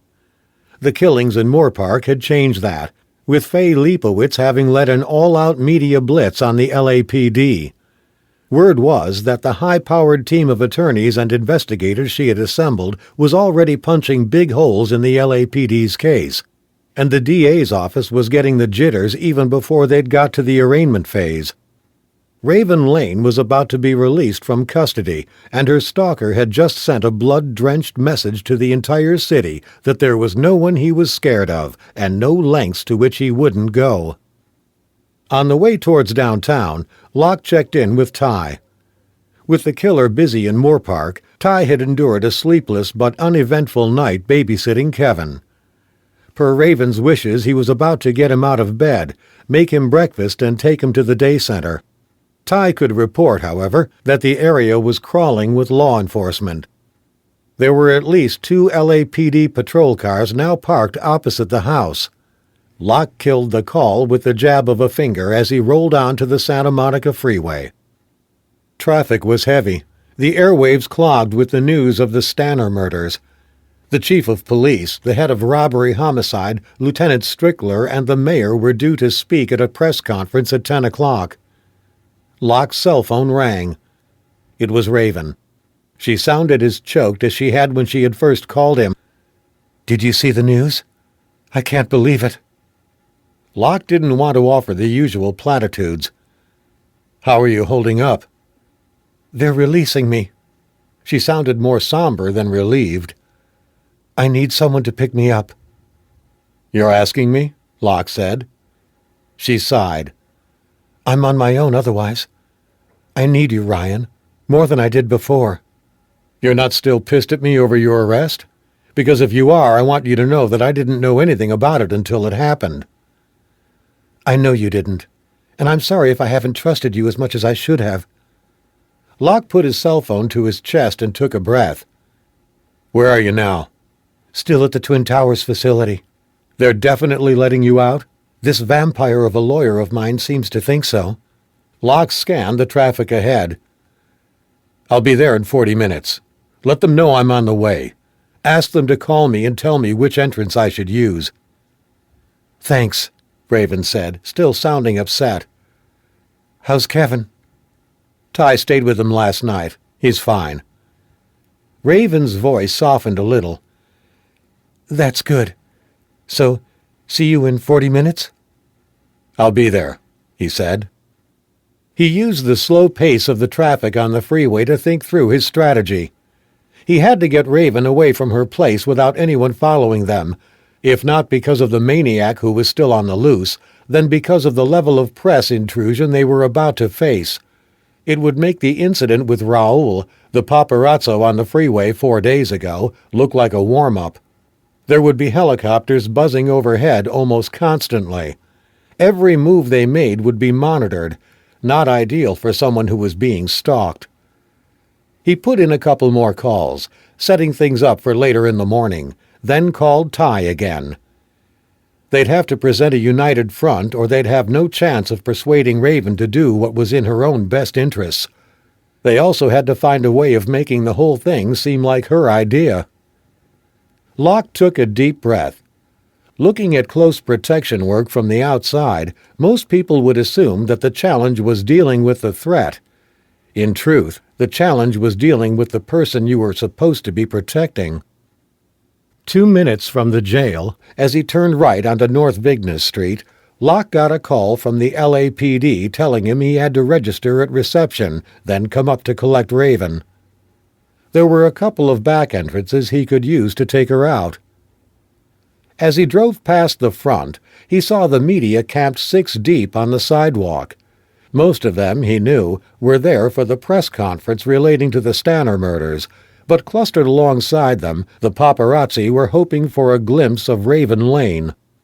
As he signaled to turn into a parking lot, a red Mercedes-Benz CL65 AMG roared ahead of him on the outside and cut in front of his fender before disappearing down a ramp into the bowels of the jail. Locke watched it go, then made his turn. He parked, got out, and walked across the street toward the phalanx of reporters and photographers. Raoul headed straight for him, but before anyone could notice them talking, Locke shot out a hand and dragged him to one side. "What the hell?" Raoul protested, his youthful features bunching into a scowl. Locke put a finger to his lips. "It's your lucky day." Raoul squared up to Locke, eyes defiant. "How's that, homie?" "How'd you like an exclusive? Raven Lane being released from custody." Raoul looked at him open-mouthed. "It's a simple yes or no, Raoul," Locke said. "You're screwing with me." "Okay, forget it," Locke said, releasing his grip on the man and starting to walk away. He didn't look back. 10 yards later, Raoul was in Locke's face, his camera swinging around his neck. "What kind of deal we talking about?" "You still drive that Accord?" Raoul nodded. "Pull it round to the back. There's a loading bay. I'm bringing Raven out there. You drive us away, you get some pictures. You do a good enough job of no one seeing you or her, and you have an exclusive, which makes the price 10 times more valuable, right?" Raoul glanced back to the small knots of photographers further down the street. "Why you pick me?" Locke met Raoul's gaze. "Because for all your posturing about what a tough guy you are, deep down in that empty shell you call a heart, you know that when I say, 'If you screw me over, I'll put you in the hospital,' I mean it." That seemed to make sense to Raoul. "Okay, man. You got yourself a deal." Locke had one final test for him. "Any money you get for the pictures you have to split with Raven. Otherwise she'll flip out on me for letting you take 'em." Raoul shrugged. "You got it, man. But it has to be half of net, because the agencies take a cut of the gross, too." "Fine. But there's one more thing, and this one's a favor with no monetary reward." Raoul took a step back. "What is it?" "I want you to round up all the pictures you have of Raven, all the stuff you never sold or used. You were following her before I was on the scene, correct?" "Hey, I got nothing to do with this shit, right?" "Answer the question, Raoul." "She was someone I covered. But it was only pictures, okay?" "I believe you." "So why do you want them?" Raoul's eyes were narrowed with suspicion. "Just want to check out a little theory I have going." Locke gave him a push. "Now go get that car." Chapter 40. Brushing off the media's questions, Locke strode up the steps that fronted the Twin Towers jail facility. A tangle of limbs and lenses filled his vision on all sides. He walked with purpose, giving no ground. He never raised his hands above his waist, just kept moving as if the ground in front of him was clear. His forward momentum caused more than one photographer to trip and sprawl on the ground. He stepped over them, or, in one case, on them. The questions came thick and fast. "Are you here to see Raven Lane? Will Raven be making a statement?" Locke met each one with silence. At the entrance, 2 uniformed cops wedged back the hordes. It didn't take much effort. It was as if there was a force field at the door. Even the paparazzi knew well enough that the LAPD were utterly humorless when it came to their turf, and especially today. One of their own had been killed, as had the officer's wife. The killer had breached a taboo that lay beyond the outer reaches of even the most crazed gang member. A sense of quiet rage seemed to permeate the walls of the building as Locke signed in. It was a rage he felt as well, although he couldn't afford to allow himself to get caught up in it. The circumstances called for calm. In the elevator, he was met by stony faces as he was led up to the conference room on the third floor. Stepping out, he noticed that the whole place was busy, reflecting that a 100-person task force based at the police administration building downtown had been announced by the chief of police that very morning. Of course, the phrase serial killer had been bandied about, but while the killer fitted the basic definition in so many ways, Locke also knew that he far exceeded it. While serial killers worked to patterns, they lacked a burning motive beyond the basic need to take life. Raven's stalker seemed to be blazing a very definite trail. Raven herself was in the room, pacing back and forth. She eyed him coolly when he walked in. Locke put out a hand. "Fresh start?" She nodded. "I'd like that. I'm ready to get out of here now." "This guy's not going to stop. You realize that, right? He's coming after people you know or have known so that he can get to you. None of us can be sure who's going to be next. It might even be—" He let Kevin's name go unspoken. Raven's shoulders seemed to slump. "I've never run away from anything in my life." Locke smiled. "You think running makes you weak?" "Maybe." "I'd say it makes you smart." Raven ran a hand through her thick mane of black hair. "I have a different idea." "What's that?" "This guy wants me, right?" "Forget it," he said. "There's too much that could go wrong."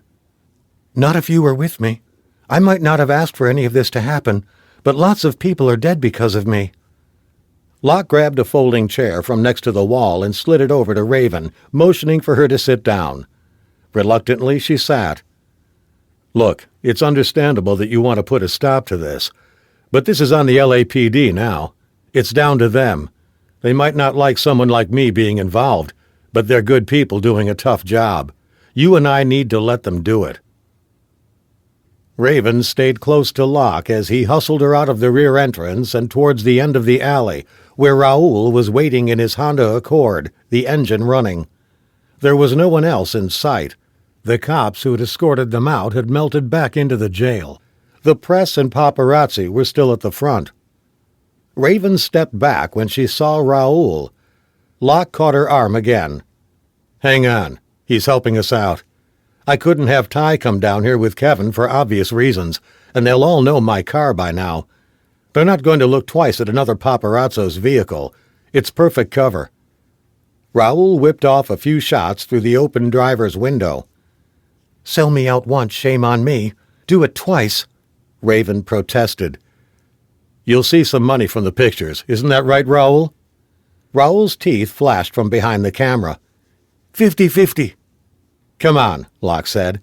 "We've got a small window to get you away from here." Locke put Raven in the rear passenger seat, then motioned for Raoul to let him drive. Raoul eyed him warily from his position at the wheel. "Man, I've seen how you drive," he said. "Move," said Locke, muscling him out of the way. Raoul shrugged, digging into his pocket and handing Locke a memory stick along with his car keys. "This is everything I had on my laptop. Every shot going back 6 weeks, maybe more." Locke glanced at Raven, but she had missed the exchange. He tucked the memory stick into his pocket and took the car keys. After a final look around to satisfy himself that no one had seen them, Locke pulled out. As they approached the end of the alley, he turned to Raven. "Keep your head down." He slid the Honda slowly into the traffic on Bochette Street. When the knots of media and clusters of photographers were dots in the rearview mirror, he told Raven she could sit up.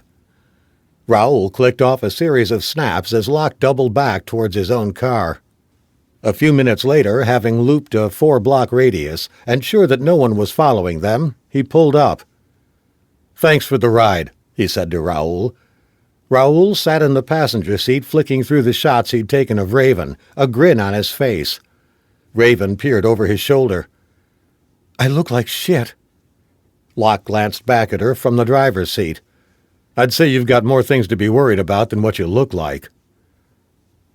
Alone in his car with Raven, Locke pulled out his cell and called Ty. Raven sank down in her seat. her cap low over her eyes as they pulled up at a stoplight, traffic gathering around them. "What's it like at the house?" Locke asked his partner. Heavy. Lots of press. "Okay, listen. Raven's agreed that we need to get out of here for a while, so I want you to get together some of her stuff and meet us." There was silence at the other end of the line, which worried Locke. Ty wasn't exactly noted for his silences. Ty? We got a problem with Kevin. "He's locked himself in the panic room again?" Nope. "So you want me to keep guessing, or are you going to tell me?" 2 ladies just showed up. They got cops with them, too. Child Protective Services? When'd they get there? Couple of minutes ago. I've been stalling them. Did you tell them we're on our way? They think I'm bullshitting them. They're saying that unless Kevin's guardian is here in the next 10 minutes, they're taking him into care. Locke checked the time to destination on his sat-nav. They were 35 minutes away, and traffic was heavy. "We're going to be a half hour at least." Damn, I don't think I can stall them that long. What do you want me to do? "I don't know, Ty. Think of something." Like what? Ty asked. Locke shut his eyes and ground his teeth with frustration. Improvise. Chapter 41. 30 minutes later, they were home, Raven sprinting from the car before it had even come to a stop. Locke slammed on the brakes, the car mounting the curb and scattering a couple of photographers in the process. He threw open the driver's door, the engine still turning over, and tore after her. Raven had run past a patrol car parked in the driveway and was already at the front door, slamming her hand against it, screaming for her brother. The car journey had been fraught. She had spent much of it on the phone to Fay Leipowitz, who, as well as making another appeal for a public statement, had told her that once Kevin was in the custody of the L.A. County Department of Children and Family Services and jammed up in the system, getting him returned to her would take some time. Locke had driven as fast as he could, which wasn't nearly fast enough. The front door opened and Raven pushed past Ty. Locke saw a flash of blue uniform as Raven tore inside, her shoes disappearing in a blur up the stairs. Locke reached the door. "Have they taken him?" he asked his partner. Ty turned his face so the 2 patrol officers standing in the downstairs hallway couldn't see him smile. Not exactly. Locke could hear Raven screaming at someone. Moments later, a middle-aged woman in a business suit clattered down the stairs, briefcase in hand, her face white with fear, and Raven in hot pursuit. "Get the hell out of my house!" Raven screamed at her. The woman, presumably sent by L.A. County, brushed past Locke, who stepped in front of Raven. "I think you've made your point. Maybe if we all took a deep breath, it would be more helpful." Raven rounded on Ty. "Where is he? Where's my brother?" Ty pointed back up the stairs. "He shut himself in the panic room as soon as he heard the doorbell. Nothing I could do about it." The woman from L.A. County rolled her eyes. "We heard you telling him to do it." "Don't know what you're talking about, lady," Ty said, the very picture of innocence. "I let you in the house, didn't I?" The 2 patrol officers, thumbs hitched into belts, stood there exchanging looks. Locke guessed that, especially with a cop killer on the loose, this kind of call wasn't exactly top of their list of places to be. "Ma'am," Locke said to the L.A. County woman, "Kevin's legal guardian is here now, so you won't be taking him with you." The woman grumbled a response. "I'd still like to make sure he's okay." Locke met Raven's gaze with a let's just get this over and done with look. Raven shrugged. "Fine, but make it quick." Together, she and the woman headed back up the stairs. Locke followed them, keeping a respectful distance. In the hallway, he pulled the woman back by the sleeve while Raven went into her bedroom and knocked on the panic room door. A few seconds later, a heavy thud announced Kevin's emergence. Raven wrapped her arms around her brother as he burrowed his face into her shoulder and neck. She stroked the back of his head as Kevin snuffled through his tears. "Hey, it's okay," she whispered to him. Next to Locke, the county lady was decent enough to look awkward, staring at her shoes and developing a sudden interest in some form she'd brought with her. Raven continued to speak in hushed, even tones until Kevin's sobs quieted. There was the rustle of a paper tissue and the sound of him blowing his nose, and then they came out of the room, brother and sister, both red-eyed. Locke left the county woman to it and headed back downstairs where Ty was waiting with the two patrol officers. Locke motioned for his partner to join him in the kitchen, safely out of earshot of the cops. Pizza boxes littered the counters, dirty plates sat in the sink, and the trash can in the corner was overflowing. "Housekeeping kind of went by the wayside last night," Ty said, by way of explanation. "Plus I was helping him with his Halloween costume. Figured it would take his mind off of everything else." Locke put his hand on Ty's shoulder and smiled. "Good work, though for now we've got bigger things to worry about than costumes, like how to find a way of getting them out of the house without being followed. The press outside are mostly interested in Raven. How about you take her in the pimpmobile, lose anyone tailing you, and we'll RV somewhere else?" "Not a problem, brother. Where you thinking of heading?" "Maybe a cabin up near Big Bear. Somewhere nice and remote where he can pick us off one by one." "Stop screwing with me, Ryan. I know you got somewhere in mind." Locke hesitated. "I don't, but Carrie does." Back upstairs, Locke and Ty traded bemused glances. It was hard to decide who was taking more time over what to pack, Raven or Kevin. They were in their bedrooms, poring over their stuff as if it was the last they would ever see of it. Locke knew from experience that he and Ty took slightly different approaches, Locke traveling light, and Ty, as befitting a former grunt Marine, cramming as much shit into his bags as he could possibly carry, just in case he might need some of it at some point. He knocked on Raven's bedroom door. "Come in." She had changed into sweats. Her hair was still wet and wrapped in a towel after a long shower to wash away the smells and, no doubt, the sensations on her skin of the Twin Towers. Having spent some time in prison himself, albeit as an undercover operative, Locke knew only too well how correctional facilities dug their way into your pores. You could smell jail on someone, and the odor lingered long after the most obvious traces had evaporated. "How long are we going to be away for?" she asked. "That depends on how fast the cops catch whoever's doing this." She picked up a fresh towel to rub away the moisture from the ends of her hair. "What if they don't?" Locke cleared his throat. "That's a possibility. Your stalker's been clever so far, but killing Stanner's family is a game-changer. The LAPD are going to give this the full-court press. The task force they're putting together is the biggest this city's ever seen. Unless he's already on a plane somewhere, he's going to get caught. Days, weeks, months, but the LAPD will get him. All we have to do right now is keep our heads down and stay patient. So no more meetings or gigs." "And what about Kevin?" Raven asked. "He'll want to see Wendy. He needs to go to his center.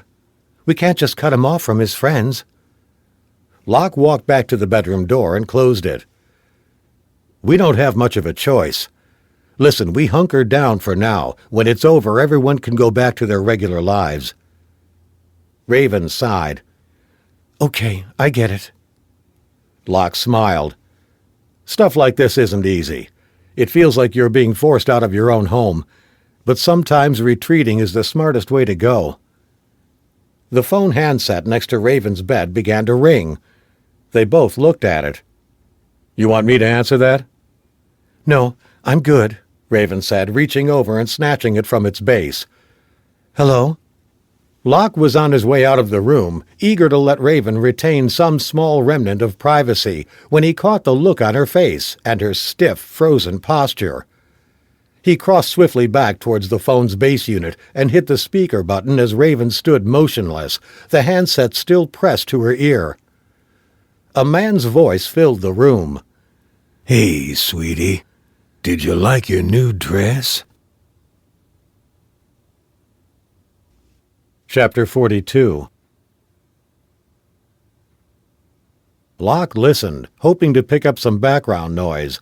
Freeway traffic, a television or radio on in the background, an airport announcement at the other end of the line. Digging out his cell phone, he texted Ty to let the cops know they had someone on the landline. As he pressed send, he gestured for Raven to keep the man talking. The discovery of the dress had not been released to the media, which left only a few options. This was either a crank who was very close to the investigation, or more likely the stalker. Raven held up her hands in a "what the hell do you want me to say" gesture, then took a breath. "You still there, Sarah?" the man asked. Raven went rigid at the use of her real name. Locke felt suddenly cold. Even Kevin didn't use it, although he had told Ty what it was.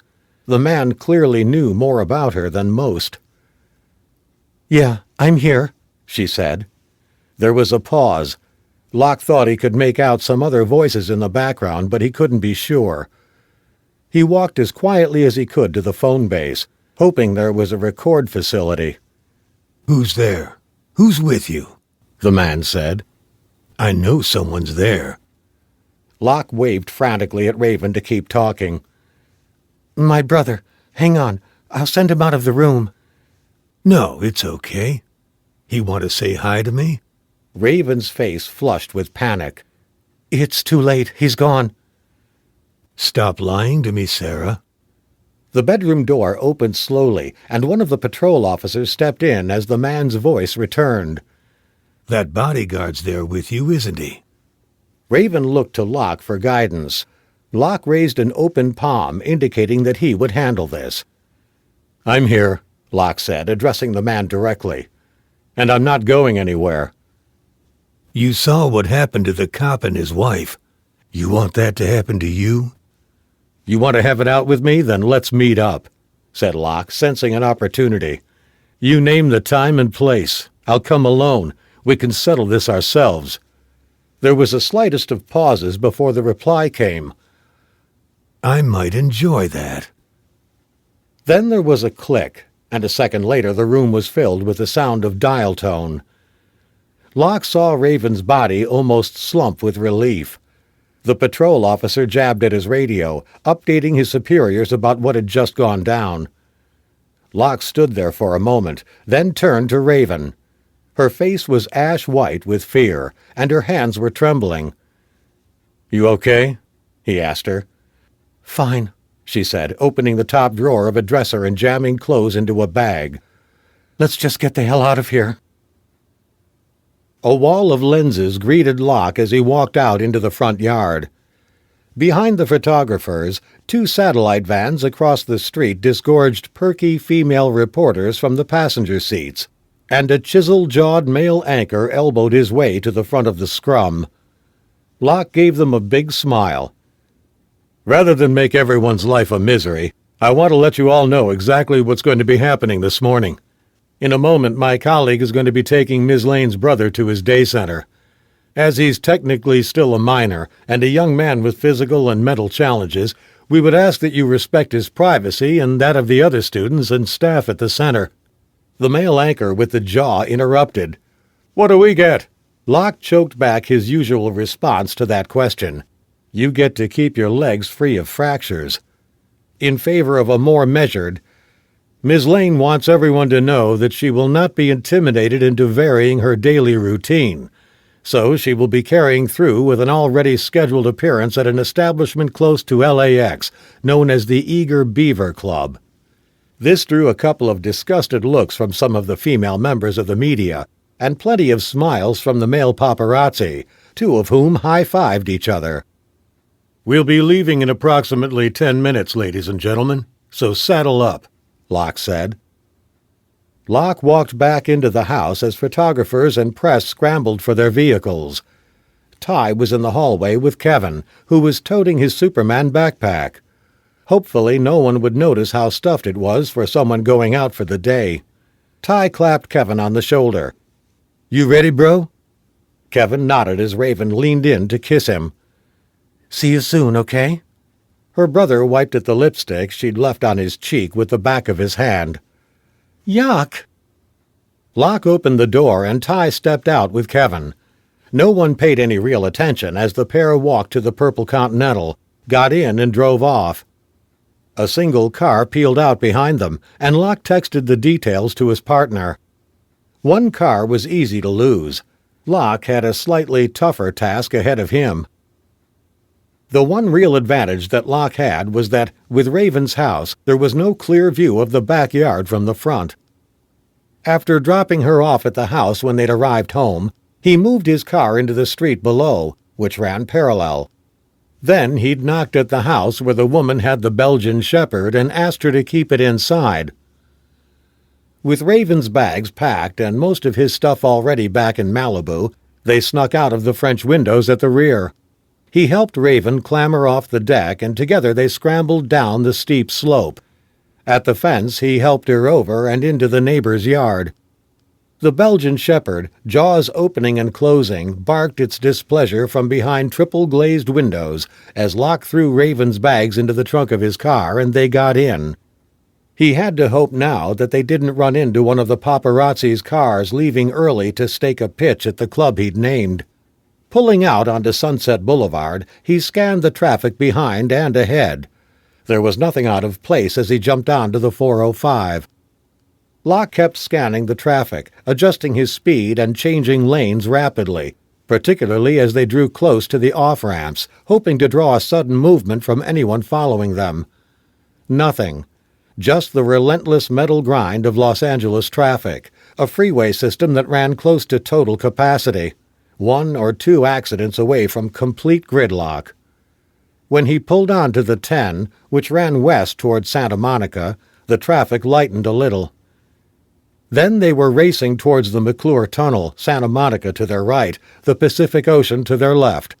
A couple of people were out kite-surfing, and an elderly couple rollerbladed along the concrete path beside the beach, hand in hand, wrinkled brown, their speed belying their advanced years. Blue skies, everything California perfect. He glanced at Raven next to him in the passenger seat. She had fallen asleep, rocked into dreamland by the thrum of the car's tires as they rolled over endless miles of blacktop. Given the setting, it was almost impossible to imagine that he was guarding a woman who was fleeing for her life from a man who had carved such a bloody trail across one of the nation's biggest cities. He pressed down a little harder on the gas pedal, eager to put the city behind him. The sunlight flashed in the mirror as he checked it out one more time. It blinded him for a second, rendering the cars behind him as black shapes on a distant horizon. Chapter 43. Ty's Continental was already squeezed into the double-space garage of the ocean house Locke was sharing with Carrie. He parked next to it. Then he and Raven got out. The garage formed part of the house and backed directly onto the Pacific Coast Highway just past the stoplight at Big Rock. 2 doors opened from the garage directly into the house itself. Locke grabbed Raven's bags and headed for the one on the left, which took them into the kitchen. They could hear noises overhead. There was a big deck out there, visible only to the house on the right, which was owned, as far as Locke knew, by a fashion designer who was never there. There were lots of houses like that in Malibu, places on the beach costing millions of dollars that stayed empty, except during the summer months and at the odd weekend. From the thumping feet and shouts, Angel had found a new buddy, and Kevin had quickly adjusted to his surroundings. It sounded like Ty was up there too, trying to referee whatever game they were playing. Locke could see Carrie on the first-floor deck. She wasn't alone either. A tall man with a warm smile and the look of a backwoods sage was standing next to her. Locke showed Raven to her bedroom, which was on the first floor and tucked away in the back of the house, then went to join Carrie. As he slid open the glass door leading out onto the deck, the guest rose from his chair. "Levon Hill, from the Federal Bureau of Investigation. You must be Ryan." Locke straightened. Beyond them, the Pacific roiled lazily onto a perfect stretch of beach. A couple of seagulls swooped low overhead. "Can I see some ID?" he asked. "Of course. Can't be too careful under the present circumstances." Hill dug his ID from his pocket and handed it to him. Locke took his time checking it out, then passed it back. "You can't have read the script, Mr. Hill. Law enforcement isn't speaking to me." Hill smiled. "The LAPD aren't, that's for sure. I wouldn't take it too personally, though. They barely speak to me either. So what's your involvement in all of this?" "The killings flagged up on VICAP." The Violent Criminal Apprehension Program was a computer database used by local law enforcement agencies and the FBI to look for similar facts or patterns that might link crimes in different states. "I got interested when one of the first suspects, Larry Johns, went missing in Arizona," Hill continued. "Anyway, long story short, I offered the LAPD my services via our field office. They initially declined, which was perfectly understandable. Homicide is a state crime, and out of our jurisdiction. But now there's a bunch of other bodies, including a cop and his wife. Things have changed," Locke guessed. Hill gave a sad smile. "I'm assisting them in any way I can." Carrie got up from her chair and put a reassuring hand on Locke's shoulder, letting him know that they were good. "I'm going to make sure our guests are settling okay," she said, and disappeared back into the house. Levon Hill sat down, his forearm shielding his eyes from the glare of the sun bouncing off the water. Locke remained standing, a hand on the white-painted rail, eyes scanning the beach, trying to build the picture he'd been creating from day one of who belonged here, the houses they stayed in, when they walked their dogs or went for a jog. All of it would help him should he spot something or someone who didn't fit the regular pattern. He'd brought danger into his home and into his and Carrie's lives. There was no escaping that. "Nice spot," Hill said after a while. "Why are you here to see me, Mr. Hill?" "I want to catch this individual, Mr. Locke." "We all do." Hill squinted, fishing in a pocket, then pulling out a sturdy black sunglasses case. He held off putting them on, presumably, Locke thought, to emphasize his sincerity. "Your priority is a little different. Your job is to make sure your principal stays safe. That's the right term in your industry, isn't it, Mr. Locke? Principal?" Locke nodded as Hill's eyes disappeared behind mirrored Ray-Bans. "Correct. The client is the person who's paying. The principal is the person you're keeping safe. Often, as in this case, they're one and the same individual." "So our aims diverge slightly," Hill said. Directly above them there was more pounding of feet and skittering of paws. Locke heard Kevin throw a ball for Angel, and Ty warn him not to throw it over the edge, as Angel was about dumb enough to go after it.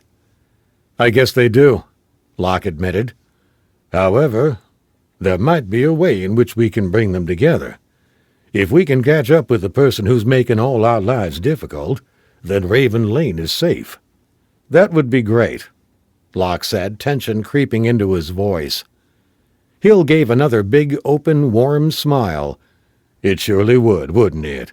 Locke could feel his jaw tightening another notch. No matter how beautiful the scene laid out before them, Levon Hill's visit wasn't a social call. "Why don't you cut to the chase? What do you want?" Hill nodded towards the huge glass sliding door, which was still open. "Maybe we should close that first." Locke took a couple of steps back and pulled it shut.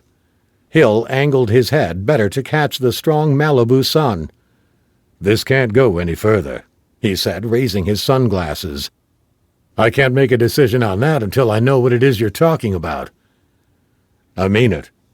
If it gets out that I shared this with you, my career in the Bureau is toast, and you'll understand why."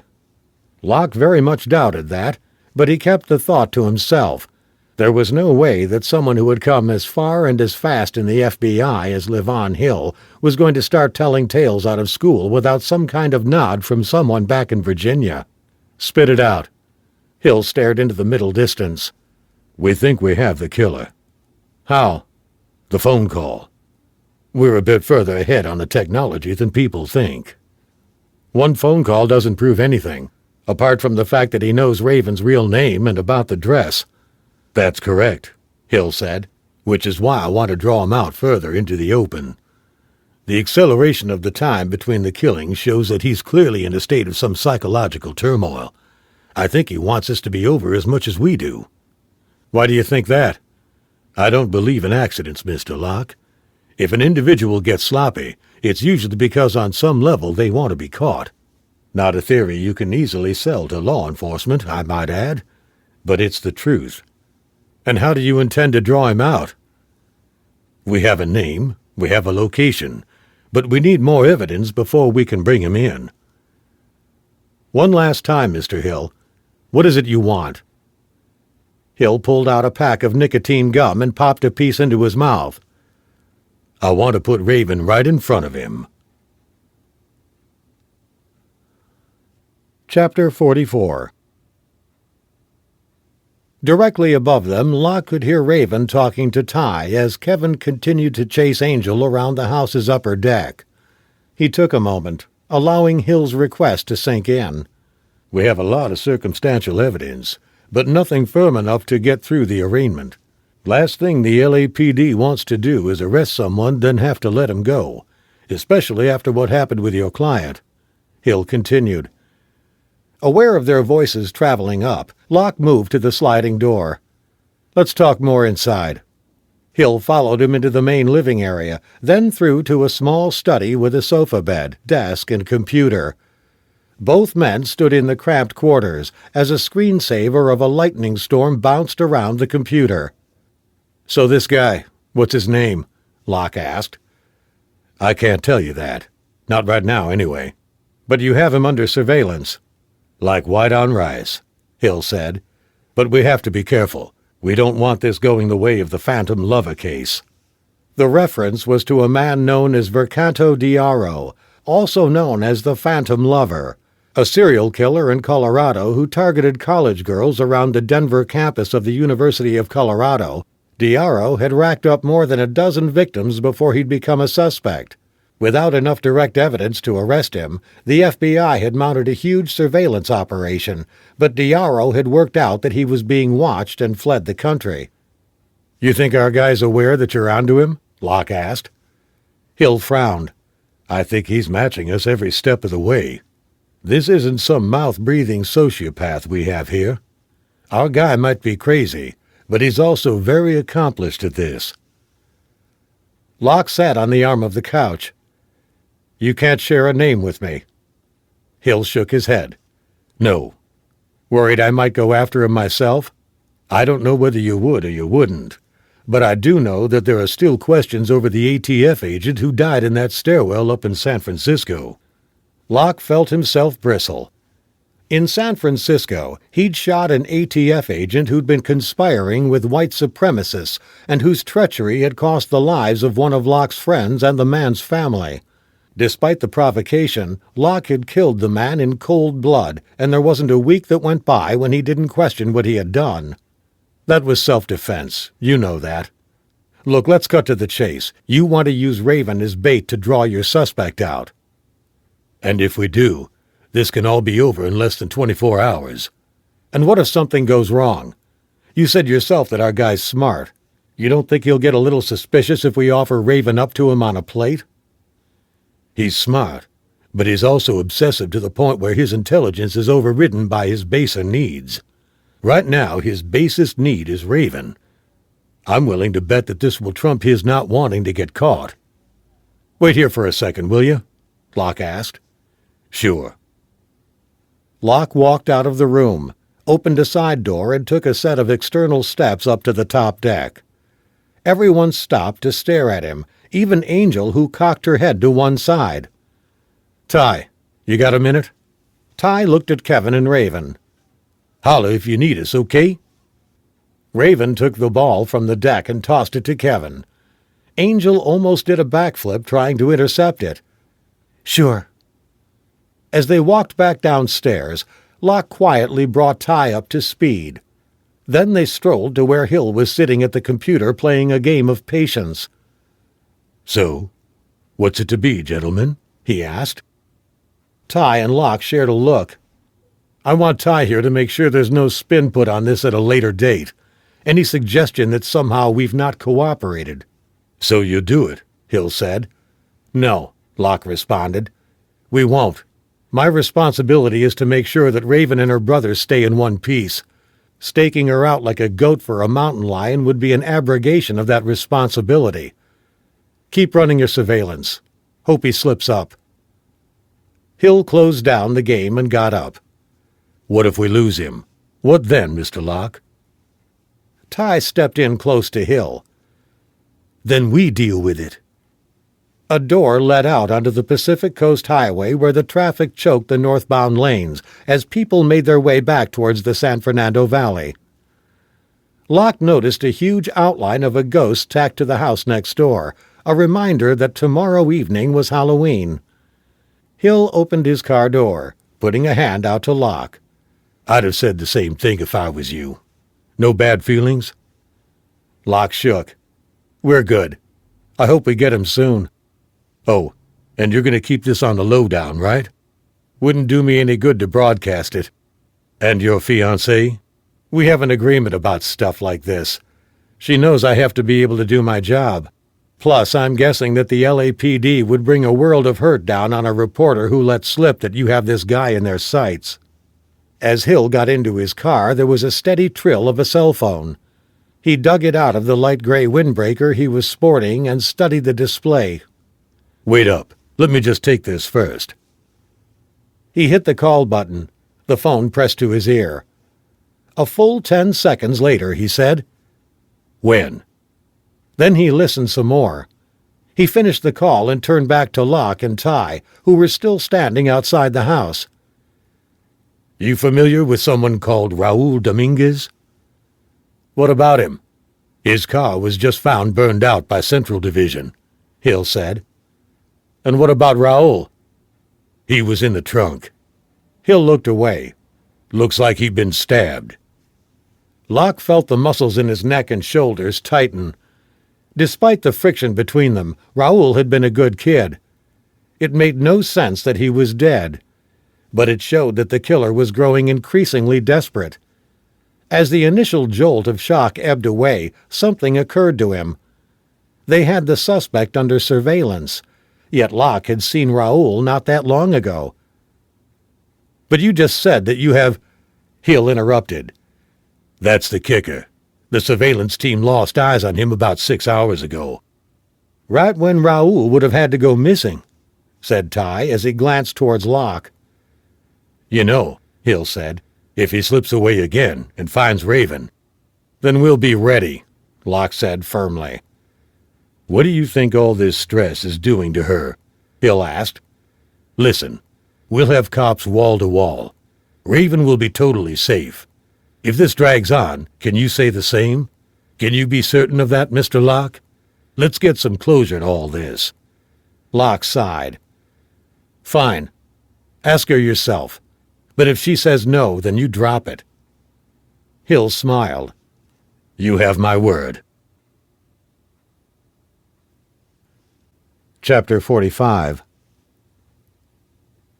Locke looked at Raven, who faced him in the kitchen, her arms folded. Her eyes were yellowing slightly, and her skin had moved beyond pale to transparent. The strain was finally showing. Tiring of the deck, and at Locke's suggestion, Carrie had taken Kevin onto the beach with Angel. The one thing you could rely on in Malibu was the neighbor's discretion. Even if someone did spot Kevin and work out who he was, no one would be calling the media. People came to Malibu because they had money and because they wanted to be left alone. I'll do it, Raven said, her face set in a frown. It's your call, Locke said. Hill looked surprised and Ty shocked. Raven unfolded her arms. What? I said it's up to you, Locke replied. You're not going to give me some big lecture about how I'm being irresponsible, about how I might get hurt? Locke answered with a shrug of his shoulders. Would it make a difference? Nope. My mind's made up, she said. Well, then I'll save my breath. Locke turned to Hill. But I'm going to be there. That's part of the deal. Hill sighed. The LAPD won't like you being involved. Tough shit. I also want to be able to recce the location first. Hill reached for his cell phone, which was lying on the black granite counter. "I'm going to have to make some calls." He looked over at Raven. "You're good to wear a wire?" "Whatever it takes. I just want this done." Locke raised his hand. "I have a question." "Go ahead. How are we going to know where this guy is?" "He popped back up on the radar right after we found Raoul." "You spotted him?" Ty asked. "No," Hill said with a sad smile. "He strolled back into his apartment in West Hollywood like he'd been out for a pack of smokes." "He's got to know you're watching him," Locke said. "Maybe he doesn't care." Hill walked out onto the deck and started making calls, pulling the heavy glass door shut behind him. Locke watched him pace up and down, one hand in his pocket. Mr. Cool, calm and collected. Ty clapped a hand on Locke's shoulder. "Are you for real? We're sending her into the lion's den." Locke smiled. "No, we're not." "What do you mean?" Ty asked. Raven flicked a stray strand of jet-black hair away from her face. "Yeah. What do you mean?" Locke stared at her, the smile gone. "You're not going into any lion's den. Trust me." 10 minutes later, Hill stepped back inside. "All set." "What's his name?" Raven said suddenly. Locke, Ty, and Hill all turned to look at her. "I already said," Hill said. "I can't tell you that." "This guy has been making my life hell, and I want to know what his name is, or the deal's off. I'll sit here until you work out what you want to do." Hill looked at Raven, then at Locke, then back to Raven. "Clayton Mills." "And you think he's the guy who's been sending the notes?" she asked. "We know he made the phone call, and he knew about the dress. The dress wasn't information that ever went public, so—" "Jesus, why did he pick me?" Raven broke in, her voice cracking with strain. "There are lots of girls who do this. Why me?" Hill gazed at the dark hardwood floor of the kitchen. "We'll be able to answer those questions once we have him in custody." "You think he won't know he's been set up?" Locke asked. "If he's been obsessing about Raven all this time, what's it going to be like for him to be talking to her?" Hill grunted noncommittally. "The honest answer is we don't know." "And what if he tries to hurt me?" "We'll have armed officers everywhere. He makes a move to harm you, he's dead meat." "He is?" Raven asked, her brow furrowed. "He's a cop killer who's going to be surrounded by cops," Hill said. "No one is going to hesitate to take him down if there's an excuse to do so." Raven sighed, then made for the door, shoulders hunched. "Okay," she said. "Let's do it." Chapter 46. The sun was starting to set as they arrived at a cafe in West Hollywood. It was a few blocks away from where the police knew Clayton Mills was living, and where the surveillance team had observed him eating. Hip West Hollywood, with its large gay population, was not an area that Locke would have associated with this type of predator, but then, nothing about this job had been normal so far. Locke and Raven sat down, ordered coffee, and scanned the menu. Locke was nervous. This was not his plan, and even though there were maybe 24 cops all around, including a couple of undercover officers at nearby tables, he knew that if Clayton Mills was here or walked in, and if he sensed some kind of betrayal, his and Raven's lives could be snuffed out in a matter of seconds. He scanned the other patrons. There was a man sitting inside on his own. He was wearing a cut-off wife-beater-style T-shirt designed to showcase his massive biceps. Clayton Mills, Locke said to himself. It was the arms. They were prison muscle, no tone or definition to them, just bulk. The kind of arms you got from a bad diet and lots of big weights. Locke saw a slight tremble in Raven's hands as she rested them on the table. He had no gun, but he did have his Gerber knife tucked into a pocket, ready to jam into Mills' neck at the first sign of any aggressive move on his part. While the LAPD had shown little respect for him, Locke had equal distrust for their abilities in a situation like this. Their focus was on making sure they had their suspect. Locke's focus had to be on making sure that Raven walked away in one piece. Difficult when she was being dangled like a piece of bait in front of a man who had already slaughtered several people in cold blood. "You okay?" he asked Raven. Fear and the proximity to the man who had made her life hell would be a powerful gravitational pull, and her desire to look at Mills must be strong. Yet they both knew she had to pretend he didn't exist. "Fine," she answered, shoulders rigid with tension. "So what are you going to have?" "I'm not hungry." Locke glanced at the two men at the table directly to their left. They were tucking into their meals with a relish not often seen in a part of town so obsessed with appearance. "The eggs look good." Raven scrunched up her face. "I hate eggs." An avenue for small talk. "How come?" he asked. Raven made another face, carefully plucked eyebrows darting upwards for a split second. "You really do not want to know." "Try me." "It's gross."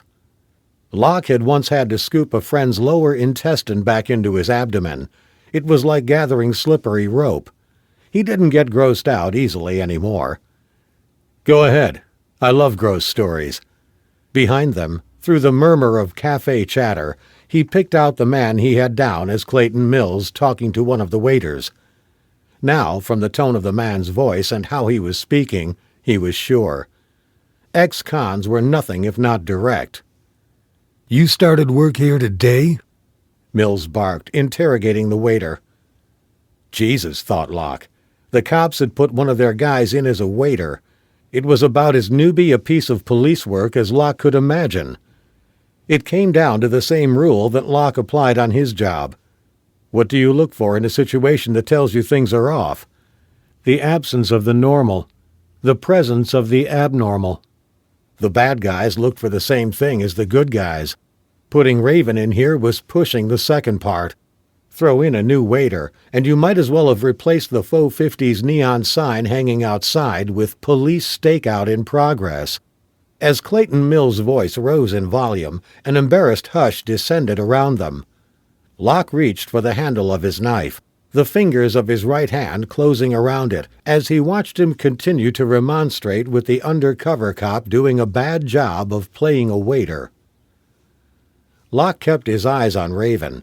If she reacted, he would move. The intensity of his focus meant that the big guy coming down the sidewalk towards them was less than 10 feet away before Locke recognized him.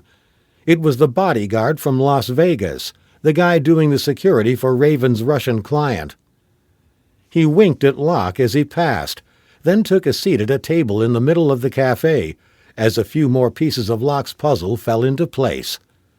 Locke's knuckles whitened as he tightened his grip on his knife. Violence crackled in the air.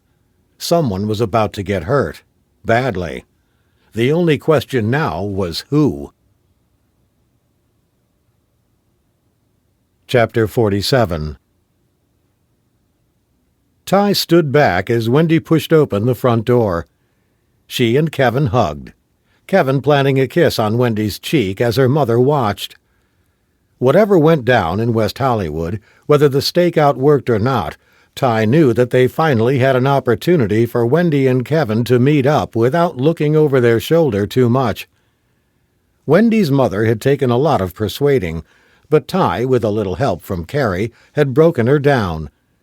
The plan was for Ty to drop the kids off at the mall, then leave them for a while so they could catch a movie together and get something to eat, alone, without someone monitoring their every move, like regular 17-year-olds did. Kevin, freshly showered, his hair still a little damp, kept his arm around Wendy. One of the things that Ty had noticed about him was how tactile he was, with none of the inhibitions that seemed to affect kids as they grew into their teenage years, when parental contact was about as welcome as herpes. Wendy's mother hovered inside the hallway, arms folded, eyes filled with uncertainty. Ty smiled at her. "They'll be fine. You have my guarantee." "They'd better be," she said firmly. Ty knew better than to argue. He'd rather go 10 rounds with a field full of Taliban than an overly protective valley mom. "You crazy kids ready?" he asked Kevin and Wendy, who were already hand in hand, consumed not so much by a teenage surge of lust as by a simpler delight in each other's company after an extended separation. On the way out, Wendy's mother pulled her daughter to one side, drawing an eye roll and "Mom," as they ran through a checklist of, "Do you have your cell phone? Okay, keep it on silent in the movie theater," along with what seemed to Ty like 1,000 other rules and strictures. After the fourth or fifth do or don't, he tuned out, keeping his eyes on the quiet suburban street behind them, with its neatly trimmed lawns and American flags snapping tight in the warm Santa Ana winds. Finally she was done, and there was a hug for both Wendy and Kevin. "Remember what I said," she said sternly to all three of them. "It's burned into my mind, ma'am," Ty said. In the car, Wendy and Kevin rode together in the back, Ty doing his best to keep any rear-view glances disguised behind his sunglasses. He kept his eyes on the traffic around them, alternating his speed. A car full of cholos dug past, with a dramatic blare of its horn as they drove down Van Nuys Boulevard, its occupants' arms dangling out of windows, a gang sign thrown by one, the kid's fingers contorting into an unlikely tangle as he showed his allegiance. Ty thought about Locke and Raven, and how worried they were about the stalker. But the dangers in Los Angeles were more random, more casual, more mundane than any shower scene finale in the last reel of a low-budget slasher flick. A quick glance revealed Kevin with his arm around Wendy, oblivious to anything else. Ty smiled to himself. Young love, man. Despite all his bravado, he regretted not having found the connection that Ryan and Carrie shared. Ty didn't have a problem attracting women, didn't have a problem getting them to go to bed with him either. It was the stuff that came after that he struggled with. In his 20s it hadn't bothered him. That was what your 20s were for. Love 'em and leave 'em, although in Ty's case it had been more hump 'em and dump 'em. But that shit got stale. Maybe Kevin had something to teach him, not the other way around. Kevin was at the front of the line for the concession stand, his arm still around Wendy's waist. Cradling a big tub of popcorn, he carefully took out a $20 bill from his jeans pocket and handed it to the kid behind the counter, watching carefully as he was given his change. Ty had noticed that for Kevin, everyday transactions seemed to require unflinching concentration. People filtered past, mostly families with kids. The movie Wendy had chosen was the sequel to a huge kids franchise by Pixar, a selection that made Ty's job easier. A lone adult walking in to watch the movie would stand out. The thought made Ty's next decision easier as well. He went across to Kevin and Wendy. "You have your phone on, Kev?" Kevin struggled to wrangle the monster tub of popcorn and vast container of soda to one side, long enough to pat the lump in his left pocket where his cell phone was tucked away. "I'll switch it off. I know the rules," he said with an eye roll for Ty, much to Wendy's amusement. "No, keep it on." "What?" "Put it on silent. I'm going to hang out here. Let you two guys have some space. You don't want me sitting behind you like some old maiden aunt, do you?" Kevin and Wendy exchanged a look, delight creeping in at the edges of their mouths. Then Wendy frowned. "But Mom said—" Ty put up his hand. "I won't tell her if you don't. Now listen, I'm going to be just outside the door. If anything happens, you yell out, okay?" Kevin gave a solemn nod. "Okay. Go have a good time." Kevin scrambled to take Wendy's hand. Ty watched as they headed across, handed over their tickets and disappeared inside the movie theater. He waited a few moments, followed them, handed over his ticket but stopped shy of the door leading into the theater. He took a seat next to a big cardboard promotional display featuring a family of cartoon raccoons and settled in. Besides the fire exits, there was one door in and one door out. He kept an eye out for any lone adults, but it was only families or single parents with kids.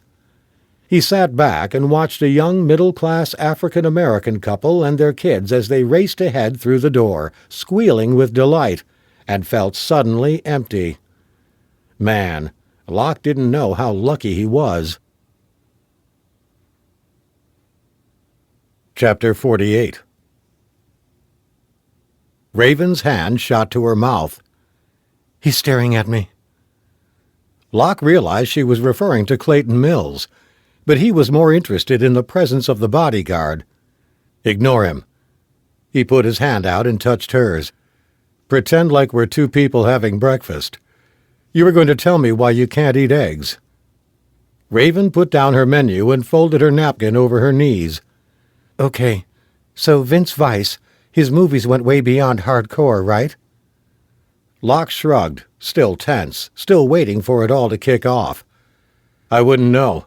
I'm more of a Tom Hanks guy. Well, they did. He got off on pushing the actresses as far as he could. The sex got violent, too. He'd choke you, force you to gag. Locke put down his menu on the table. And this has what to do with eggs? He'd ask you to eat fried eggs before his shoot so that when you threw up it was more visual. The waitress circled the table. She was pretty and blonde and perky, in the way that only people who don't really understand what the world is truly can be. This part of L.A. was full of people playing at being waiters, or parking attendants, or fitness trainers, or, as Locke thought cynically, in this case, cops. "Are you folks ready to order?" she asked. "I'll take some coffee, but make sure it's really hot," Locke said. "I mean scalding." "Anything else?" "Just some toast, thank you." "No eggs?" Raven prompted. Locke smiled. "I'm not really in the mood." "And you?" the waitress asked Raven. "I'll take the French toast and some coffee." The waitress jotted down their orders. "Hey," Raven said. "I did tell you it was a gross story." But Locke had tuned back into the conversation between the world's most unconvincing waiter and Mills. "This isn't what I ordered," Mills was saying, his voice low and barely contained, the words spat out, clipped and deliberate. "I'll take it back and get it sorted with the chef." "No, forget it. Just give me the check, will you? In fact, here." At a nearby table, two men, way too well dressed and manicured to be straight, craned their necks to get a better look. One whispered something to his companion, which drew a laugh that was a little too loud. Locke took it as a signal to turn round and take a quick look. As he did, he caught Mills tossing a 10-spot onto the table in disgust before rounding on the two men. "What the hell are you looking at?" Eyes down, they sank back in their chairs as Mills rose from his table and stalked past them. Locke tensed, his right hand wrapping around the handle of his Gerber knife once more. By now Mills was level with him, and he had caught his eye.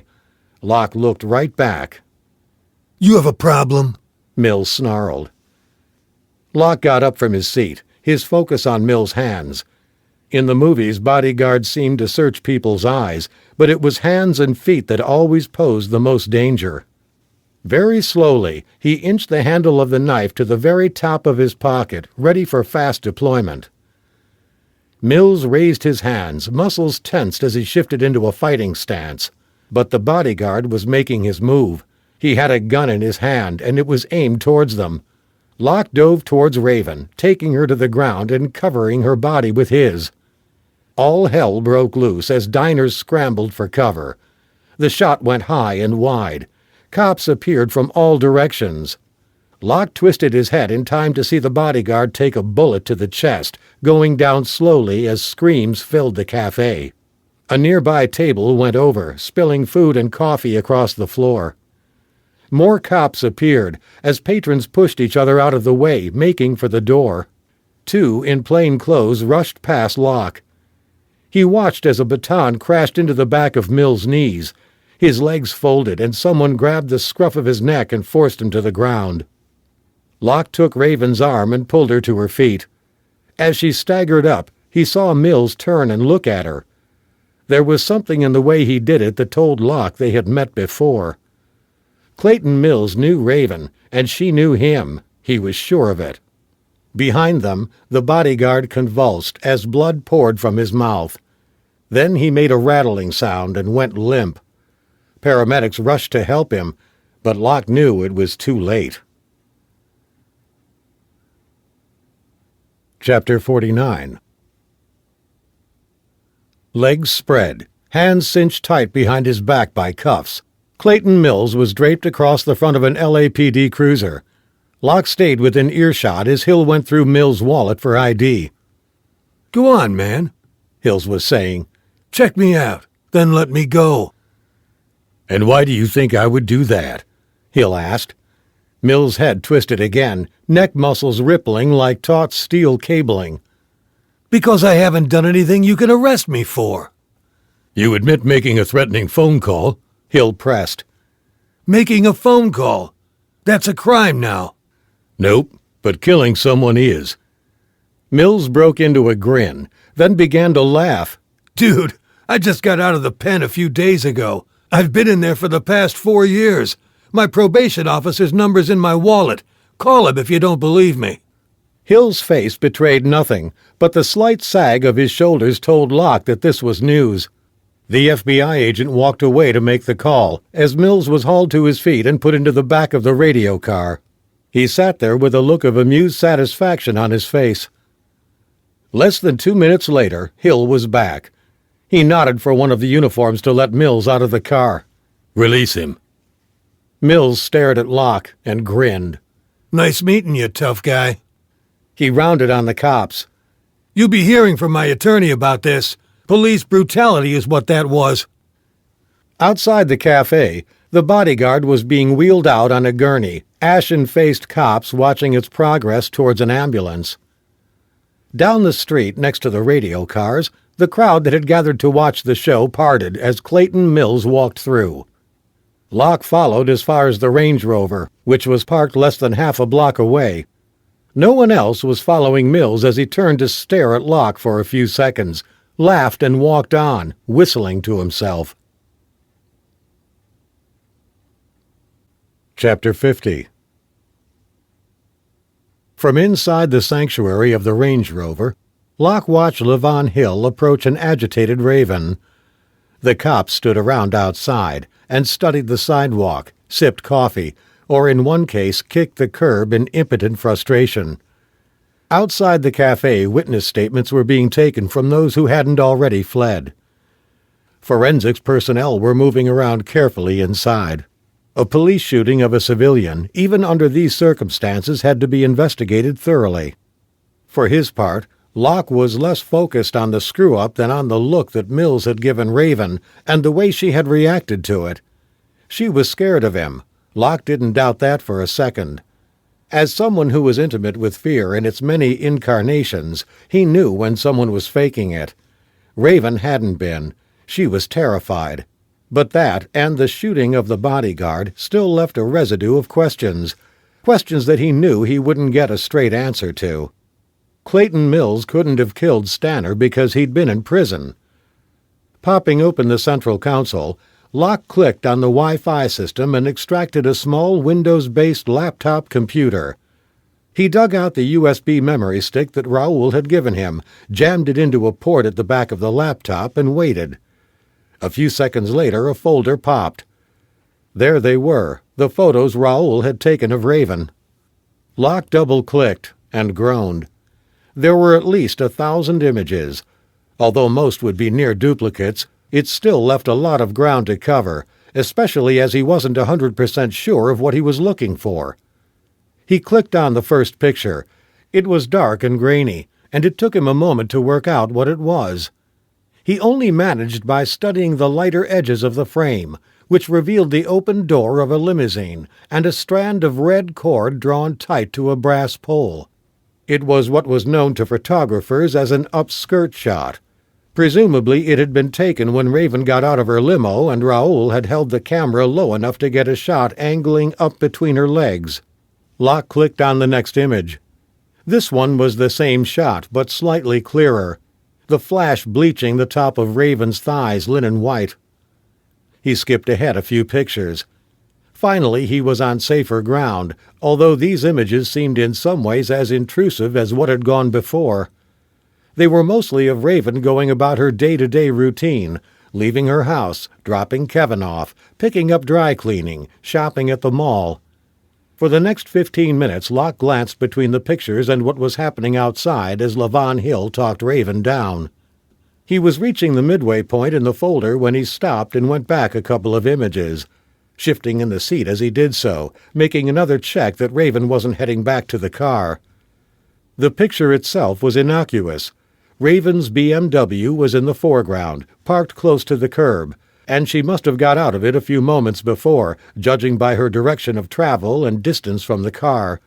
She was pushing open the door of a mailbox store. In the top left corner of the frame there was an intersection, but the street signs weren't visible from the angle that the picture had been taken, which was going to make his task a hell of a lot harder. He'd been so engrossed in the picture that he'd forgotten to keep an eye on Raven. Now, when he looked up, it was to see her coming towards him. Hill had given her a hug, a strange gesture for an FBI agent. But then Raven seemed to elicit strange gestures, especially from men. Once again, Locke thought of Stanner and his relationship with her. He knew he had to move quickly, as he clicked on the picture and moved it over to the desktop. Then he opened a web browser and, using his Gmail account, sent the image to his own email address for safekeeping before deleting it entirely. Then he closed the image viewer and the folder. Next he powered down the laptop. While he waited for that to happen, he pulled out his cell phone and called Ty, reaching over at the same time to Raven's purse, which was lodged in the footwell below the front passenger seat. "Just checking in," he said, opening the bag and momentarily struggling to find what he was looking for in the mess of cosmetics, cigarettes, and half-empty packs of gum. There it was, a small, harmless-looking mailbox key. Quickly he put it in his pocket. "He take the bait?" Ty asked. "No, but I'll fill you in on the details later. Did you take them to the movie at the Beverly Center in the end?" He, Ty, and Wendy's mother had been unable to agree earlier on venues and show times. "Yeah, they're just coming out now." This worked for Locke. The Beverly Center was only a few blocks from where he was parked. "Good," he said. "Take your time. Raven might be calling you in a few minutes to pick her up." In the background, Locke could hear Wendy and Kevin talking, their voices light and giggly, all psyched up from their date together. He did his best to tune them out. Raven was steps from the car now.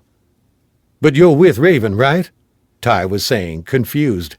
"Just hang back, and this part of our conversation never happened, okay?" "Roger that," Ty said. Locke killed the call as the door opened and Raven climbed in. He waved his cell phone at her. "Just checking in on the kids. Everything's cool." "At least one thing's going right then, I guess." Raven sighed, sitting next to Locke. "You okay?" "Sure. Why?" "I don't know," she said, digging into her designer purse and retrieving her makeup. "You look kind of spooked." Locke did his best to force a smile. "You're not?" Raven's head ducked into her purse and Locke tensed. Then she came up with her cigarettes and he relaxed again. "Levon really helped to put my mind at rest," she said. "Well, that's good," said Locke, noticing a slight shake in her hand as she lit her cigarette. "Listen, I have a couple of quick calls to make before we leave. Is that okay?" Raven nodded, blowing out a puff of smoke, which clouded the air between them. "Take your time." Chapter 51. Outside the Range Rover, the sun hung low over the rooftops of West Hollywood. At the nearby Beverly Center, cars laden with trick-or-treat goodies streamed out of the parking exits, and families headed home to celebrate Halloween. A couple of little girls, chaperoned by their mothers, walked past, one dressed as Cinderella, the other as Snow White. Raoul's memory stick was digging into Locke's thigh. He had to find the time to go through the images, if for no other reason than to put his mind at rest. In the passenger seat, Raven sat quietly and watched Cinderella and Snow White. Then she opened the door and got out, reached into her purse and handed them each $5. "I don't have any candy. I'm sorry," she said. Their mothers prodded the two little girls to thank her before one of them must have recognized her. The woman's smile curdled, and she hustled a bemused Cinderella on down the sidewalk. Raven got back into the Range Rover. She rubbed at her temples, her head slumping forward and her black hair falling over her eyes. "What do you think the bodyguard was doing there?" she asked. Locke shrugged. "Did you tell the cops you knew him?" "Didn't have much choice," Raven said. "But it's that Mills guy I'm worried about. If they won't arrest him, isn't there something you can do?" Locke started the engine. They had been parked a few blocks from the cafe for the past half hour. After speaking to Ty, he'd called Carrie, but her cell phone had been switched off. He'd tried the landline at the house and left a message. He felt a twinge of concern, then told himself she had probably taken Angel down to the beach and forgotten her phone. He drummed his fingers on the steering wheel, then twisted in his seat so that he was looking straight at her. "You've known him all along, haven't you? He's your stalker, and now you want me to kill him. That's it, isn't it? That's what this has been about." Raven reached over to turn on the air conditioning, her arm brushing against his chest, her hand settling there. He made no attempt to move it. She looked at him, her violet eyes glistening with tears. "You know, by rights he should still be in prison. I mean, what kind of life is he going to have? Is he going to be a benefit to society? No, he's not. And now that he's good and pissed, he's going to kill me. Maybe not today, or tomorrow, but at some point." Her voice cracked. "And then he'll come after Kevin." "The police are watching him," Locke said, still aware of the weight and warmth of Raven's hand on his chest. "There are those who watch, and those who take action. If I asked you now, would you do it for me, Ryan?" She moved closer until her lips were less than 3 inches from his. "Like you did to that ATF guy in San Francisco?" "What would be in it for me?" Locke whispered. "Whatever you want, cowboy." He had planned on pushing it further, but Raven using the word cowboy, a term of endearment that Carrie used for him, made it tougher than he'd thought it would. "Forget it," he said, pushing her away. "Get out. I'm done." He reached over and opened the door. "I said get out." "But I've hired you to protect me." "Get out before I drag you out." She grabbed for her bag, which fell from her grasp, the contents spilling out onto the sidewalk. She got out after it, then turned back, tears running down her face. "You're just like all the others," she sobbed. "You can't leave me like this, not after everything that's happened." "Watch me," said Locke, slamming the door. "Ty'll give you a ride home. Call him." Chapter 52. Locke drove less than 6 blocks and pulled into the rear parking lot of a small antique store, far enough away that neither Raven nor Hill and the cops would see him. At least he hoped they wouldn't, because he needed to be alone for the next part, and unless he got lucky it would take some time. He opened the center console again and retrieved the laptop, then powered up the wireless internet router, which pulled signal from whatever was closest. As he waited for a connection, he opened the photo he'd saved on the desktop and studied it a little longer. Raven was receiving mail at a second mailbox location that she had told neither him nor the LAPD about. But before he could figure out why, he first had to find it. The photograph was the only clue he had. Like someone solving a jigsaw puzzle, he worked from the edges of the frame in, searching for clues to its location. Although it was daylight, there was no sky in the picture, which wouldn't have been a problem if Raoul's framing hadn't also omitted the storefront signage. Locke groaned. Knowing what the place was called would have made his task a lot more straightforward.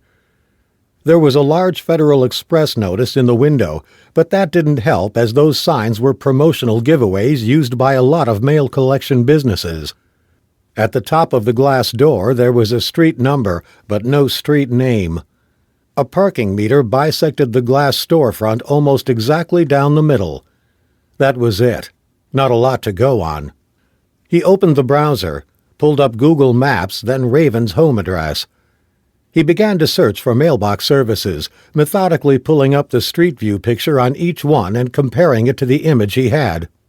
The process took him back to his military police days, when he had worked on criminal investigations. Seconds spent crashing through doors to give a bad guy the good news. but days occupied with the seat of your pants to the seat of a chair, grinding through thankless tasks. Nothing turned up in Raven's immediate neighborhood, so he kept moving outwards. North a few miles, then south a few miles, then east, then finally west. Each time he inched a mile further outwards. West finally worked.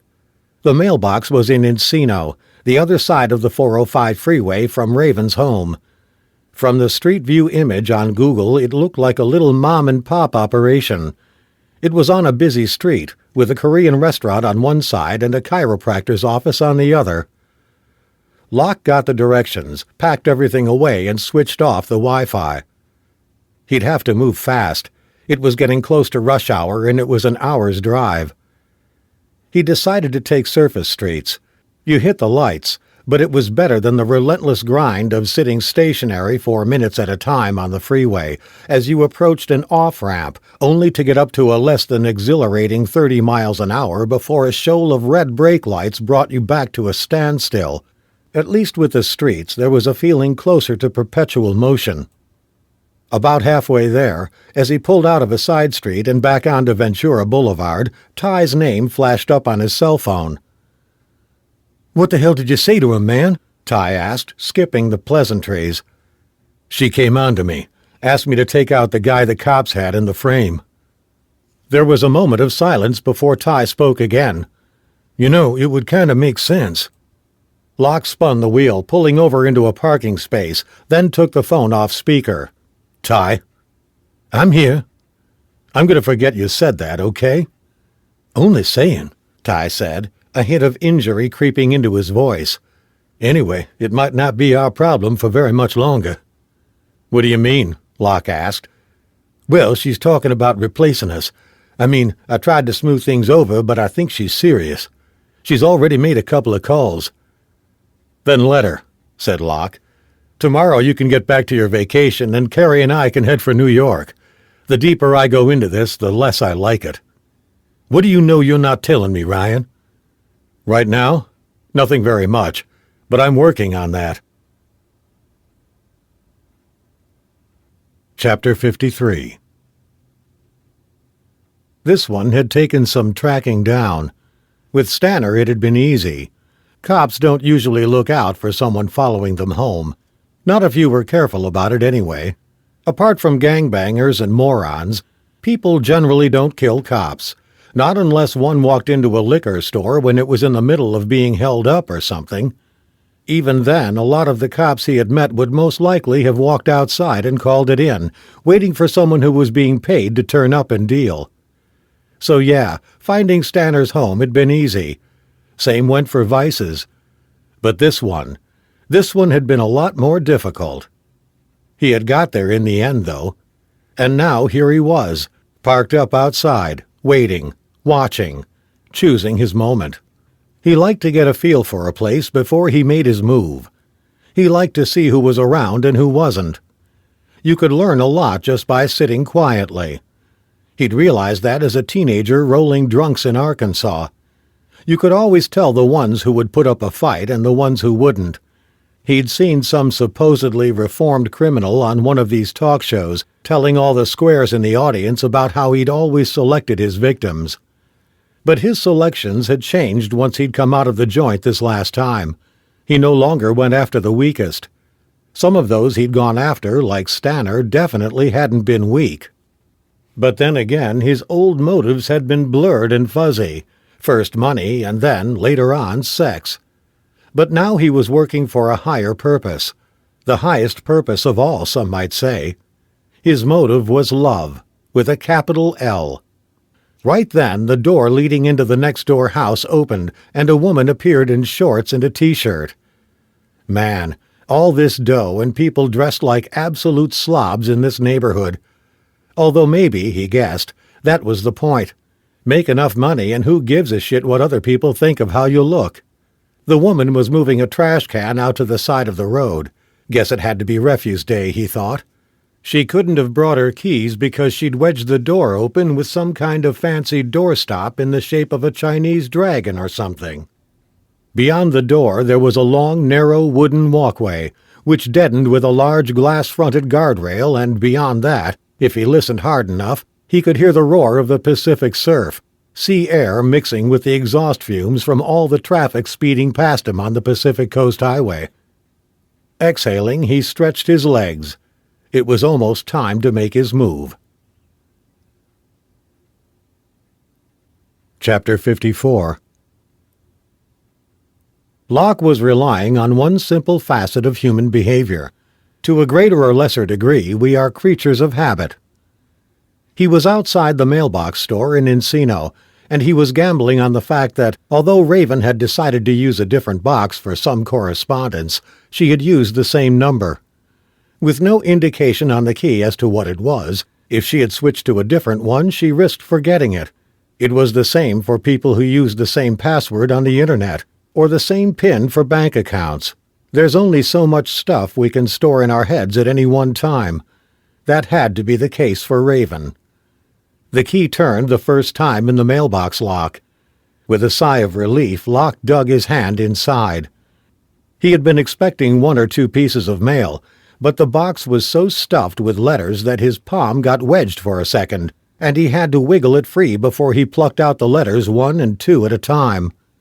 When he had everything, he closed the mailbox and locked it.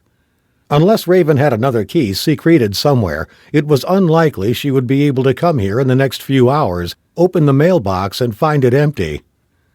Locke wanted to make sure, though.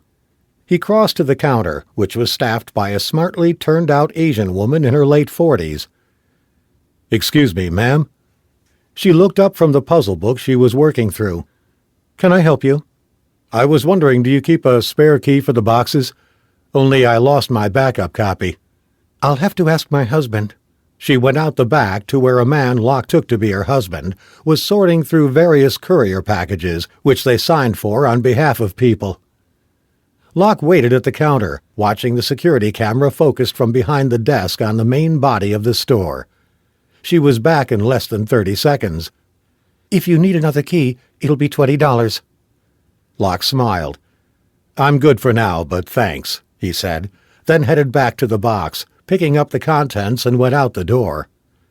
He clambered into the driver's seat of the Range Rover, dropping the letters in a pile on the passenger seat. Most had been opened, with maybe only 2 that hadn't. Opening mail and leaving it in a secure mailbox was suspicious in itself. Raven clearly did not want anyone reading the contents. Locke drove around the corner, out of sight of anyone who might be watching him from the mailbox store. The light was gone outside now, taken by the darkness. He flicked on the overhead console light and picked up the first letter at the back of the pile, checking the postmark. Then he did the same for a few others, building a quick timeline. The oldest letter dated back almost 4 years. The most recent, one of the unopened letters, was from a week ago. The postmarks were interesting, too, as were the return addresses, or, in the case of the last letter, the absence of a return address. He wondered if Raven had even seen it. He thought for a second about going back to the store and asking if they kept their CCTV recording, but thought better of it. Even if they did, the storekeeper wouldn't share it with him. More than likely she would just call the cops, and he didn't want the cops involved yet. Not until he had a handle on this. No, he wanted this whole deal clear in his mind before he did anything else. He picked the first letter out of its envelope, with the California Department of Corrections and Rehabilitation postmark embossed on the front, and started to read. Skipping through the first few paragraphs, he quickly worked out that this was not the first time this particular inmate had written to Raven, or she to him. Judging from the stack of envelopes and the francs on the front, prisons had been a rich source of fans for Raven Lane. The letter went on. "Raven, you writing me back has been about the best thing that's ever happened to me in my whole shitty life so far. Knowing that you're going to be there for me when I get out, my little angel, my beautiful angel, well, it makes life about bearable in this place. Sometimes at night, when everything's about as quiet as it gets in this place, I lie awake and imagine our life together. All 3 of us together. It might seem like kind of a weird deal to anyone who doesn't get it, but what do we care about what anyone else thinks about us? As long as we all have each other, and we can all get along, then that's all that matters, right? I count the days, my darling. You should too. Because when we're together, then nobody and no one is ever going to hurt you like they did in the past. I also think about us together." Locke skimmed the remaining few paragraphs as they descended into a series of luridly graphic accounts that would have made the Marquis de Sade blush. For a guy who wanted to protect her from all the other perverts, he sure as hell had some strange ideas about the fullest expression of romantic love between two adults. Locke checked the postmark again, jotting it down on a piece of paper, alongside the name of the inmate and his prison number. Deshaun Wilder, Corcoran Prison, California. Prisoner number 9786324. Locke put the letter to one side and started on the next. This one was from Pelican Bay, an institution Locke was familiar with. The tone and content weren't that different from the other. It talked about the person writing it getting out and what he would do with, or more accurately, to, Raven. It was dated 4 months back. He scanned the rest of the letter, seeing if anything would jump out. He was going so fast he almost missed it. One word, a name, tucked away in the penultimate paragraph. Fairfax. The name chimed. He'd heard it somewhere in connection with Raven. He looked outside at the gathering dusk, then back at the letter, reading the sentence. "Let me know if there are any more creeps like Fairfax hassling you." Then it came to him. Fairfax had been the first porn director whom Raven had threatened, the one before Vice, the one who'd ended up dead. His heart pounding, Locke took another look at the sender. Reardon Galt, Pelican Bay Prison, prisoner number 675310. Chapter 55. Carrie was sitting out on the lower deck and didn't hear the whir of the garage door. It was covered by the sound of the ocean rolling in onto the house. It was only when Angel stirred from beside her feet, head cocked to one side, then started to bark in the direction of the kitchen door that she swiveled around. Ryan must have got home early, she assumed, or maybe Maria, the woman who came to clean the place twice a week and had left only an hour ago, had forgotten something and come back to retrieve it. As the door into the kitchen swung open, this was who she thought it was, at least for the first second or so. Her mouth dried, and she felt a raw squall of fear creeping over her skin and burrowing its way into her stomach. She squinted, her eyes struggling to adjust to the relative gloom of the kitchen after facing the dazzling sunlight sparking off the water. The shadowed outline of a man stood there. He was short, shorter than Locke anyway, but wide and muscular. She picked out his features for a second before he took a step forward, and the changing angle from the light from behind her revealed that he was wearing a clown mask. The nose was red, but around the eyes was purple, and the normally exaggerated smile was blue in color and had been inverted into a frown. He seemed to hold himself in an almost semi-permanent squat, like a bull ready to charge. He was wearing a pair of dark slacks and a dirty white sweatshirt, which was streaked with slicks of a green oily substance. In his hand, which dangled casually by his side, there was a large knife taken from the block next to the fridge. Through the mask she could see dull hazel-brown eyes staring at her. "Trick or treat," he said. A pink tongue poked slowly through the blue mouth slit of the mask as he licked his lips. Before she could stop her, Angel, who had retreated back to Carrie's feet, made her own charge, racing through the gap in the glass door towards the man. Carrie's breath caught in her throat as she rushed the man, tail flat, teeth bared. The man stood perfectly still. When Angel was in 3 feet, his chin shot forward and he shouted at the dog. "Go on! Get now!" Angel stopped dead, then slunk away, her tail between her legs. A feeling of relief swept over Carrie that he hadn't harmed her. She'd also noticed his accent. Southern, but not deep south, more southwest, Arkansas maybe, or northern Arizona. The man seemed to chuckle, before his eyes rose from Angel and his black pinprick pupils settled on Carrie. His head lowered again so that she could see where the greasy sheen of his forehead slid into his dirty brown hair. He seemed at ease, as if whatever fear he could read on her face was giving him an intense amount of pleasure. The smile snapped Carrie out of her fear response long enough to take a breath. She took stock of the situation quickly. Shit. Her cell phone was on the dining table, which lay beyond the sliding glass door separating the deck from the inside of the house. She might reach it before the man did, but she'd never have time to make a call, too. Right now, all that stood between her and him was the sliding glass door, which locked from the inside. She could try to hold it shut, but she doubted that would work for any length of time. She glanced back. The tide was coming in, but not fast enough to make a jump from the deck anywhere near safe. The sand robbed from the beach by the Santa Ana tides had left a crop of black rocks jutting directly underneath. Jump into wet sand from 30 feet and you might break a leg. Hit the rocks and you'd likely break your neck. The man had been moving towards her and was now level with the coffee table. He picked up Carrie's cell phone and switched it off with the meaty pad of his left thumb. He was looking at her now, running a wet tongue across his lips as he stared at her breasts. Something about the gesture snapped a thought into her mind. She had been running through escape routes, but Locke had taught her some basic defense moves. She doubted an elbow strike was going to cut it against this guy wielding a knife, which meant that there was only one smart thing to do. It went against everything she believed in, but it was her only chance of getting out alive.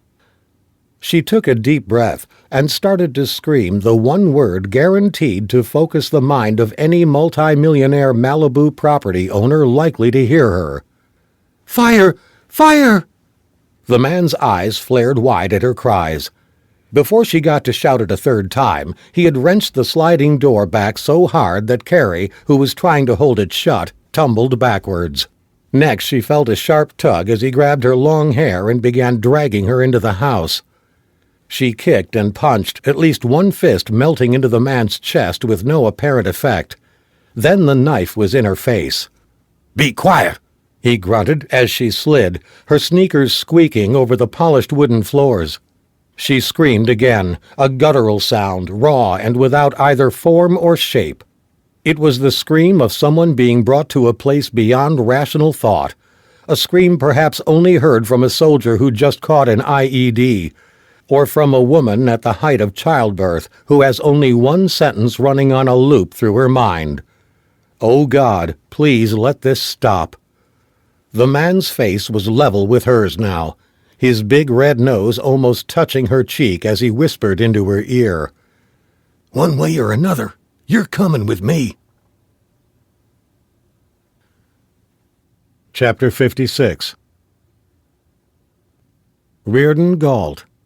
It wasn't a name that Locke had heard before, not even in passing, but the porn director Gary Fairfax was significant. He thought about calling Levon Hill, but decided to wait until he had sorted through the rest of the mail. It took him the best part of an hour. It looked as though Raven had been using 2 mailboxes for fans, one for civilians, which she checked regularly and which he'd visited with her that first evening, and this second one for prison inmates. What he really needed now was to see Raven's side of the dialogue, but those letters would be tucked away in cells deep within the bowels of prisons like Corcoran, Pelican Bay, and San Quentin. Locke knew that Raven's letters would have been read by all the correctional officers. However, he doubted that copies would have been made. Neither was it likely that they would have drawn much attention. The prison guards who went through mail were usually on the lookout for something other than romantic correspondence. Prison mail held a whole host of horrors, from liquid amphetamine soaked and dried into birthday cards all the way through to very sophisticated code messages that were employed to order assassinations on both sides of the prison walls. There were 2 envelopes left, both unopened, both having arrived in the past week. Neither bore a name on the outside of the envelope or any return address. Locke put them aside while he made a phone call to an old acquaintance, someone he'd hoped he would never have to talk to again. The phone rang twice, and Locke asked to be put through to Louis Marquez, the warden at Pelican Bay Supermax Prison. A few moments later, there was a click at the other end of the line. "What can I do for you, Locke?" Marquez asked, sounding harassed but not as unfriendly as Locke had guessed he might. "I need to know if you still have an inmate by the name of Reardon Galt, either with you or somewhere else in the system." "I have 3,500 men in here, Locke. You know that. They filter in and out." Marquez had overstated the filtering part, he thought. 75% of the inmates inside Pelican Bay were serving life without possibility of parole. The only place those men filtered between was general population and the secure housing unit, with an occasional transfer out to San Quentin or Corcoran for the lucky ones who kept their noses clean. "I have a prison number for him, too." Marquez coughed. "What's this about, anyway?" Locke told him that his current client had stupidly entered into a correspondence with an inmate. He was now concerned that said inmate was out and looking to make good on some of the promises he'd made in his letters. "Do you keep copies of incoming letters?" he asked the warden, double-checking his understanding of the procedure. "Not unless the gang unit has an ongoing investigation and is keeping stuff back as evidence. Otherwise, once mail goes to the inmate, that's it. We'd need another 100 acres and about as many staff to archive everything these guys get," Marquez said. "Mail's one of the few things they got going for 'em." "So would you be able to tell me if you still have Reardon Galt?" "Chances are we do, but off the top of my head I'd have to get back to you. Listen, Locke, I can tell you if he's here or not. I can maybe even stretch to what's on his jacket. Beyond that, information's with the probation service. If he's on the outside and causing this lady problems, I'd put my house on him not being at the same address he gave his probation officer." "I understand," Locke said. "How long do you think it'll take you?" There was a very deep sigh at the other end of the line. "Because Lord knows I don't have anything else to do." "I'd appreciate it," said Locke, terminating the call. He went back to the pile of mail on the passenger seat beside him, picking up the first mystery envelope, the one with no return address and an illegible frank mark. He dug a nail into the corner, then stopped. He reached into his pocket, pulled out his Gerber knife, and used that to slash open the top of the envelope. Then he pinched out the letter that was inside using the nail of his thumb and forefinger. At that second, Locke's cell rang. He smiled, thinking it was the warden at Pelican Bay returning his call. It wasn't. A minute later, he was drenched with sweat, and the Range Rover was barreling down Ventura Boulevard, scattering other drivers in its wake. The engine running flat out, as Locke summoned every iota of concentration to get to Malibu as quickly as he could. Chapter 57. The Pacific Coast Highway was at a standstill.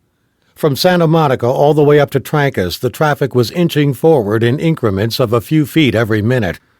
The main tourist route from southern to northern California, this particular stretch also served as a major artery for people commuting back and forth from the valley to the west side or down towards LAX Airport. And at rush hour on All Hallows Eve it was gridlocked. Locke spun the wheel and pulled onto the breakdown lane, drawing furious horns and more than a couple of one-fingered salutes from other drivers. The road surface wasn't great, so he had to keep his speed below 50 as he tore up the highway. His stomach was knotted and his guts twisted as he thought of the phone call. A report of a fire had come in from Malibu. The address was 19967 Pacific Coast Highway, the house he had been sharing with Carrie. The breakdown lane ended, the surface giving way to slopes that buttressed the other side of the highway, and he was forced back into traffic. In typical L.A. fashion, the car ahead wasn't about to let him merge until he swung violently across, giving the driver of the Mercedes behind him no choice but to let him in ahead. The guy was middle-aged with long white hair that ran just below his collar. He was gesticulating. Then his door opened and he started to get out. Locke got out too, and the man saw the look on his face and got back into his vehicle without a word passing. Locke got back into the Range Rover and squinted through the tinted windshield at the traffic snaked along the coast. His knuckles were white from clutching the steering wheel too hard. This was impossible. It would take him over 30 minutes to get to the house at this rate. With a clear road, even going at the speed limit, it should have taken 5. The car in front of him moved a few feet, giving him hope, before its red brake lights extinguished it again a second later. 10 car lengths ahead, the stoplight at the turn that took you up into Topanga Canyon was at red. Not that it mattered, because, apart from a clear gap in the junction, a solid line of immobile cars was all you would meet on the other side. At the stoplight, a weekend warrior type was gunning the engine of a Harley Sportster. Judging how clean and fresh his leathers were, Locke guessed he was probably a personal injury lawyer or a gynecologist undergoing some kind of midlife crisis. Locke had a crisis of his own right now, one that really did call for a fast motorbike. In less than a second, Locke was out of the car and running towards the weekend warrior on the Harley. "Get off! I need your bike!" The man popped his visor up and stared at Locke. "Are you out of your goddamn—" Locke grabbed him by the jacket, but the man managed to shrug him off long enough to gun the engine and take off at speed, ignoring the red light and narrowly avoiding a car stalled in the turn lane in his desire to get away. "Damn it," Locke said, kicking out at thin air. He worked his way back towards the Range Rover and got into the driver's seat, but didn't close the door fully. Every second seemed to drag. A minute seemed like eternity. He waited, keeping an eye on the side mirror and cursing his stupidity. He'd given the guy on the Harley the split second he'd needed to get away, and he'd taken it. Less than a minute later, he saw another bike darting northwards between the stationary cars and trucks. He tensed, choosing his moment. This bike was more of a tourer, the person on it clad in jacket and helmet, but with only denim shorts covering his legs. He was taking his time, picking his way through side mirrors, having to squeeze through when he encountered parallel SUVs. Locke focused hard. Then, at the very last second, as the bike inched past him, he threw open the heavy door of the Range Rover. The handlebars of the bike shifted, but not far enough, as its front tire slammed hard into the door, wrenching at the hinges. The person on it went over the top of the handlebars and landed awkwardly on the tarmac, but Locke was already out of the Range Rover. The bike was toppled over onto its side, with the engine still running, and he wrestled it backwards, then closed the door. The biker was getting to his feet, dazed but okay. Locke pulled the bike upright, climbed on it, and took off, almost pulling a wheelie and sending himself into the ground. He eased off on the throttle, the tires found traction, and he was on his way. Chapter 58. The work truck had been perfect cover. In this part of the city, the men who drove them were invisible to the wealthy white population. As he white-knuckled around hairpin bends, gunning the engine on the straights, not one person gave him a first glance, never mind a second. He finally dumped the truck on a fire road up in Malibu Canyon and switched to his regular car, a 1995 Saab 900. Then he drove home to the guest house he rented on Colina Drive in Topanga. Under the seat he had a semi-automatic, which he'd bought when he'd first moved out to Los Angeles. Growing up where he had, guns had been a part of everyday life. His father had hunted, so had his brothers. The move to Los Angeles, like everything else that had happened in the last 6 months, had been for Raven. Everything he did was for Raven. The way he worked hard to keep in shape, the notes he spent hours crafting, even though he hadn't sent most of them, the people who were out to hurt Raven and whom he had taught a lesson. Cindy, who wanted to usurp Raven's star status, that asshole in the bar, Larry Johns, and that scumbag director who had hurt her and was an affront to all men. The first one, Cindy, had been the most difficult. He didn't want to admit it to himself, but with it being a woman, he had felt a sexual charge. But the swelling he had felt between his legs when he had abducted Cindy and had her under his control seemed a betrayal of how he felt about Raven, so he had packed those thoughts away. People might have imagined that it was an easy thing to do, but it wasn't. Approaching Cindy in the underground parking lot, he had been close to backing out. His stomach had filled with tension, and his mouth was so dry that he had barely been able to utter her name loud enough to get her to turn around.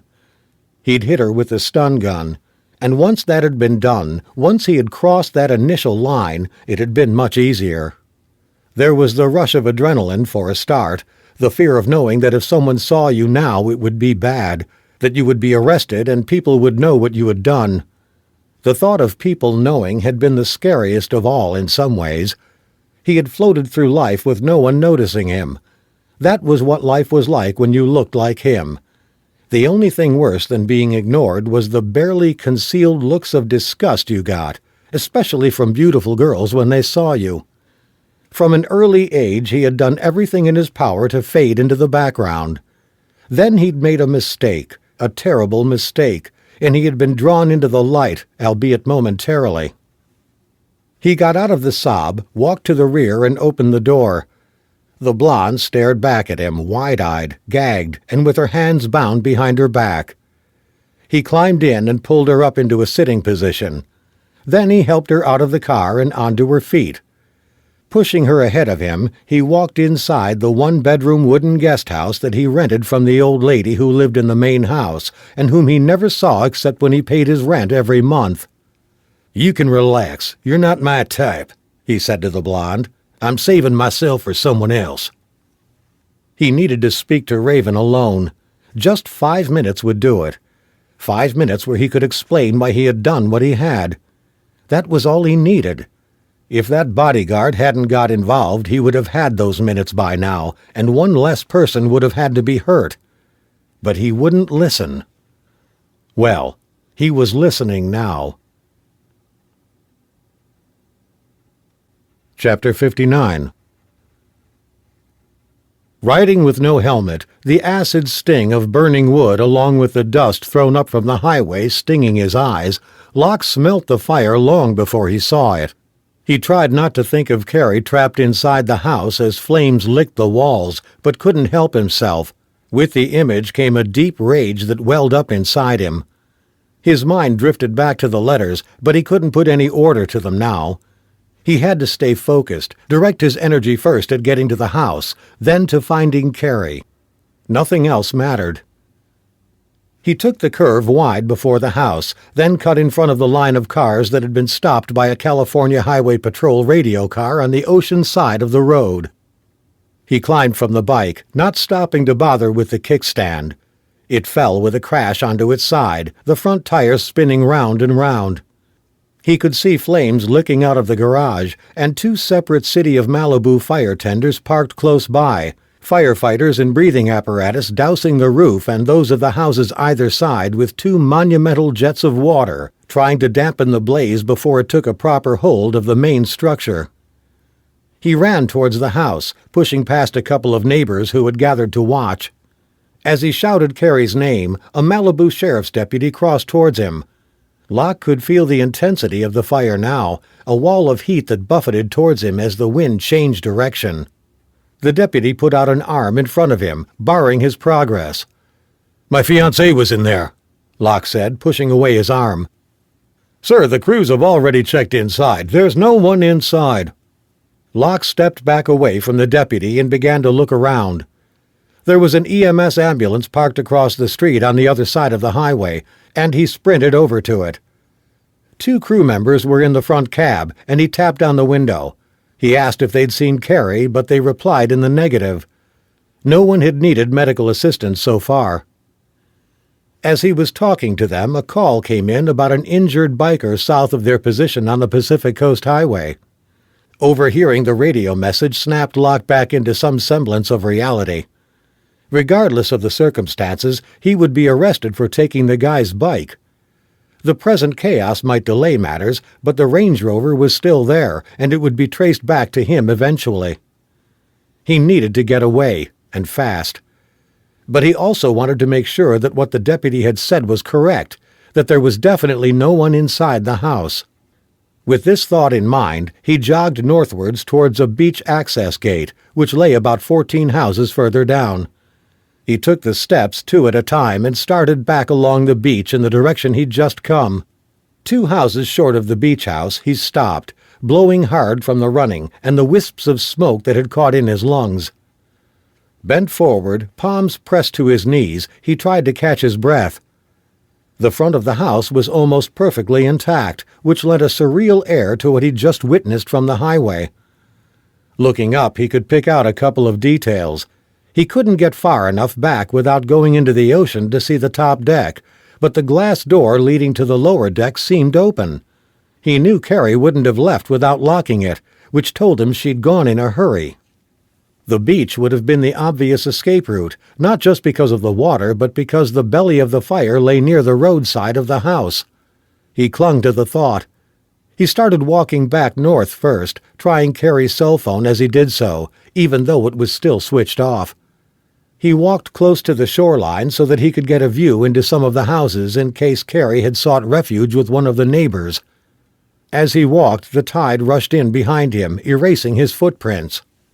200 yards down the beach, the smell of the cloying smoke began to abate, and the sirens drifted away to a whisper, snatched away by a hot southeasterly Santa Ana. Looking north, the chaos that lay behind him seemed almost impossible. Up ahead he could see a dog, head down, wandering back and forth in the surf. Angel. The realization hit him like a slap. He'd forgotten about her. He broke into a run, wet sand making it hard, his thighs and calves stinging as he reached her. She trotted up to him, tail wagging but with her head down. He knelt down to stroke her head, and she defaulted to her usual position, lying on her back, legs akimbo, waiting for him to rub her belly. It was the first ray of light he'd had so far. There was no way Carrie would have left Angel in a burning building or vice versa. For one of them to be safe meant both had to be. Locke's cell phone chirped, and relief swept over him as he saw Carrie's name flash on the display. "Christ," he said. "You had me worried sick. Are you okay? Where are you?" There was a moment of silence, then a man's voice. "She's fine. Now here's my offer. I'll trade you, your bitch for mine." Chapter 60. Fear descended slowly over Carrie, settling on her like a shroud. She'd struggled on the journey out until she'd felt a horrific jolt of pain in her lower back, which had almost lifted her off the floor. At first she thought he had stabbed her with a knife. It was only a few moments later that she realized he had tasered her. The knife had been there to scare her, the 50,000 volts of the taser to gain her compliance. He had set the fire using a can of petrol he'd found in the garage. Then they had left. He had given her a clown mask to wear as they crossed the street, thus shielding her face from any passing commuters. It would be like they were a couple goofing around on Halloween. It had worked. They had attracted a few strange looks, but this was L.A. after all, a city where strange behavior was the default setting. Now she was bound and gagged, trussed up on a couch in a living room that smelt of dried semen and stale 10-day-old laundry. Her hands had been tied in front of her and her legs bound quite tightly together. A third rope linked the two and meant that if she attempted to stand up she would fall forward onto her face. She knew this because she had already tried it, twice. The second time the man had walked in on her. He was still wearing the clown mask, which she took to be a good sign. Locke must have mentioned in passing that kidnappers who hid their identity usually didn't want a surviving victim identifying them. If you were kidnapped by someone who had no such reservations, then the chances were far higher that you were going to die. Hauling her back onto the couch, the man had run his hands over her body. He'd unbuttoned her blouse and slid a hand inside her bra. In the end, a phone had rung in the small kitchen off the living room, and he'd withdrawn his hand to go and answer it, leaving Carrie on the couch, her heart thumping with fear. She could hear him talking a few feet away, but had to strain to pick out any words. She thought she heard her own name, then Raven's, but the rest was muffled. Then he was back, sitting next to her on the couch, a lecherous hand sliding to her knee.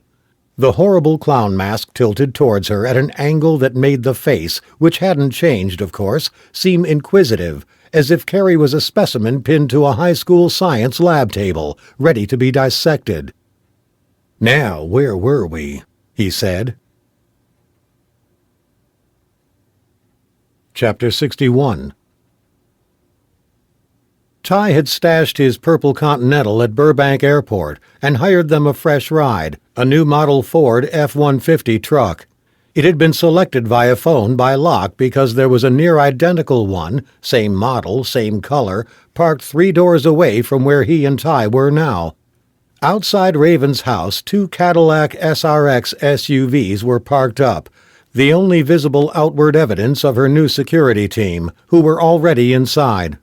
4 men, all of them ex-law enforcement, though thankfully not LAPD. Locke looked across to Ty. "You do realize that if we mess this up we're going to prison, right?" Ty clenched his right fist and held it out for Locke to bump. "Then let's make sure we don't mess it up." It had taken Locke less than 5 minutes after the phone call to decide what had to be done. He could have called the cops and laid the whole thing out for them, but he would have lost any control over what happened to Carrie. And after the stunt they'd pulled with Clayton Mills earlier that day, and the betrayal with the bodyguard, he couldn't trust them to do this right. From his private security work, Locke knew that kidnappings were far more common than you would realize from watching the news. There was a simple reason for that. People were kidnapped. Demands were made. Demands were met. People were freed. It was a black market of criminality that operated under the cops' and the federal authorities' radar. Kidnap and ransom insurance, usually abbreviated to K&R, and the attendant specialized security companies to which they subcontracted extractions were big business. This meant there was a straight line here. There might be kinks in it, and Locke would have to deal with those, but essentially it was straightforward. Locke kidnapped Raven and handed her over in return for Carrie. There was a part beyond that, too, but for now that was the equation. He could only hope for one thing, that Raven hadn't yet heard that Carrie had been taken. He looked from the front of Raven's house back to Ty. "Let's do this." He got out of the car while Ty stayed in the driver's seat. He could feel the weight of Ty's Sig Sauer 226 pressing against the small of his back as he tucked it inside his waistband. A properly held concealed carry permit seemed suddenly redundant and almost comical in light of what he and Ty were about to do. Regardless of the extenuating circumstances, kidnapping was hard time for a long period. Let Carrie die and he'd be good with the law. Try to save her and he'd be on the wrong side. There was only one way to go. Locke walked down the path to the front door of Raven's house and rang the bell. There was no surprise when the door opened. A shaven-headed guy, big but with a paunch, glared at him. "Can I help you?" He was typical of most private security contractors. To an outsider he may have looked the part, but Locke knew that when it came down to it, he'd be about as much use as a glass trampoline. Locke smiled at him, burying any residual anxiety he was experiencing. "I'd like to speak to Miss Lane. I know who you are," the guy said. "Can you tell her I'm here? If she says she's busy or doesn't want to see me, give her this." He handed the guy a blank white envelope, which held the key to the mailbox he'd taken from Raven's purse. The guy took it, and the door closed. A minute later it opened again, and Raven stood on the threshold. The envelope had been opened, and she was pale but doing her usually good job of holding things together. She stared at Locke. "The key must have fallen when I pushed you out of the car," he told her. "Thanks," she said. "Look, I'm sorry. You were right. Back there in the car, I mean. Things were a little confused. I was a little confused as well." If Carrie wasn't being held, God knew where, Locke would have laughed. "You were wasted in adult movies, Raven," he said, pulling a single sheet of paper from his pocket, the top sheet of one of her many prison letters. She took it. "So, lots of people write me. You know that." "I found the other mailbox, Raven. I know everything," he said. Her expression didn't shift, but her pupils flared wide. Locke sensed one of her new escorts in the hallway behind them. He jerked his head in that direction. "You might not want to be overheard." Raven stepped outside and began to close the door, but Locke put up a hand to stop her. "Let's go for a drive. We have a lot to talk about." "And what if I don't want to talk? Those letters don't prove anything." "They can go away. I can get rid of them if you like." She glanced back inside the hallway. "I'll just be a second," she called, then pulled the door all the way closed. Locke noticed that her feet were bare, and her usually perfectly painted toenails were chipped at the edges.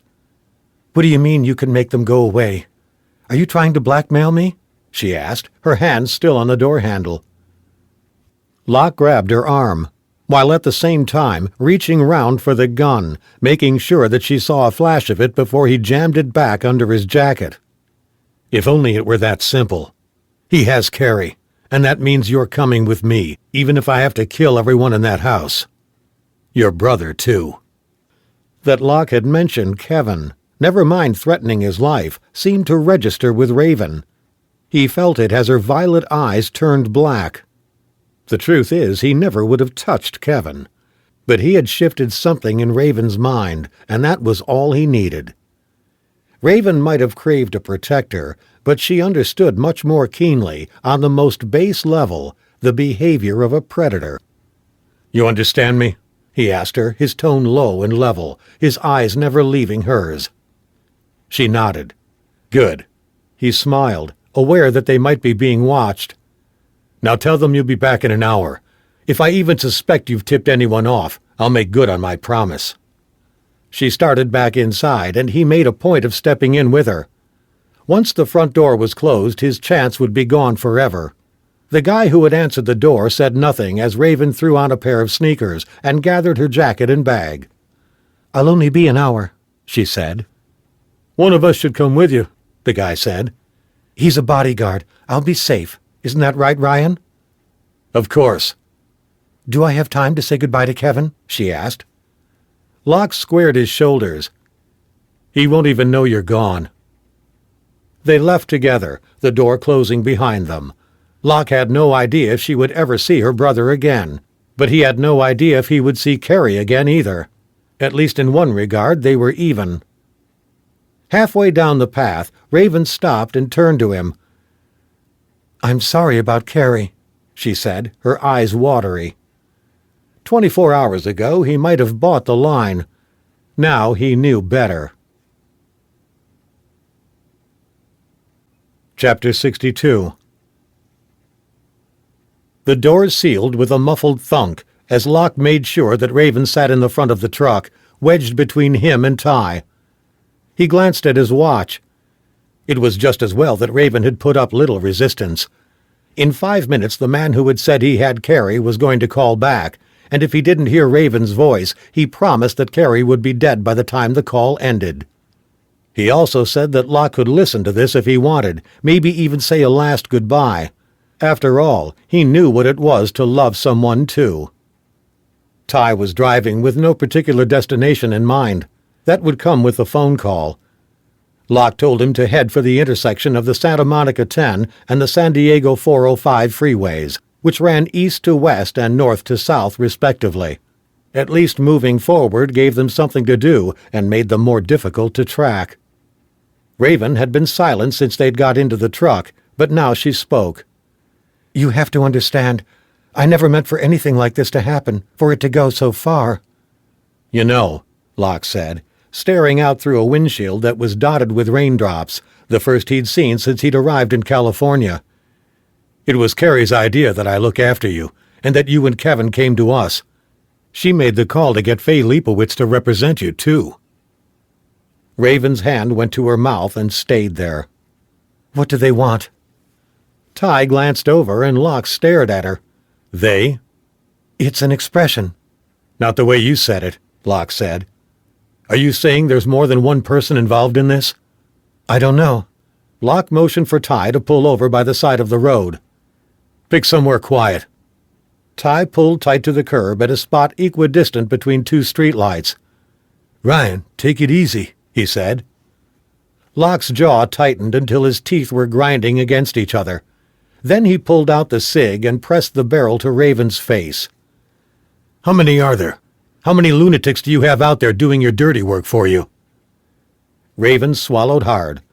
I think there are two. Clayton and this other guy. Locke's cell phone rang. Breathing hard, he lowered the gun and passed it to Ty. He poked a finger into Raven's chest. Stay quiet if you know what's good for you. You understand me? He clicked the answer button on his cell phone. Locke. I have some information on that prisoner for you, Mr. Locke, the voice on the other end of the line said. It was Marquez, the warden from Pelican Bay. Go ahead. Reardon Galt was here all right. He was released on probation about 6 months ago. You want me to tell you what this gentleman was serving time for? Sure. There was a shuffling of papers at the other end of the line. Let's see what we got here now. Locke closed his eyes, the phone cradled between chin and shoulder. Huh. This is slightly unusual. Usually he would have gone to at least a lower-level facility first, but we had him in the Transitional Management Unit right up until release day. Locke knew that was where they usually kept prisoners who would be under threat from those in the general population, most notably prisoners who were leaving one of the prison gangs, an act that carried with it an automatic death sentence on the yard. Do you know where he was from originally? An inmate's hometown isn't the kind of information we have, the warden said. Then there was more rustling of papers. Wait. I do have something here about him having committed a felony or two in Arizona. Arizona was where Larry Johns was killed, although this might have been coincidence. So Galt had been out for 6 months, just in time for the rampage to start. So what was Galt inside for? The jacket tell you that? He was watching Raven, checking for any reaction to the name. He was not disappointed. She visibly stiffened, her back as rigid as an ironing board. The warden sighed.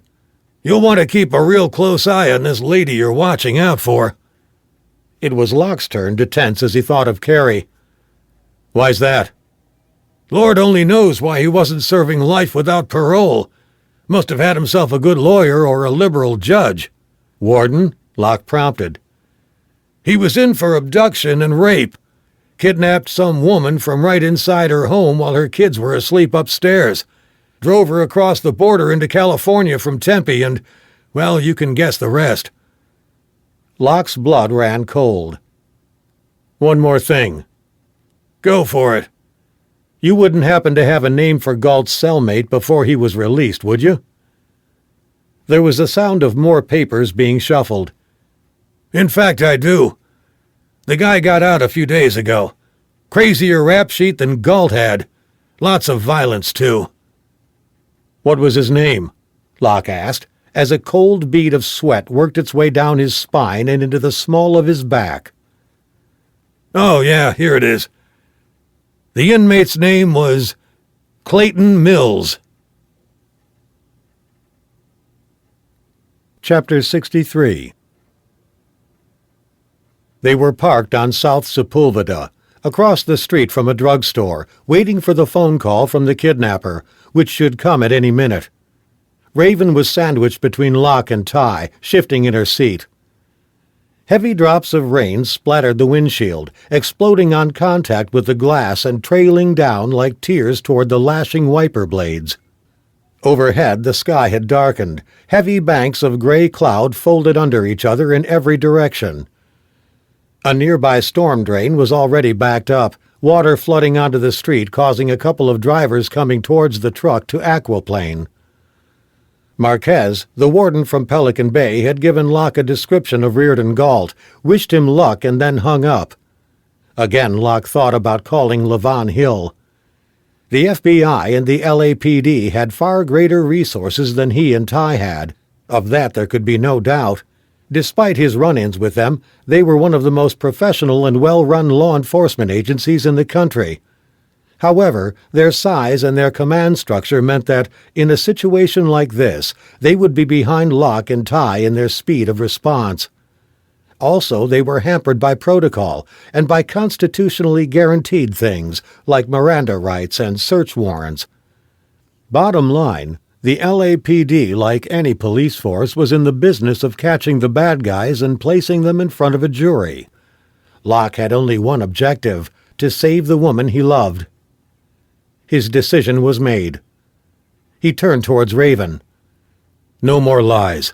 It goes no further than this vehicle, but I have to know the truth." She started to speak, but he cut her off. "The truth. You know Clayton Mills. I could see it in your eyes this afternoon. I bet Hill could as well. That was why they wanted to put you two together in that cafe." She took a deep breath. "I never asked for any of this." Rage surged inside Locke. "Any of what? Cindy's head cut off? A cop and his wife killed? Carrie kidnapped? He's doing it for you, or his buddy Reardon Gault is." "He did Fairfax for me, that's all." Locke was shocked. "That's all? Fairfax was murdered, and you're saying he did it for you?" "It wasn't like that. I met Clayton in a club. He was working security for the girls. Fairfax was hassling me, wouldn't leave me alone.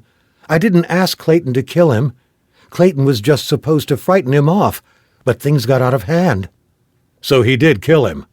Raven nodded, tears streaking her face. "But no one knew about it apart from me. Then he got caught on a parole violation for something dumb, and I thought that was the end of it." "Then the letters started," Locke prompted. Raven nodded.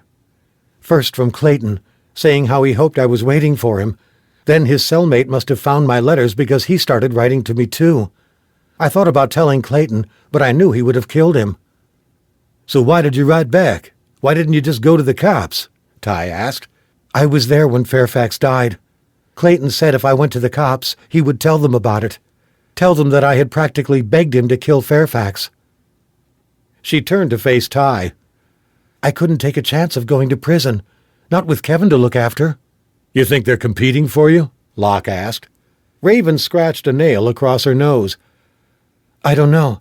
All I know is that people are being killed, and everyone is acting like it's all my fault."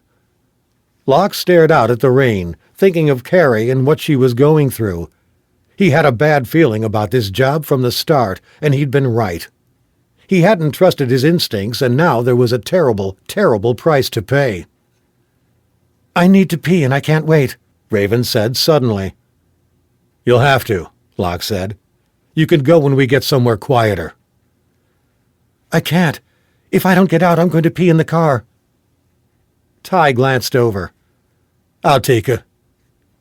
"Okay," said Locke, grabbing Raven's arm as Ty opened the driver's door. "Leave your bag here, and remember, if you do anything stupid, it's not just Carrie who gets hurt." Ty gave Raven his windbreaker to hold over her head as they made a dash across the waterlogged street towards an international house of pancakes. By the time they reached the door of the restaurant, they were both soaked, and Ty pulled her in under the canopy. "Listen, you made your choices a while back, and now you have to live with them. I'm all out of sympathy for you, so whatever Locke threatened you with, you can double it for me," he said. She stared at him, drops of rain running down her face. "You wouldn't hurt Kevin?"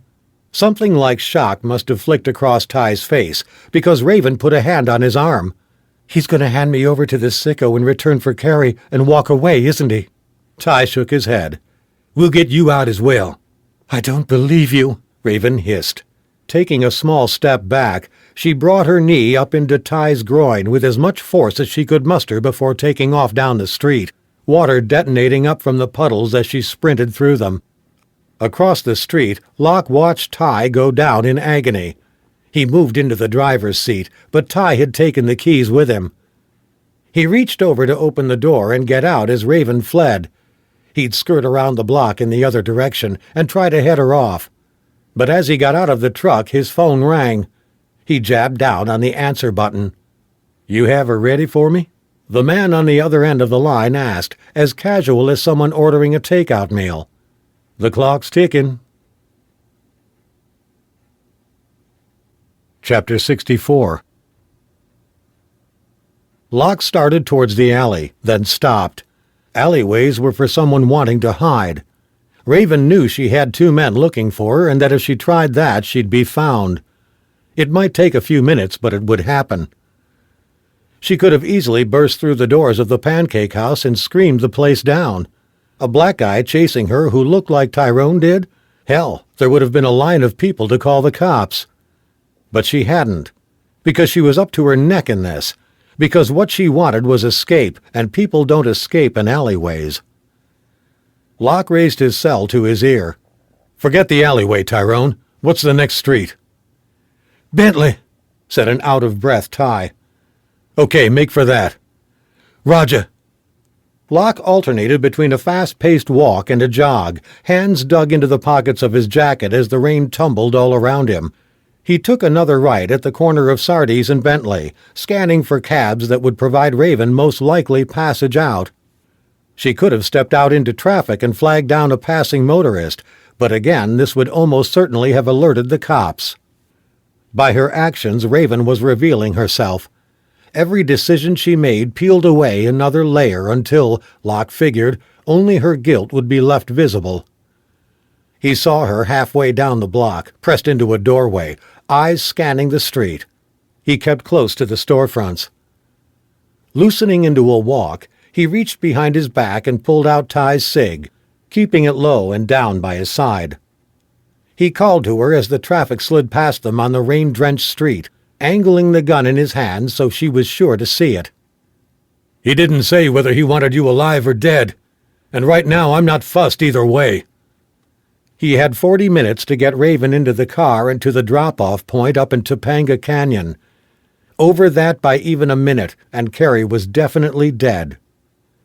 "I got her," he told Ty. "Go get the Ford and bring it round."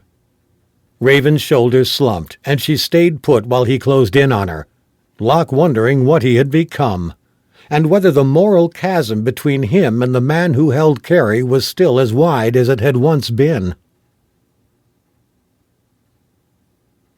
Chapter 65. Clayton Mills had the music cranked up loud, the bass line from Kool and the Gang's original version of Ladies' Night moving the floorboards underneath his feet. Hell yeah, the feeling was right, he thought, as he slung a T-shirt on and headed for the window at the back of his apartment, levered it open, and crawled out. He landed with a hip-shuddering thump, his left boot almost slipping out from under him on the damp grass. He looked around. The rain had driven everyone, even the small knot of local kids that had come to his door earlier trick-or-treating, from the streets. The van was still parked across the road, but no one would be able to see him here where the building catty-cornered to the next apartment block. There was a wall to negotiate, so he put on his gloves and hauled himself over. Then it was a straight walk to the car he was using, a piece of shit 1989 Camry, which was one of the easiest cars there was to steal. When he'd first seen it parked here, it had seemed like a sign from God. Mills had learned so many things from the penal system over the years. Jacking cars wasn't the half of it. More than anything, he'd learned about people, how to read them, what drove them, and how to use those two pieces of knowledge to get them to do what he wanted them to. That was what the other cons never understood about him. His command of a situation wasn't physical. There were plenty of guys in the pen who were physically stronger or more violent than he was. No, his strength was psychological. Back in Pelican Bay, he had taken a lot of shit for sharing with Reardon Galt because of what Galt was inside for. By rights, he should have sliced and diced him that first night in the cell. But he had never quite understood how a guy who'd taken some asshole bank manager's family hostage and maybe beaten the snot out of the guy in front of his family could feel morally superior to another guy just because he hadn't slipped his hands into the bank manager's wife's panties while he was doing it. Kids would have been different. He wouldn't have stood for sharing with a cellie who'd hurt little kids. But a little misunderstanding between a man and a woman? Well, shit happened. It happened between guys in the pen, and no one was lining up to dish out a beating to the guys inside the joint who forced their affections on another man. So Mills had let Galt live, even kept an eye out for him, and they'd started to get along. And Galt, it turned out, had had his uses. He was out before him for a start. He could use him to clear the decks. What had taken Mills aback, though, was how seriously Galt had taken to his task. Once he was outside the gates, Mills had had no direct control over him. He'd gotten inside Galt's mind, and maybe he'd done it too well, because all he'd asked the man to do was take care of business, to make sure that Raven was nice and single for him getting out. But Galt had taken his instructions way too literally, and Cindy had been the surprise. Back in the pen, he'd known all about Galt writing to Raven. He'd thought it was funny and something he could use. He'd promised Galt that he would get to spend some time with Raven, too. He had lied. What was that saying? Two's company and three's a crowd?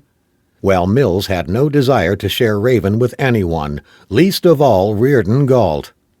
But before he got to that, there was some business to take care of. Tricky business with that mofo and his bodyguard Buddy. He'd need Galt for that. Later, maybe not so much. First things first, though, Mills thought, the engine of the Camry turning over. He had to get to Topanga Canyon. Chapter 66. To dry their clothes, Locke had the truck's heater running full tilt, as next to him, in the driver's seat, Ty edged steadily along the winding canyon road. A flimsy sheet metal barrier was all that separated them from a near-vertical drop to the canyon's floor. Rain continued to pour, and a muzzle flash of lightning broke somewhere out over the Pacific. The water carved gullies from bone-dry soil and rock as it tumbled down from the mountains and splashed onto the narrow road. Locke hauled up a canvas bag and started to dig inside. A few seconds later, he came up with what looked like a matte black nail gun, or one of those devices you bought at the hardware store to locate wires or studs in your walls. Raven studied it for a moment. What the hell's that? It's what might just keep you alive tonight. It's an RFD tracking device. Or rather, it's the device I'm going to use to implant an electronic chip under your skin so we can find you. Don't worry, you'll barely register it going in. And what about it coming out? I started out with not wanting to be stalked, and I finish up with something inside me that's registering my every move. Locke started to load it with the chip. It's a straightforward procedure to have it taken out. Raven closed her eyes. Go ahead. Believe me, I've had weirder things than that inside me. The chip itself was around 0.5 millimeters wide, and the same height with a depth of around half of that. In other words, it was smaller than a grain of rice, and the device popped it under the skin. It might leave a slight red mark or abrasion, so Locke had decided to put it near the nape of Raven's neck, where her long black hair would conceal it. The only drawback with the technology was that he was going to have to stay within a certain range of the chip, or he'd lose signal. He knew Carrie's kidnapper would be looking out for someone following him. If Locke got too close, he might freak out and kill Carrie. If he stayed too far back, he'd lose the kidnapper entirely. Getting Carrie and Raven out alive came down to a grain of rice balanced on the edge of a knife. "Pull your hair up in the back," he instructed Raven. She gathered it in one hand and shifted her hips in the seat so that he had a clear view of the back of her neck. He held the device up, pressing it to the skin. "Count of 3, okay?" he said to her.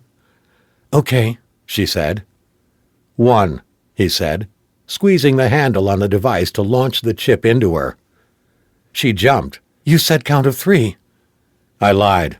The more you tighten up, the more painful it is," he explained, as her hand went up to the tiny reddening rise in her skin. "Don't rub at it," he said, looking at Ty, who was hunched over the wheel, picking out the road through the silvery tumble of rain past the headlights. "Is it okay if I ask a question?" Raven said. Locke shrugged. "What if you don't find me in time?" she asked, as ahead of them, the silver rain cascaded through the light and disappeared into the jet-black void. Chapter 67. Carrie lay on the couch and listened to the rain battering at the windows. Gusts of wind came every few moments, whistling down the chimney into the tiny fireplace. Inside, everything was perfectly still, Carrie included. The front door had slammed 10 minutes ago, followed by the noise of a car engine turning over. The crackle of gravel, muted by the rain, had ebbed away to silence. Her kidnapper was gone. He'd left Carrie on the couch, eyes dead, but heart still beating. She hadn't even heard him lock the door on his way out. He seemed to have deemed her an item on his list that he didn't have to worry about. But Carrie had one thing going for her. After what had happened, she wasn't entirely convinced that she wanted to go on living.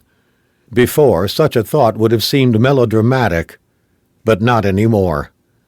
It wasn't that she felt suicidal, it was simply that she was floating in a place where not to live seemed equal to going on. If life was somehow premised on faith, which it always had been for Carrie, then in the past few hours she had shifted towards a position of agnosticism. Her indifference, she realized after a few minutes' reflection, might give her the strength to get out of here. If she wanted to live to see the sunrise, this was her chance.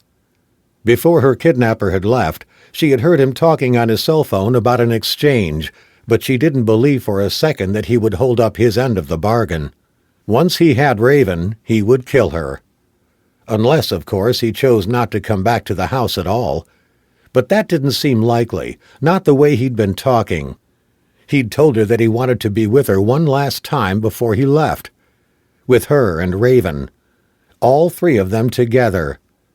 Carrie would rather die before she let that happen. Pushing aside the tides of shock and nausea that were still washing over her, she began to work herself into a sitting position on the couch. With the way he had tied the ropes, even this much movement left her arms and legs burning with lactic acid. Finally, she ended up squatting on the edge. The midsection of rope linking her arms and legs was the problem, as it restricted her ability to stand, which presumably was the idea. Unable to stay in the same position, there was only one thing for it. She allowed herself to fall face first onto the hardwood floor. She angled herself as she did so, protecting her nose and mouth, but taking a hefty whack to the side of her head in the process. There was a loud booming crack, which could have been thunder, but was as likely her temple meeting wood. A shooting pain slammed all the way from the side of her head down her neck and then along her arm. She took a couple of deep breaths, then started on the next section of what she needed to do, visualizing it in her mind's eye. Using her elbow and knee, she pushed herself across the floor, her view of the room skewed and distorted by the low angle. Then her foot found purchase, and she discovered that, by pushing off on it, she could move maybe 10 inches or even a whole foot forward. In between pushes, she took 2 good breaths. Then, on the third inhalation, she would push off again. Time was difficult to track. The thought of Galt walking back in seemed to accelerate it. The throbbing pain in her head slowed it down. No matter. All she had to do was count to 3 and remember to breathe. The door leading into the kitchen lay open. She had already checked that before setting out on this epic voyage across the living room. Stone tile against her face marked her entrance. She stopped for a moment and rolled over a little more onto her back, seeking out a view of what was above her, and searching for a drawer that might hold cutlery, a knife. The kitchen counter was in a single length against one wall. There were 3 drawers, each of equal depth and about 6 inches wide. She tried to move into a position where she might be able to raise herself back into a squat, which proved to be a hell of a lot harder than she'd thought it would be. On the couch she'd been able to use the drop to lower her legs. With all her limbs on the floor now, and at an equal height, this wasn't an option. She stopped struggling, and took another moment to think it through as a wall clock ticked away nearby. The wall. That was it.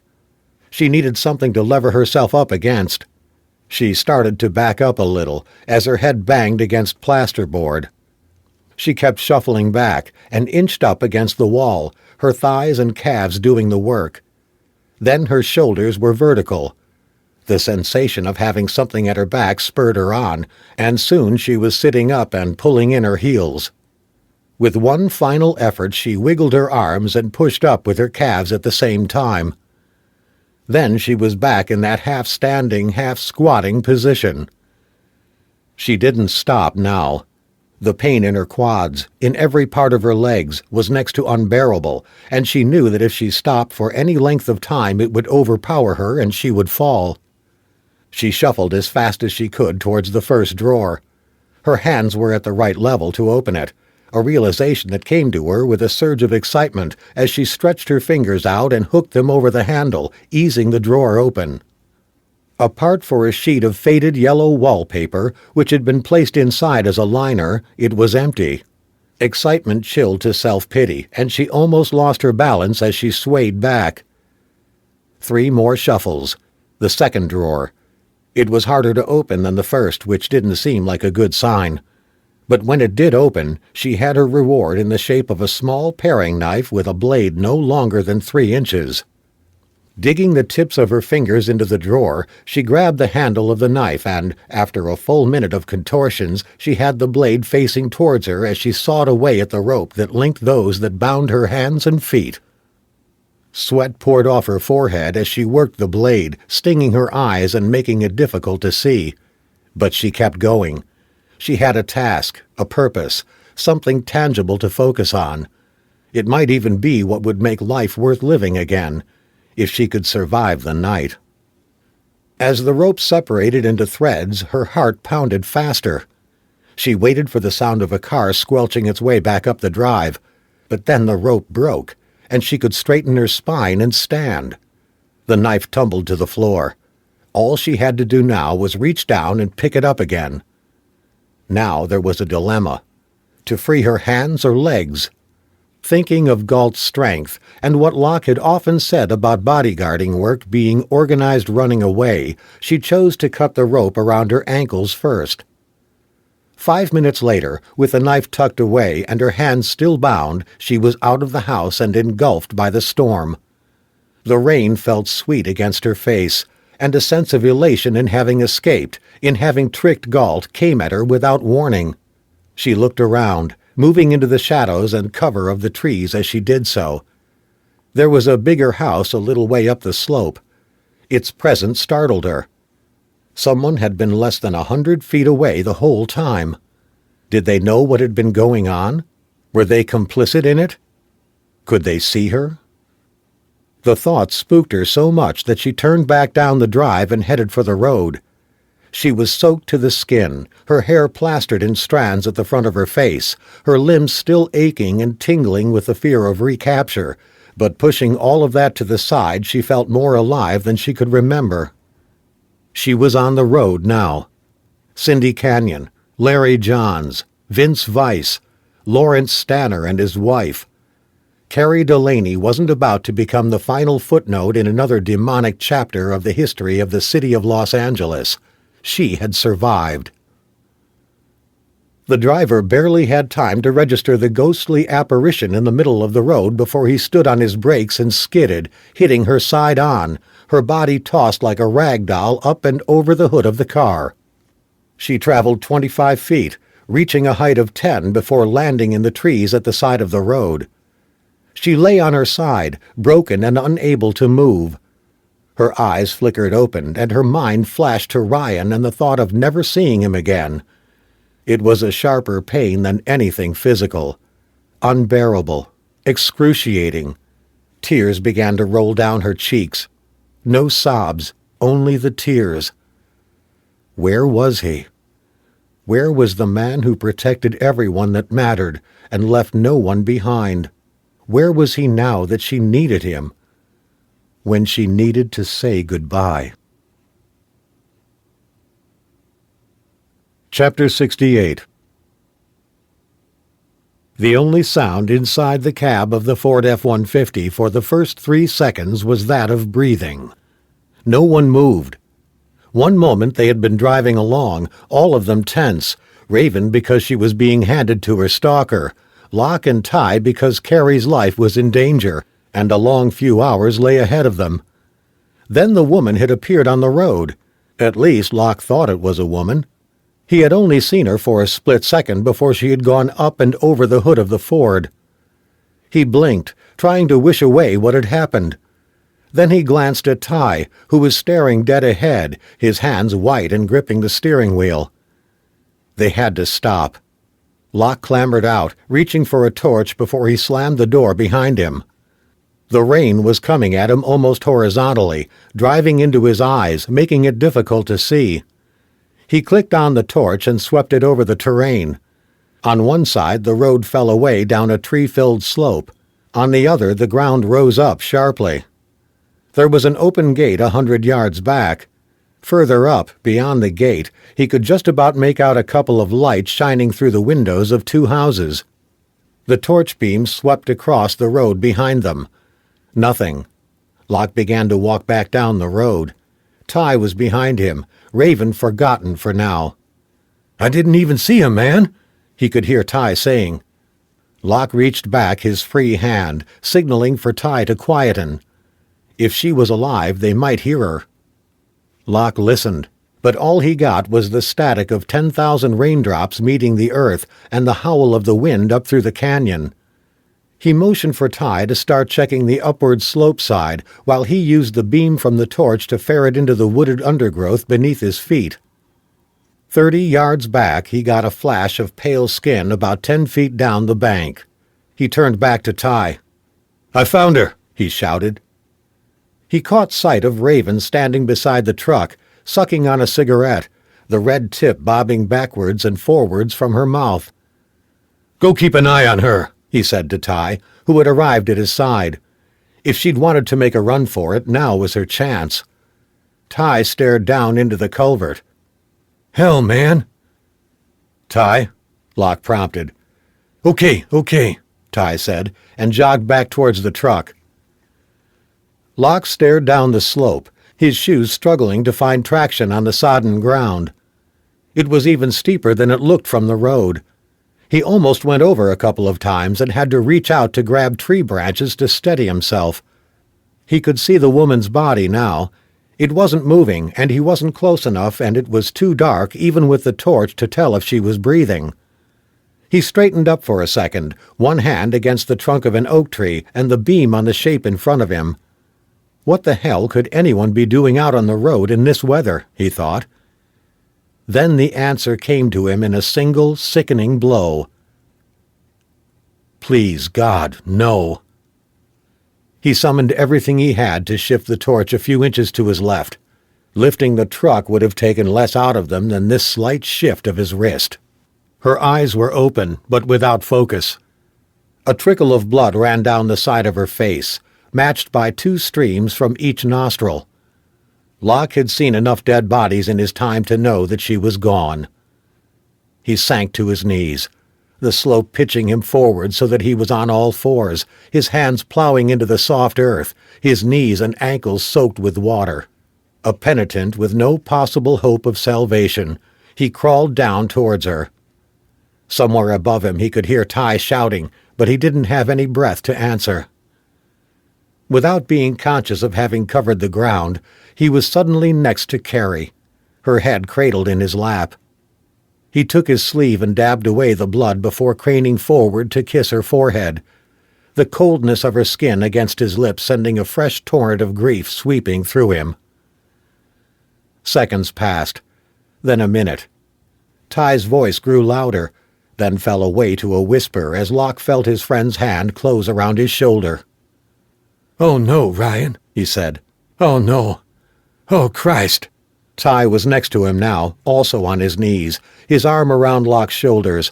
They stayed like that for a while, before Locke reached behind Carrie gently to untie her hands. Her wrists were red and raw from the rope, which brought him swimming back to the surface of the present. He rose unsteadily to his feet. Ty did the same. They looked at each other, then down at Carrie. "I can't leave her," Locke said. "Not like this." He handed the cig back to Ty, who took it. "He'll be waiting for Raven," he said. Ty nodded. Both men knew what had to be done. Locke watched Ty climb back up the slope, the gun swallowed in his hand.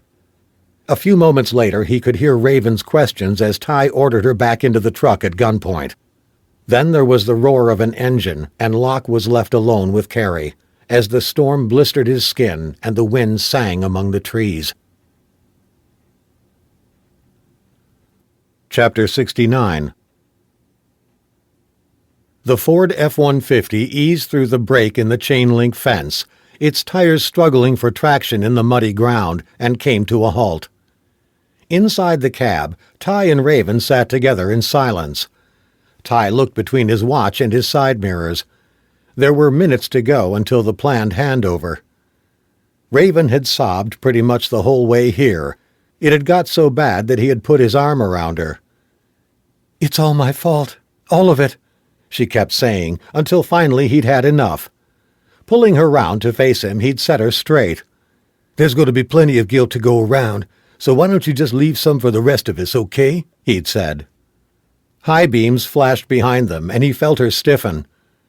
He racked back the slide on his cig and cocked the trigger before sliding his right index finger along the side into a ready position. The car that had driven into the lookout point swung around so that its lights were blazing toward them, blinding them. Ty opened the door and nodded for Raven to come with him. He'd already explained that he needed her to stay close the whole time. If he had got out on his own, then there was nothing to prevent Galt killing him where he stood and taking her.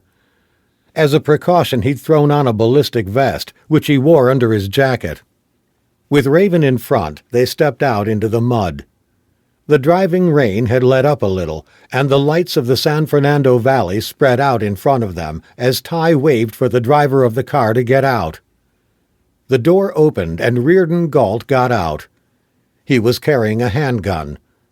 With the blinding lights behind him, Ty couldn't make out what kind it was, nor did it matter. "I've brought our part of the bargain," Ty shouted over. "Now where's yours?" "I'll give you the address as soon as I have her. You look real pretty, by the way, darling. I've been a long time waiting for this." "What's the address?" Ty asked. "My partner has to check it out first." Galt glared at Ty. "Stop screwing around. I said I'd give it to you once you hand Raven over." "Tell him," Raven said. Galt reached up with his left hand to wipe away the rivulets of moisture that were running down his face. "Tell me what?" Ty raised his gun, pointing it at the center of Galt's chest. "Put down your gun, Reardon." Galt seemed to rear up, his shoulders rotating back, his chest puffed out as he tried to re-establish that he was in charge here.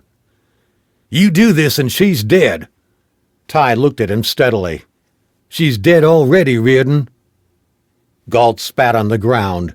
"Bullshit, man." "She escaped," Ty went on. "Got hit by a truck. It's all over for you. Put down your gun right now." Ty's index finger moved to the trigger as the red dot from the laser sight mounted on top of the 226 carved a pattern around Reardon Galt's heart. Galt smiled. "Okay, you got me. I'm going to put it down real easy." There was something in Galt's face that Ty didn't like. Galt wasn't looking at him or Raven, but behind them. Was it nerves, or something else? Galt hunkered down and started to place the gun on the muddy ground as Ty heard the squelch of a boot planting firm behind him. He swiveled round, only to catch a fist in his face.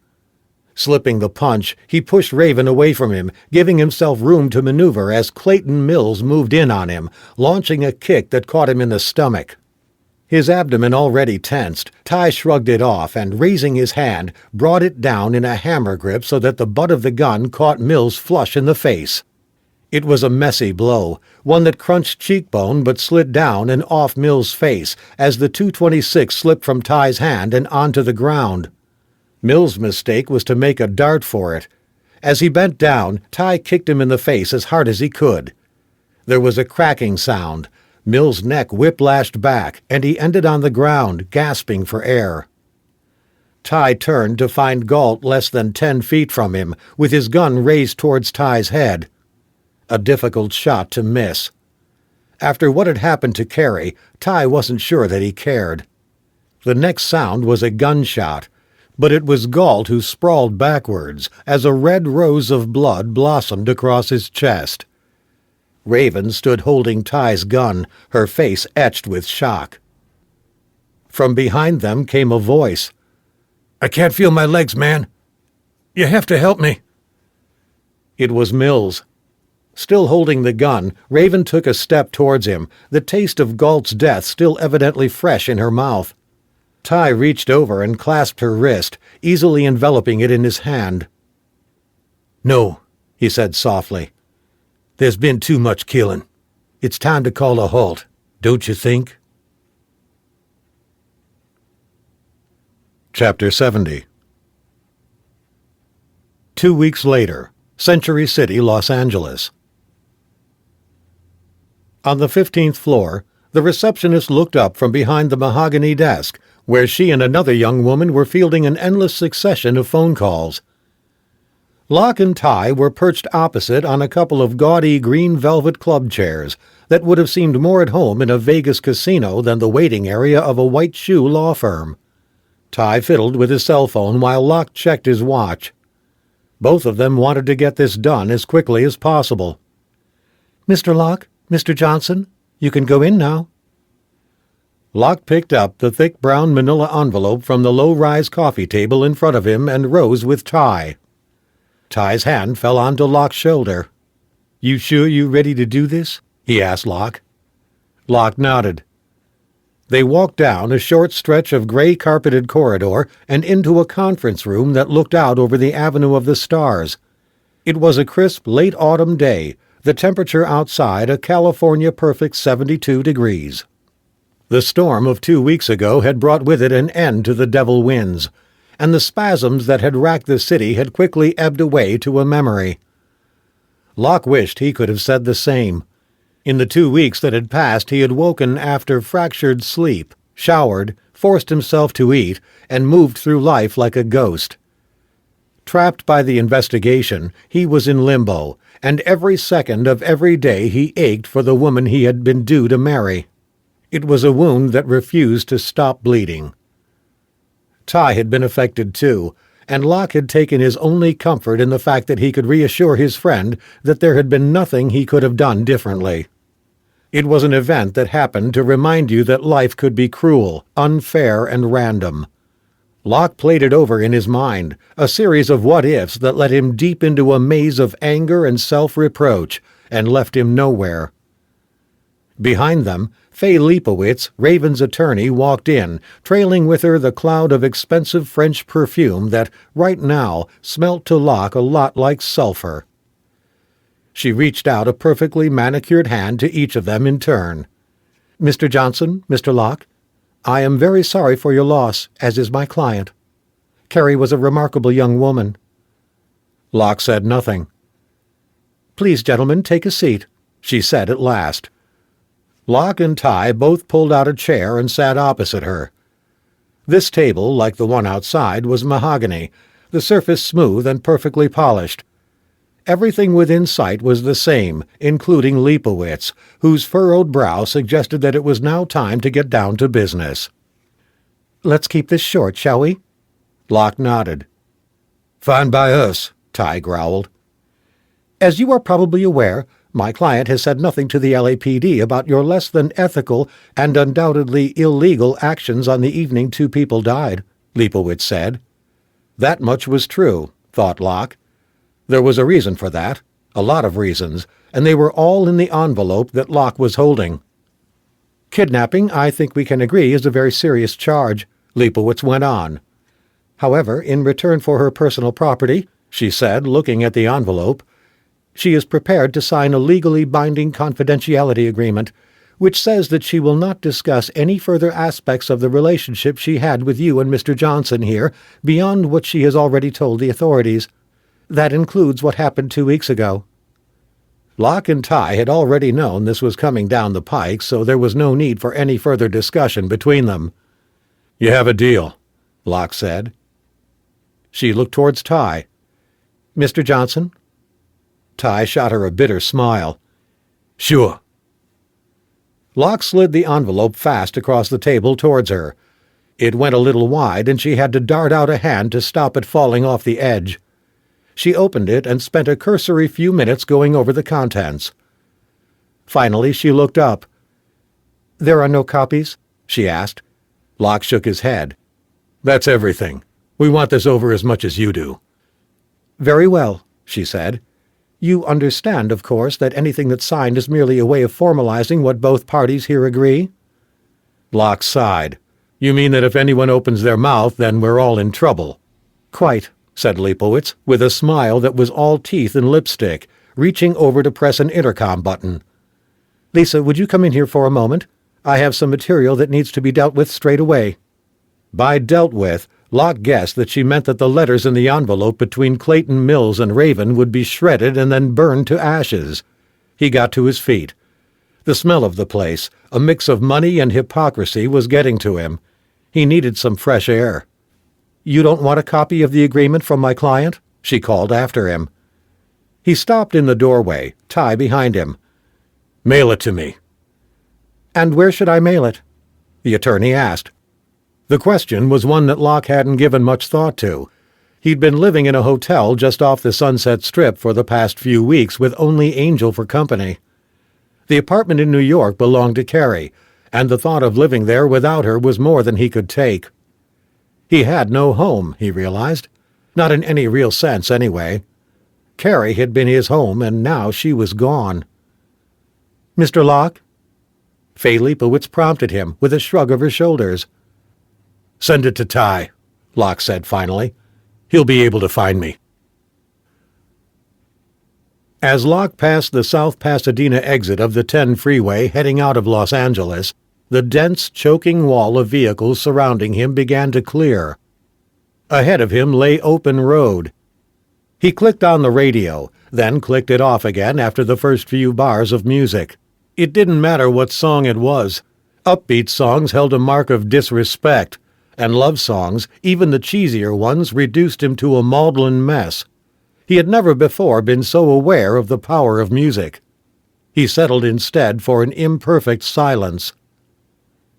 He glanced at the front passenger seat, expecting to see Carrie. It was empty. Another cruel lapse of memory. For the past few weeks he had been surrounded by people who told him that he shouldn't dwell on what had happened. But not to dwell seemed like a betrayal. And yet he knew that at some point he would have to let go. The weight of doing this felt more painful right now. He had lost friends before. He had lost family. He had killed and seen those he loved killed in return. His was an existence populated by the ghosts of those who had passed. He knew he was not alone in that regard. He slowed the car a little, the muscles in his shoulders and back tightening. For a rare second, and for the first time since he had landed in Los Angeles, the highway ahead was completely clear. Ahead of him lay the nation he now loved and hated in almost equal measure. Loved for all the good reasons, life, liberty, the pursuit of happiness, but hated because it had allowed men like Reardon Galt and Clayton Mills back onto the streets to destroy those same rights for others.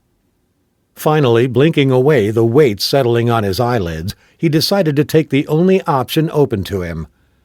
Pressing down on the accelerator, Ryan Locke kept moving forward. He had no destination in mind. He trusted that he would know it when he got there. This has been Gridlock, written by Sean Black, narrated by Stephen Cooper. Copyright 2010 by Sean Black. Production copyright 2013 by Sean Black.